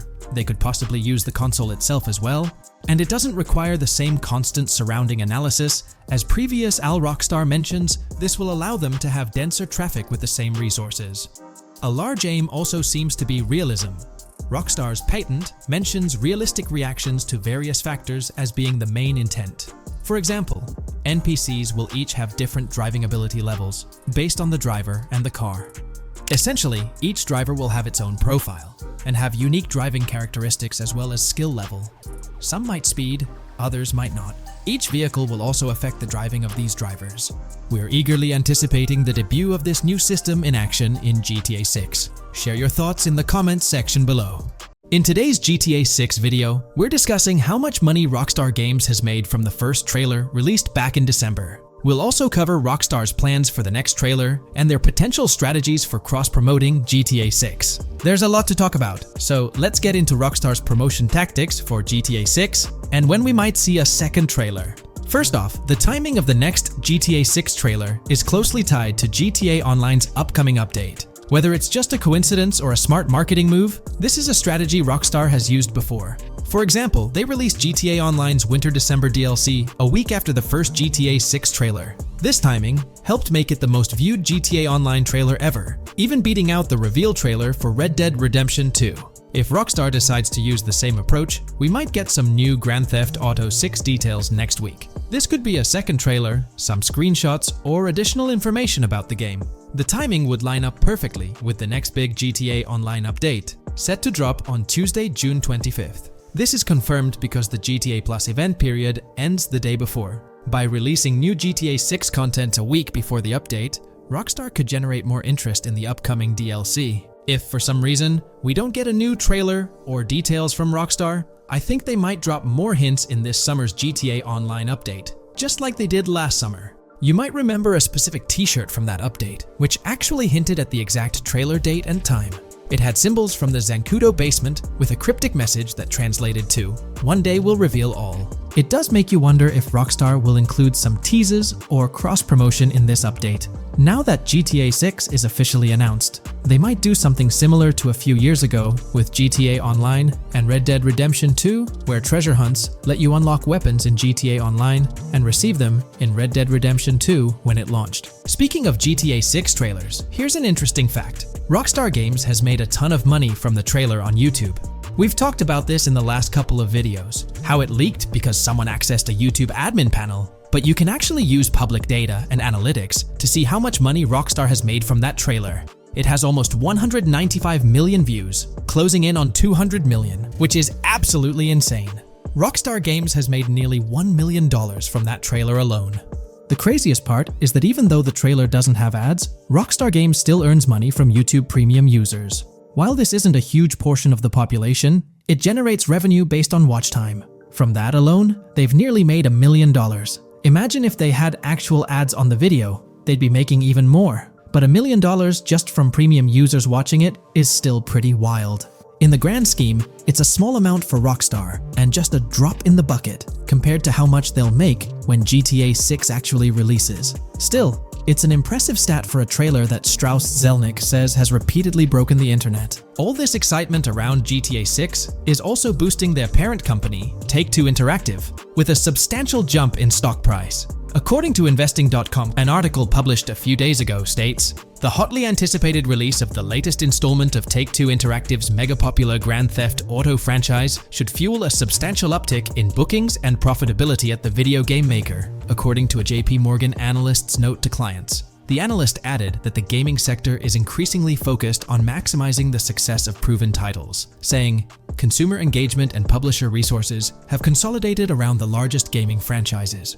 They believe this trend favors the biggest players in the industry, with the biggest hits likely to get bigger and mid-tier games likely to struggle as competition costs increase. For this reason, investor expectations for GTA 6 are high, given the success of prior releases like GTA 5 and Red Dead Redemption 2. Analysts anticipate that GTA 6 will drive a significant increase in bookings and profitability for Take-Two and potentially boost its valuation. They reiterated their overweight rating for Take-Two and raised their December 2024 price target from $180 to $200. All this is great news for the gaming industry.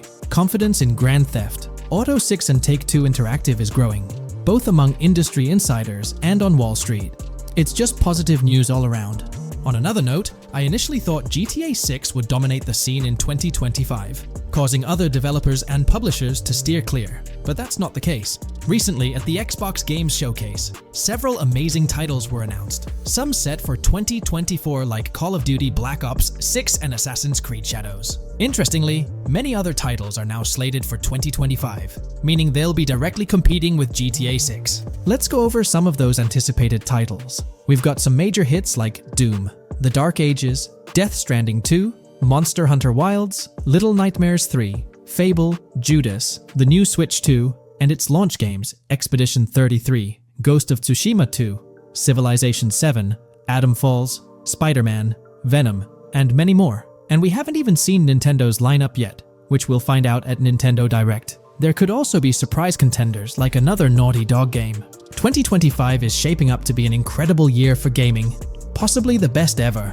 And of course, GTA 6 will be a major highlight if Rockstar sticks to the fall 2025 release date. I'm confident they will, especially after that internal delay. This way, they avoid a public delay, which would have happened if they initially aimed for early 2025 and then had to push it back. One thing I'd love to hear from Rockstar next is when we can pre-order the game and get a more specific release date. I'm really looking forward to when the marketing period kicks off. I'd love to hear your thoughts on everything we discussed today. Do you think we'll get new GTA 6 trailers, info, or details from Rockstar soon? Let me know in the comments below. Today, we're delving into the realm of GTA 6 Online, the upcoming multiplayer aspect of Rockstar Games' Grand Theft Auto 6. We'll dissect all the insights gathered from leaks back in 2022, alongside an intriguing anti-cheat patent filed by Rockstar's parent company, Take-Two Interactive. This patent offers a glimpse into how the forthcoming online experience aims to ensure a safer environment compared to the current GTA Online. Furthermore, we'll explore a novel method Rockstar plans to implement in GTA 6 for managing online sessions. This innovation promises to infuse the expansive world of GTA 6 with a livelier atmosphere, enriching the player's immersion in its intricacies. Undoubtedly, GTA Online stands as a titan in the realm of multiplayer gaming. Its enduring popularity has significantly contributed to the ongoing success of GTA 5 over the past 11 years. This success owes much to Rockstar's astute strategy, crafting a robust core game with GTA 5 and then supplementing it with regular content updates for the online segment. By continually introducing new weapons, vehicles, and attire, Rockstar keeps players engaged and motivated to accumulate in-game currency. As we eagerly anticipate the official unveiling of GTA 6, players are hopeful that it will address prevalent issues plaguing the current iteration. Chief among these concerns is the rampant presence of modders and cheaters, whose actions not only disrupt gameplay, but also pose security risks by unlawfully accessing personal data. To tackle this issue, Rockstar has devised a fresh approach set to debut in GTA 6.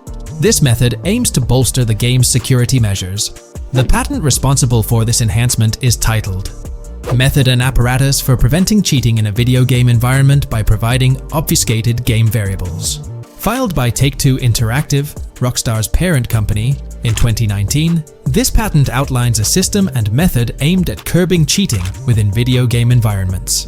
By disguising game variables in memory, the patent seeks to thwart attempts by players to monitor and manipulate values such as health, ammunition, and in-game currency for unfair advantages. Traditionally, developers combat such exploits by encrypting, coding, or obfuscating the location of these values, alongside implementing integrity checks to detect unauthorized modifications. However, these methods have drawbacks, as they often impact game performance and inadvertently expose variable locations to savvy attackers. Rockstar's innovation lies in masking the whereabouts of these variables, offering a more robust defense against cheating in GTA 6's online.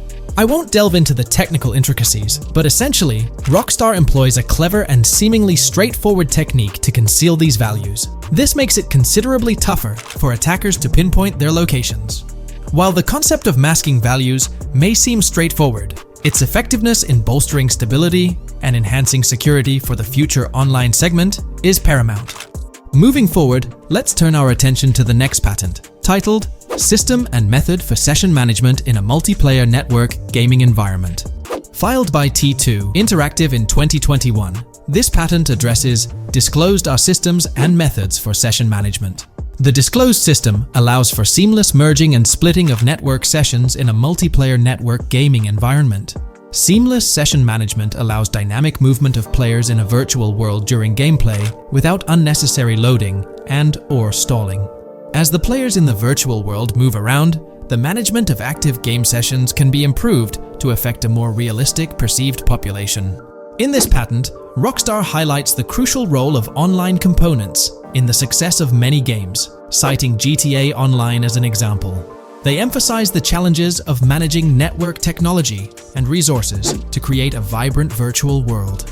Traditional MMO games often face limitations in session management, with some opting for single sessions that may restrict the depth of content due to increasing player counts. Others utilize multiple sessions, which can hinder feasibility, especially in peer-to-peer exchanges like in GTA Online. To address these issues, Rockstar has developed a pioneering system for seamless session management. This innovative approach enables fluid splitting and merging of network sessions, allowing for a more immersive virtual world free from hardware and software constraints. Allowing players from different sessions, but in the same virtual area of the map, for example, to be merged into a single session. This allows players from previously different sessions to come across one another, thereby making the virtual world seem more populated. As an additional advantage, seamless session merging handles many network failures silently. In prior art systems, a player who loses network connectivity can be kicked out of a session and may not be able to rejoin because they are in a session by themselves. However, the Session Management System 100 allows for a disconnected player to exist in a session by themselves for a predetermined period, before they are reconnected to the remaining players in the session or can be joined with another session.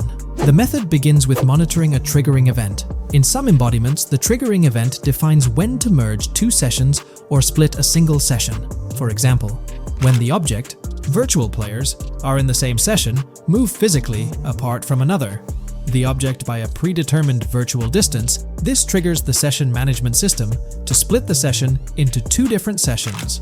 Likewise, if objects from two different sessions are within a predetermined virtual distance from one another, the session management system and merge the sessions to allow interaction between objects of the respective sessions. Other instances of monitored triggering events encompass various player and object actions, including changes in position or visibility, player entries and exits from the virtual world, and game-related activities like mission completions or tutorial beginnings. Rockstar's solution ensures seamless management of these events, preventing inconsistencies such as duplicated objects during session transitions. This approach accounts for factors like virtual geography, team management, networking resources, and social relationships to maintain continuity across sessions. For example, once a session is split, there can be two sessions, each with their own distinct copy of an object. Avoiding this split can avoid players that intentionally duplicate valuable objects to exploit virtual game economics. If these two sessions were to later merge, there can then be two identical objects in the same session. In this manner, the session management system advantageously avoids object duplication when two players are merged following a split. I trust that I've conveyed this information clearly. The implementation of this new system in GTA 6 promises to enhance the game's atmosphere, ensuring a more bustling world while maintaining a high level of detail throughout. Now, let's delve into what we've learned about GTA Online from the leaks of 2022. Multiplayer. In the bottom left in one of the clips, one can see there are two players in a 30-player lobby. This is because there are two slots for spectators, similar to GTA Online and Red Dead Online. There is also a reference to the script host. After that, there is a code which is either the session host or game master. Based on the information gathered, it seems probable that peer-to-peer connections and 30-player lobbies will make a comeback in GTA 6 Online. However, there's a twist in how sessions will operate, allowing for seamless transitions between them. Feel free to share your thoughts in the comment section about everything we covered in today's video regarding GTA 6 Online. Today's video will delve into the latest iteration of the GTA 6 mapping endeavor. The developers have expanded and refined the GTA 6 map significantly, making it the most comprehensive fan-made project to date. It incorporates all available data from leaks and the initial official trailer. We'll explore the recent updates to the map and conduct a fascinating comparison between the current GTA 6 map and those of previous GTA games. Additionally, we'll examine a fan-created satellite view of the GTA 6 map, along with the inclusion of Tommy Vercetti's mansion spotted in the trailer. All of these elements will be discussed in detail throughout this video. Let's kick things off with the GTA 6 mapping project. Changes have been implemented across all regions of the map.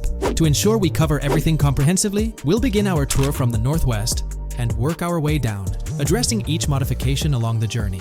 Firstly, the map's dimensions have been expanded from 16,000 by 16,000 to 18,000 by 18,000 to accommodate the newly added landmass. Each square on the map measures 500 x 500 meters.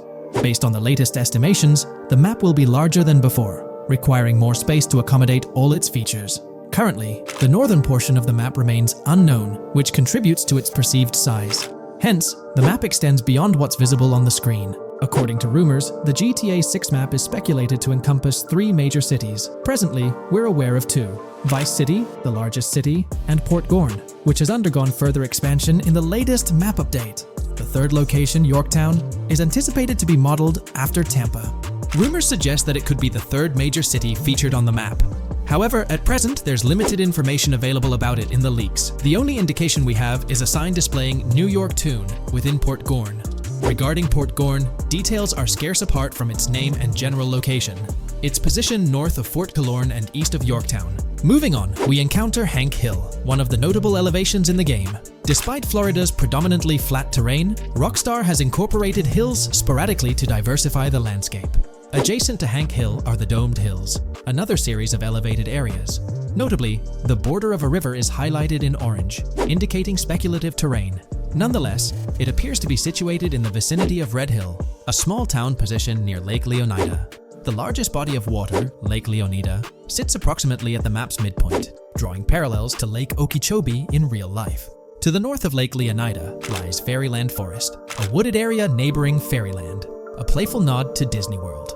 To the east of Lake Leonida, you'll find Ambrosia and Laurel, two additional small towns, along with North Beaches. Heading south from Yorktown, we reach Port Gorn, which has undergone expansion westward.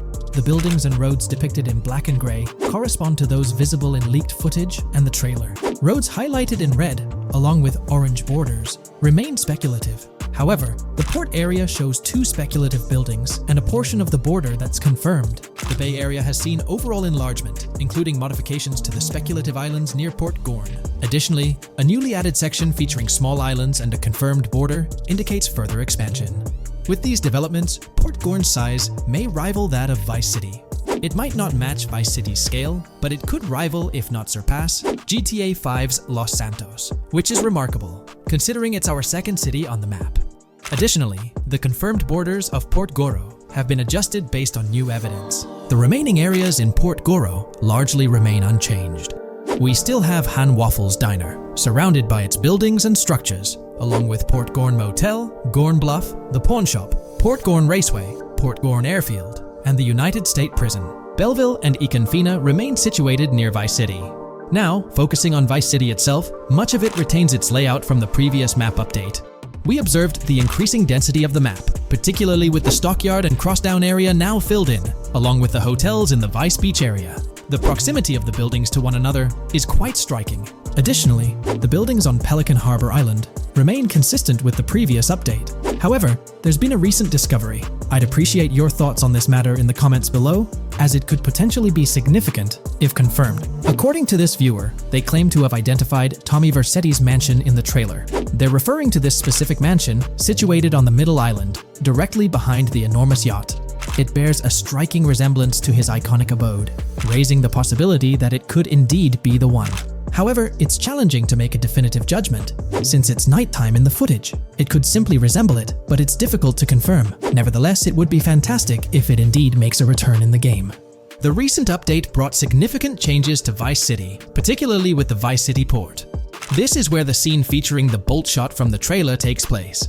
Now, we have a clearer understanding of its entire border, with some buildings identified. There are two speculative buildings, along with some confirmed ones. The bridges have been updated, and there have been adjustments to the speculated Raya Way. Furthermore, the FLP Solar Amphitheater has been relocated northward based on new evidence. The Vice City International Airport metro station has also undergone updates, aligning with new information from leaks. Notably, the airport now appears more complete, with an additional hangar. These encompass all the changes made to Vice City. Now let's shift our focus to the Grass Rivers, as they've also received updates. The speculative landmass along the west coast has been adjusted to accommodate the map expansion. Notably, the Lake SLW waterway now connects to the Grass Rivers, providing insight into the potential appearance of this swampy region on the map. A scene from the trailer showcased the airbolt, a vehicle likely used for traversing these areas. Hamlet remains in its original position, serving as a parody of Homestead. It's interesting to note the location of the Shaka Shed, situated in the middle of the Grass Rivers, reminiscent of the shacks seen in Lemoyne in Red Dead Redemption 2. This suggests that this area may draw inspiration from its counterpart.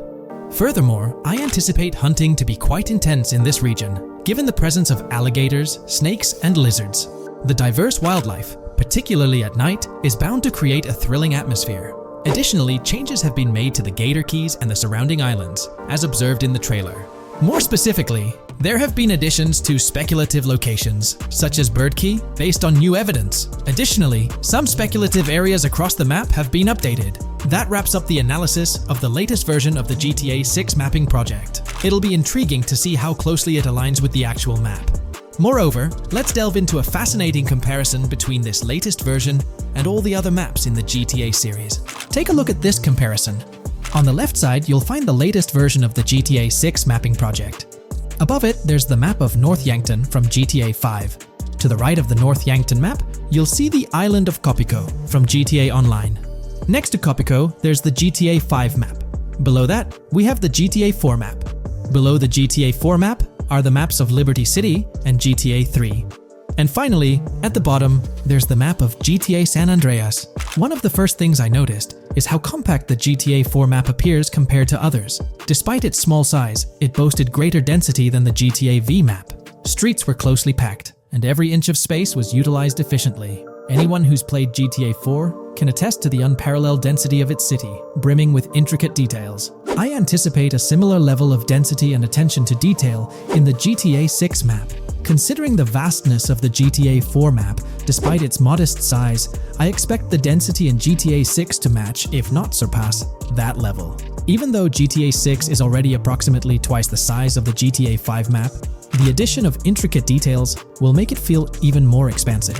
Now, let's examine a comparison between the old GTA Vice City map and the latest version of the GTA 6 mapping project. The old Vice City map has been superimposed onto the new one, allowing for a visual comparison of the two.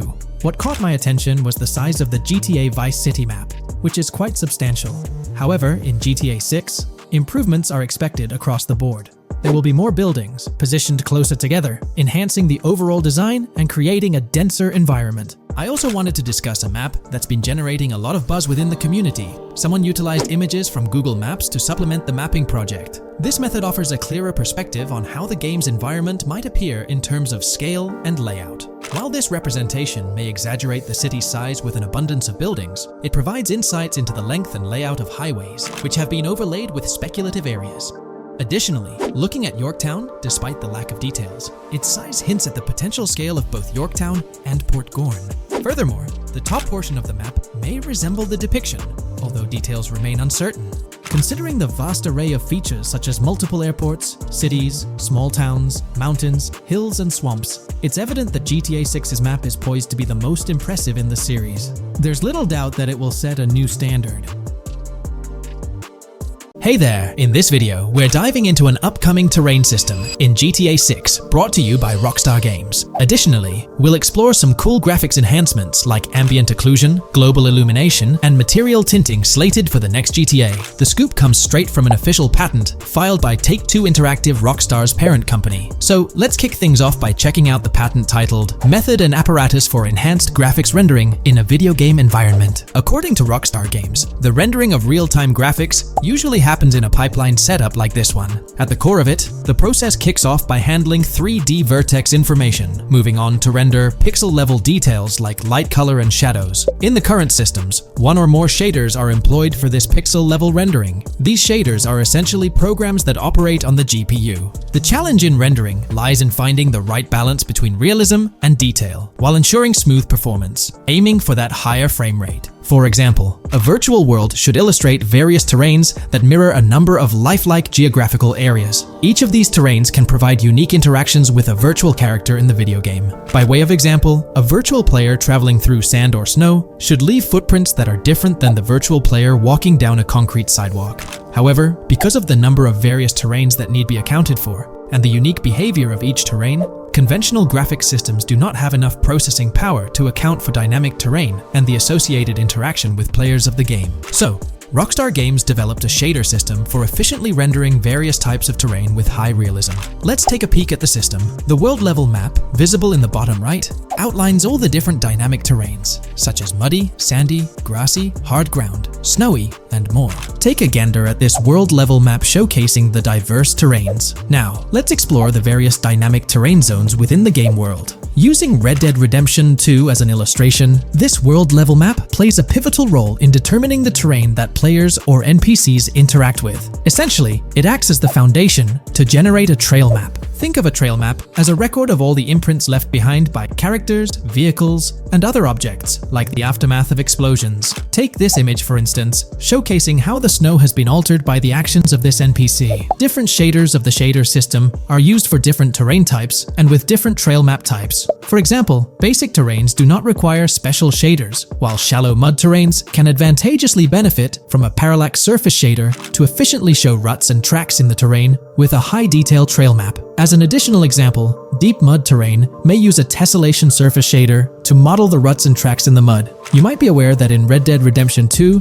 you can leave realistic footprints in the snow and mud. Rockstar explained that they employed two shaders for this effect: parallax maps, and desolation. These shaders create a convincing illusion of high-level deformation, where footprints appear on the terrain's surface. In reality, the surface is warped, but not physically deformed, ensuring a smooth and polished movement experience. In GTA 6, they're applying the same technique to bring an extra layer of realism. This will be particularly noticeable with explosions, firing RPGs at the ground, walking through mud, or driving vehicles through it, each leaving distinct tracks based on the terrain. RPGs, for instance, will create craters on the ground. This adds a significant level of interactivity, making it feel like you're genuinely impacting the game world in real time. Despite it being an illusion, the result will be remarkably realistic, akin to the snow in Red Dead Redemption 2. To sum it up, this graphics rendering patent encompasses the dynamic terrain, ambient occlusion, global illumination, and material tinting, all exciting new features making their way to GTA 6.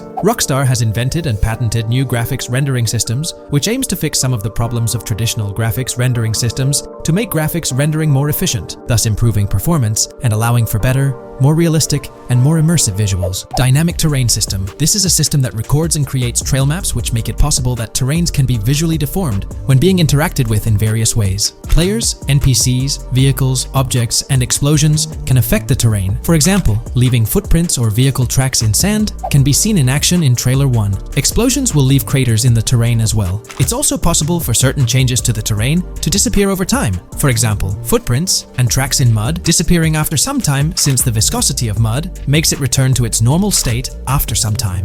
There are different types of terrains, for example, muddy, sandy, hard ground, grassy, or snowy terrain. Each type of terrain will react differently. A sandy terrain will be more easily deformed than a grassy terrain, for example. In the initial part of our video, we delved into the rendering pipeline, which also incorporates a lighting stage. While conventional systems often utilize cube maps for pre-rendering lighting, it's worth noting that this is mainly for static elements. When it comes to dynamic characters, pre-computed lighting falls short in accommodating changes from objects within the scene. Although ambient occlusion can be pre-baked, it lacks the capability to update dynamically. Realism takes a hit due to this. Conventional systems often incorporate static lights to mimic reflected light, like sunlight bouncing off the ground and under a table. However, this static approach fails to update with changes in the light source. To address these challenges, Rockstar has patented new systems. Ambient occlusion. This is a graphics technique that can be utilized in multiple forms to determine how light and shading are displayed on an object. It can lead to darkened areas,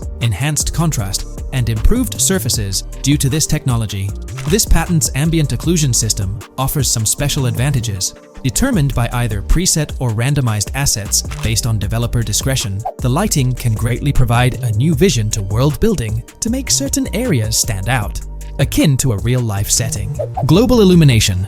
Global illumination is a graphics rendering technique that models how light is bounced off of surfaces onto other surfaces in direct light, rather than being limited to just the light that hits a surface directly from a light source, direct light. Rockstar's system detailed in this patent uses a bounce map that is projected in a top-down fashion to determine reflected light off of the ground. This bounce map is then converted into a texture that provides an approximation for the expected bounce back of light. This simulates the effect that would be achieved rendering the multiple passes of lighting to account for the natural bounce reflections. The bounce map can then be integrated into the lighting pipeline. During this, a technique is used to determine the area that needs this extra pass for each frame. This way, only the visible and required area is rendered with this technique, thus making it very efficient and less performance intensive. Overall, this provides many of the benefits of ray tracing without the computational expense. Ray-traced global illumination will probably still be in the game. For example, Lucia prison clip in Trailer 1. This special system is just a way to render large-scale global illumination efficiently. Now, let's touch on the final problem that Rockstar has addressed through this patent with conventional systems. Finally, as another example, to develop a rich and engaging game world, it is advantageous to populate the world with variations of similar objects. In other words, you do not want every simulated person, cow, gun, car, cart, ship, or animal generated in the game to look the same. Because the 3D model for many of these objects would be identical, variation was traditionally accomplished by creating different texture files to paint a different look on the object. For example, two variants of a cow model could be created, one with a texture to create a brown cow, and the other with a texture to create a black cow. These prior art systems created the desired variety at the cost of artist time, computer memory, and resources to maintain a multitude of different hand-authored variants for each in-game object. To combat this, Rockstar is introducing material tinting. RDR2 had a system that could tint the color of clothes to create far more variations on NPCs. This new patent is an evolution of that system and allows for creating of several in-game object variants from a single model. It can not only modify an object's colors, but other material properties, such as metalness and lighting parameters, or add additional layers to it, such as mud, snow, or dust as well. Envision the extent of customization that awaits in this game. Summing up the official patent for graphics rendering, it's evident that Rockstar has elevated numerous systems from Red Dead Redemption 2. Share your thoughts on everything covered in today's video in the comments below. Today, let's delve deeper into the scoop we've got about Jason and Lucia, straight from the game's artwork and that initial trailer drop. Seems like Rockstar's shining the spotlight a tad more on Lucia this time around. Not to downplay Jason's role, but Lucia's getting some special attention, you know? Alright, so the trailer kicks off with Lucia finding herself in what appears to be a detention center, or maybe some kind of confinement. She's sporting the classic inmate gear and hanging out with a few others. Now, it's a bit fuzzy whether it's an all-girls club or a mixed bag. But here's the twist. It doesn't look like your hardcore, maximum security joint, more like a temporary pit stop. Then we see this scene with Stephanie, a counselor at the place. Stephanie's having a chat with Lucia, trying to untangle her situation. Stephanie asks why Lucia's landed there, and Lucia nonchalantly responds with something like, "Bad luck, I guess." It's got me thinking, maybe Lucia's in for something minor. You know, the wrong place, wrong time scenario, or maybe a string of small-time scrapes. By the way, I'm holding a monthly giveaway for a PlayStation 5. You just need to subscribe and you're entered. Now, back to the video. So, Lucia's starting off in a bit of a pickle, but I'm itching to see how the story unfolds, how she got caught up in this mess in the first place. Rockstar's got us all on the edge of our seats with this setup, and I can't wait to see what twists and turns are in store for these characters. Taking a closer peek at Lucia in this clip, she doesn't strike me as too old or hardcore, you know? Surprisingly, she's not all cuffed up or tightly restrained while having a chat with Stephanie, the counselor at this place. Stephanie's vibe doesn't scream in danger while talking to Lucia, so maybe her time in jail isn't as intense as we might think. So, Lucia's got a date with jail at some point. But yeah, she's not going to be stuck in there forever, that's for sure. Let's shift gears to this artwork Rockstar's thrown at us. In that pic, Lucia's flaunting an ankle monitor. Now that's the kind of thing they slap on you when you're out but not really free. It's like they're keeping tabs on you, making sure you stick to a certain area, like your home turf or maybe a specific part of town as set by the powers that be. Now let's dive into some wild speculation on how this whole ankle monitor deal might mix things up in the gameplay. Imagine navigating the game with that kind of electronic ball and chain.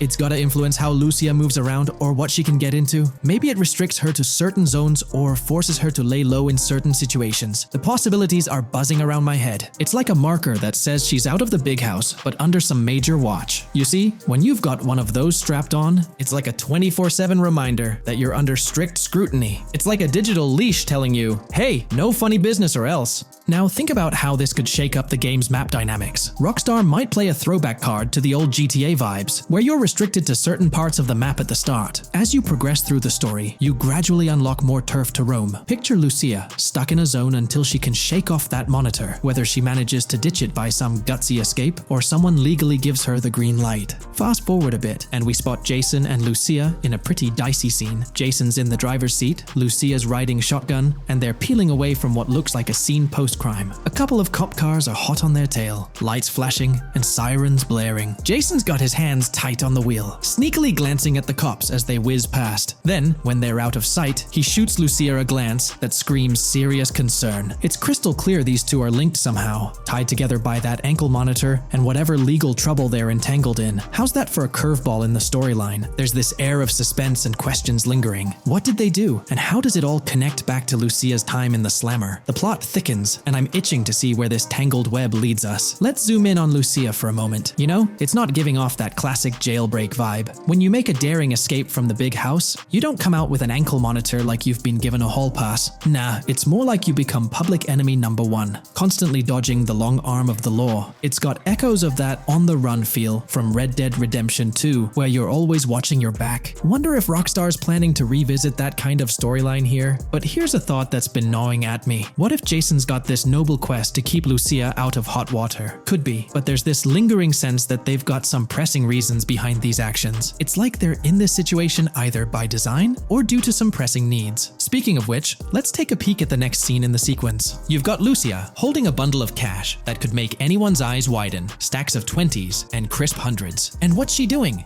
Nonchalantly turning away from law enforcement? It's like we're getting a glimpse into the aftermath of a successful heist. And then there's this sight, both of them, dressed up with bandanas and masks, keeping their identities under wraps as they bolt out of what seems to be a rundown corner store situated in the middle of nowhere. There's this air of confidence about them, but choosing a low-profile place like this hints at something. They're not doing this for kicks. No, it's like they're in dire need of funds. Now let's talk about Jason's wheels. It's not some flashy top-of-the-line ride like you'd expect from Michael DeSanta's swanky tailgater in GTA 5. Nope, Jason's driving an older model, something more modest. It gives off this vibe that they might not be swimming in cash. The whole picture seems to paint a story of urgency. Lucia's holding a stash of cash, they're hitting a low-key spot, and Jason's not cruising around in luxury. It's like they're pushed into a corner, perhaps strapped for cash, and pushed into some tough choices. There's definitely more to this tale than meets the eye. Let's dive into Jason and Lucia's ride. They're cruising around, making these slick turns and slides. It doesn't seem like they're trying to dodge cops. You can even hear Lucia kinda squeal. She's gripping the car's side in a way that screams thrill ride.